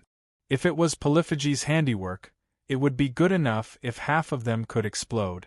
The rest would either be put in chi hua or misfired. Why did I ask you to rewrap it in paper? There's a problem here. As if he felt that there was something wrong with what he said, Lu Feng's voice sounded again. What problem? You must be very curious. It turns out that the smaller the fireworks in the Tang Empire are, the less powerful the explosion is. When you redo it, take out the powder in 10 fireworks and roll it in the same paper. Won't it be powerful? Yes, we will definitely do it when we go back. Now, let's talk about the cannon. Why did the cannon you drew have 2 holes? A few Sundays ago, the cannon we saw at your side had 1 hole. From the sound of it, Polyphagy was tongue-tied. It seemed that the wine was delicious. That's a good question. Why are there 2 holes on the left and right? When your side fought with the Tang Empire army a few times ago, they saw 1 hole. It involves a new kind of technology. You have seen fireworks, right? The kind that is arranged in rows. Once it's lit, it can fly up into the sky one after another. Have you seen that before? Lu Feng's tone changed again. Zhang Xiaobao was very familiar with it and missed it. When he first started learning how to cheat, he used this kind of tone. His voice was sticky and magnetic. It was said that he had been a technical official for more than 20 years and had always been at the department level to have such a voice. This was because when one reached the deputy department level, one would appear very gentle. When one reached the department level, one would be full of energy and gentleness.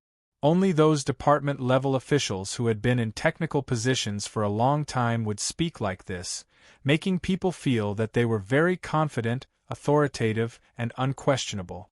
For this reason, he had practiced for 3 months before he reached the standard.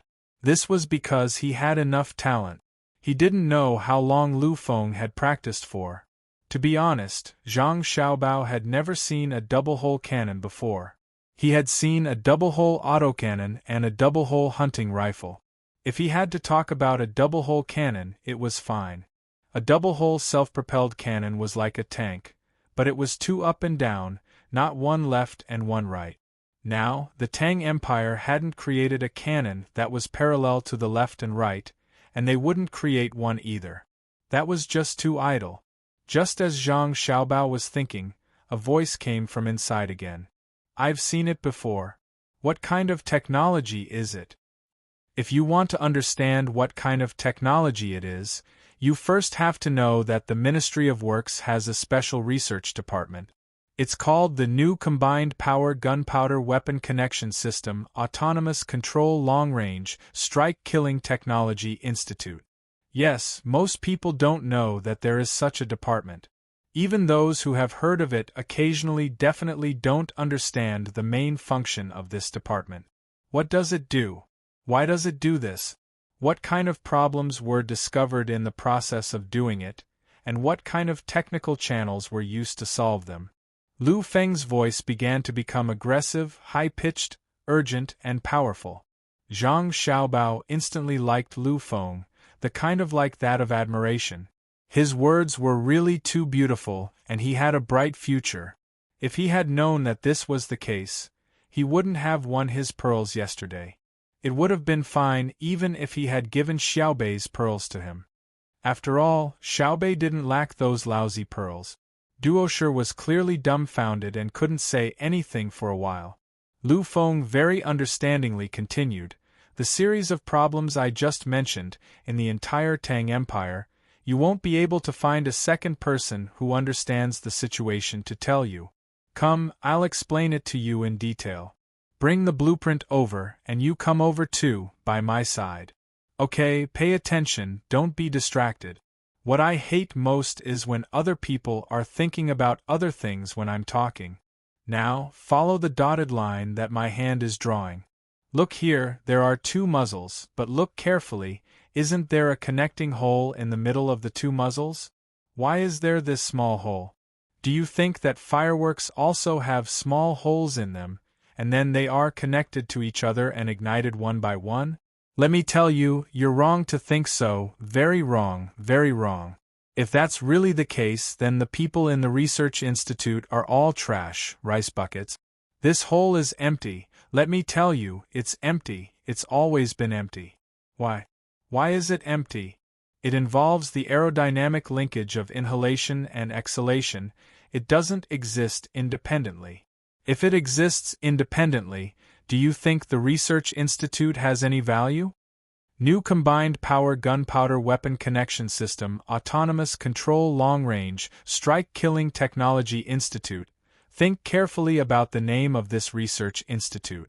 Did you notice the problem? There are a few key words in its name. One is joint, one is loading, and one is autonomous. Of course, the most important words are long range, strike, and killing. Think carefully. What are they trying to do? What are they trying to do? Tell me.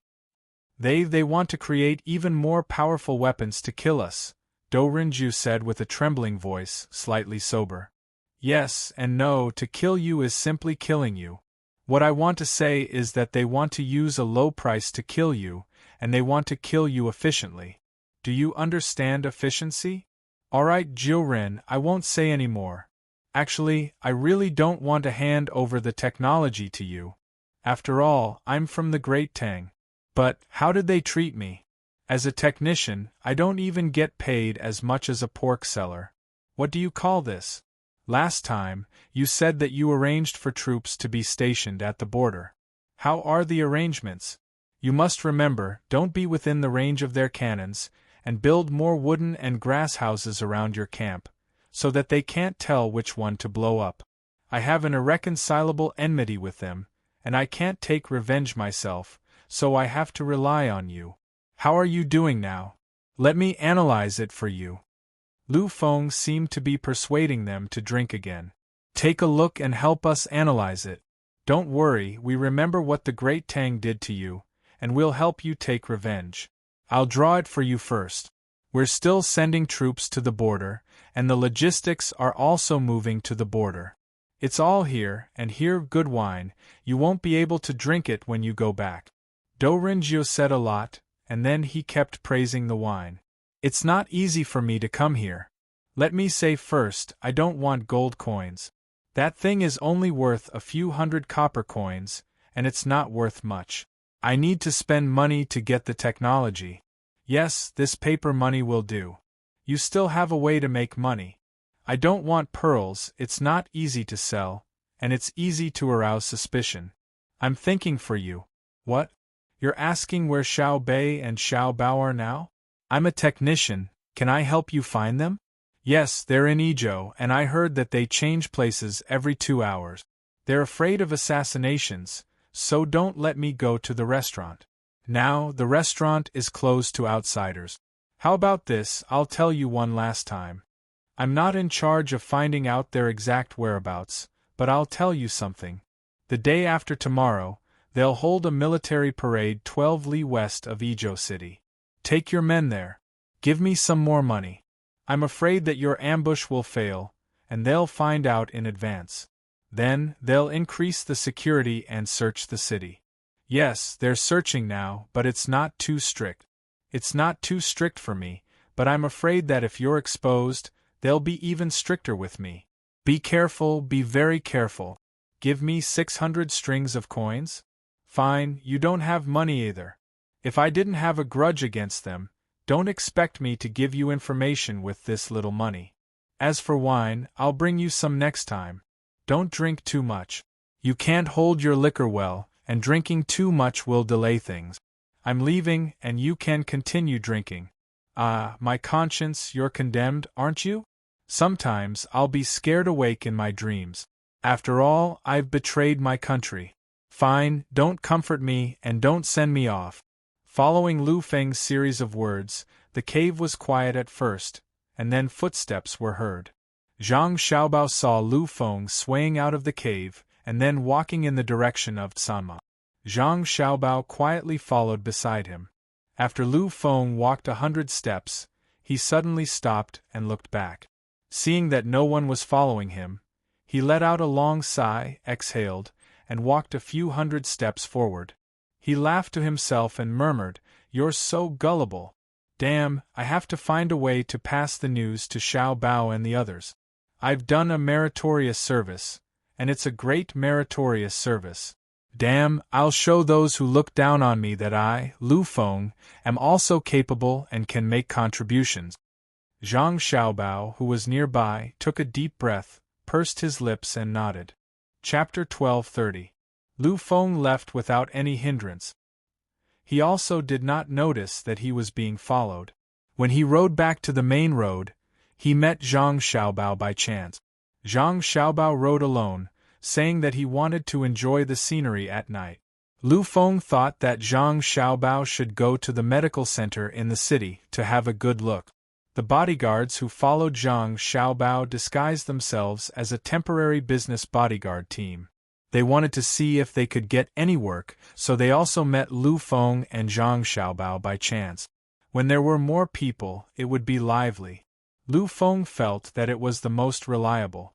He did not want to walk alone at night, and he especially did not like to eat the dry biscuits that he carried with him. The temporary team of bodyguards warmly invited him and Xiaobao to have a meal together. What's more, it was a stew that was still warm. There was no other way. When they came, they didn't prepare enough, so it was impossible for them to prepare other dishes. Brother Lu, it seems that you have finished your business. When you return to the city, come to my place when you have time. I opened a new place that sells stationery. See if there is anything that you like. I will give you the capital. Xiaobao had a good impression of Lu Feng, so he warmly said to Lu Feng while they were on the road after dinner. Lu Feng was very surprised. He did not expect that this person who liked to enjoy the scenery was actually a businessman. When they met before, he seemed to have said that he was an official. Could it be that all the officials now started to do business? Lu Feng nodded in confusion. Then he shook his head and said, I can go to your place to have a look, but not to buy anything. I am not a scholar. Is your stationery store specialized in selling the 4 treasures of the study? Zhang Xiaobao smiled under the light of the team's torches and explained, more than that. The 4 treasures of the study store sell a lot of things, but I sell more. What do you have? Tell me roughly. Lu Feng was interested. He also knew that the 4 treasures of the study were not only the ink, paper, and inkstone. There were many other things, such as water drops for dripping ink on the inkstone, pen holders for holding brushes, and so on. Most of the shops nowadays were about the same, but from what the other party said, it seemed like there was something even better. He didn't know if he could use it. Zhang Xiaobao had already made arrangements for Lu Feng. When he heard Lu Feng's question, he nodded and said, There are indeed a lot of things. If I were to tell you all of them, I wouldn't be able to finish them all by tomorrow.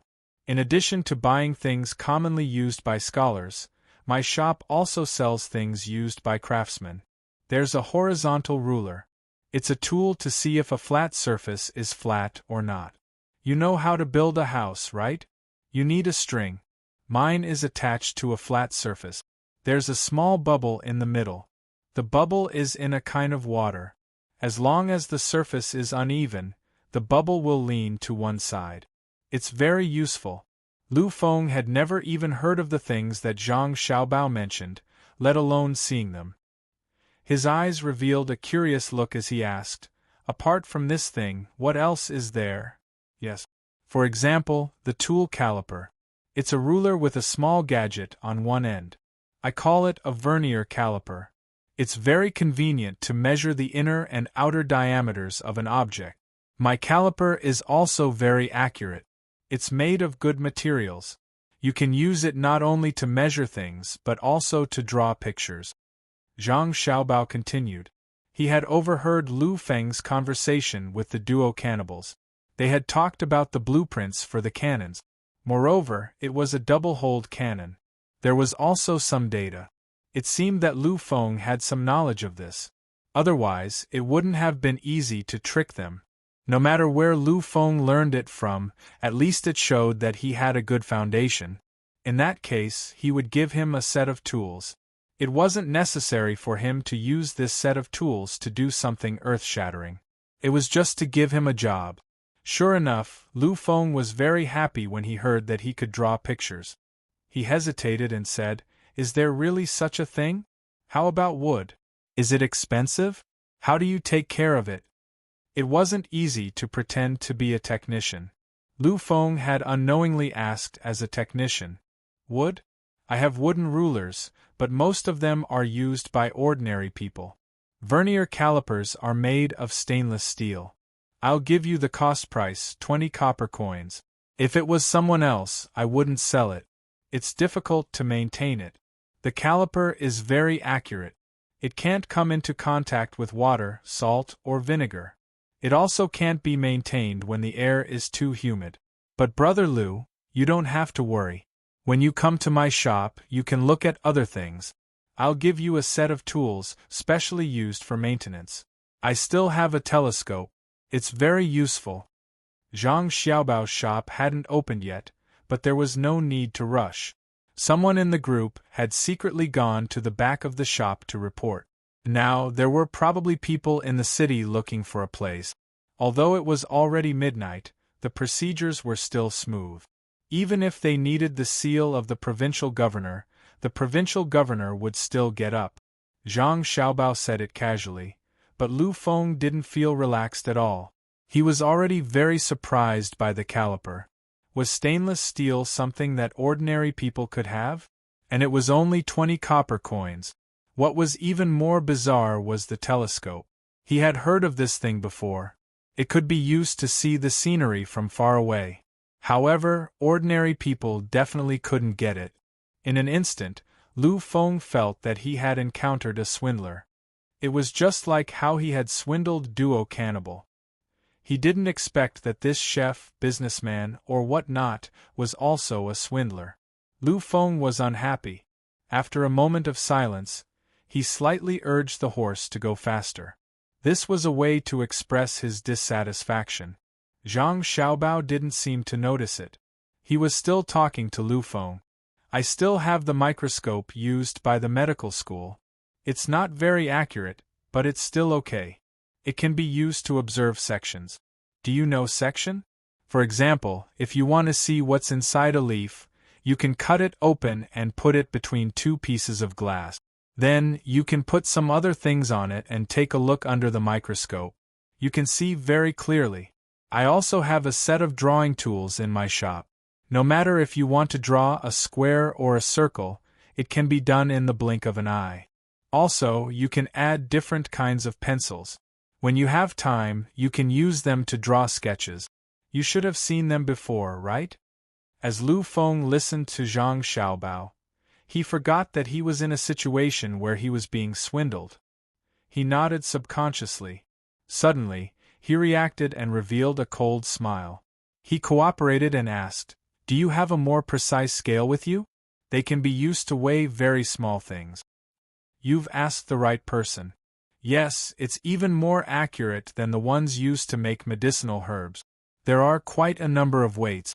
Let me tell you this. As long as you want, you can buy them from my shop to make anything you see on the market. Whether it's a blowtorch, glass test tubes of all shapes and sizes, or chemical agents controlled by the Ministry of Works, I have everything you need." Zhang Xiaobao puffed out his chest. He seemed very confident. The enthusiasm on his face didn't change. "Okay." Lu Feng faintly said these two words and then stopped talking.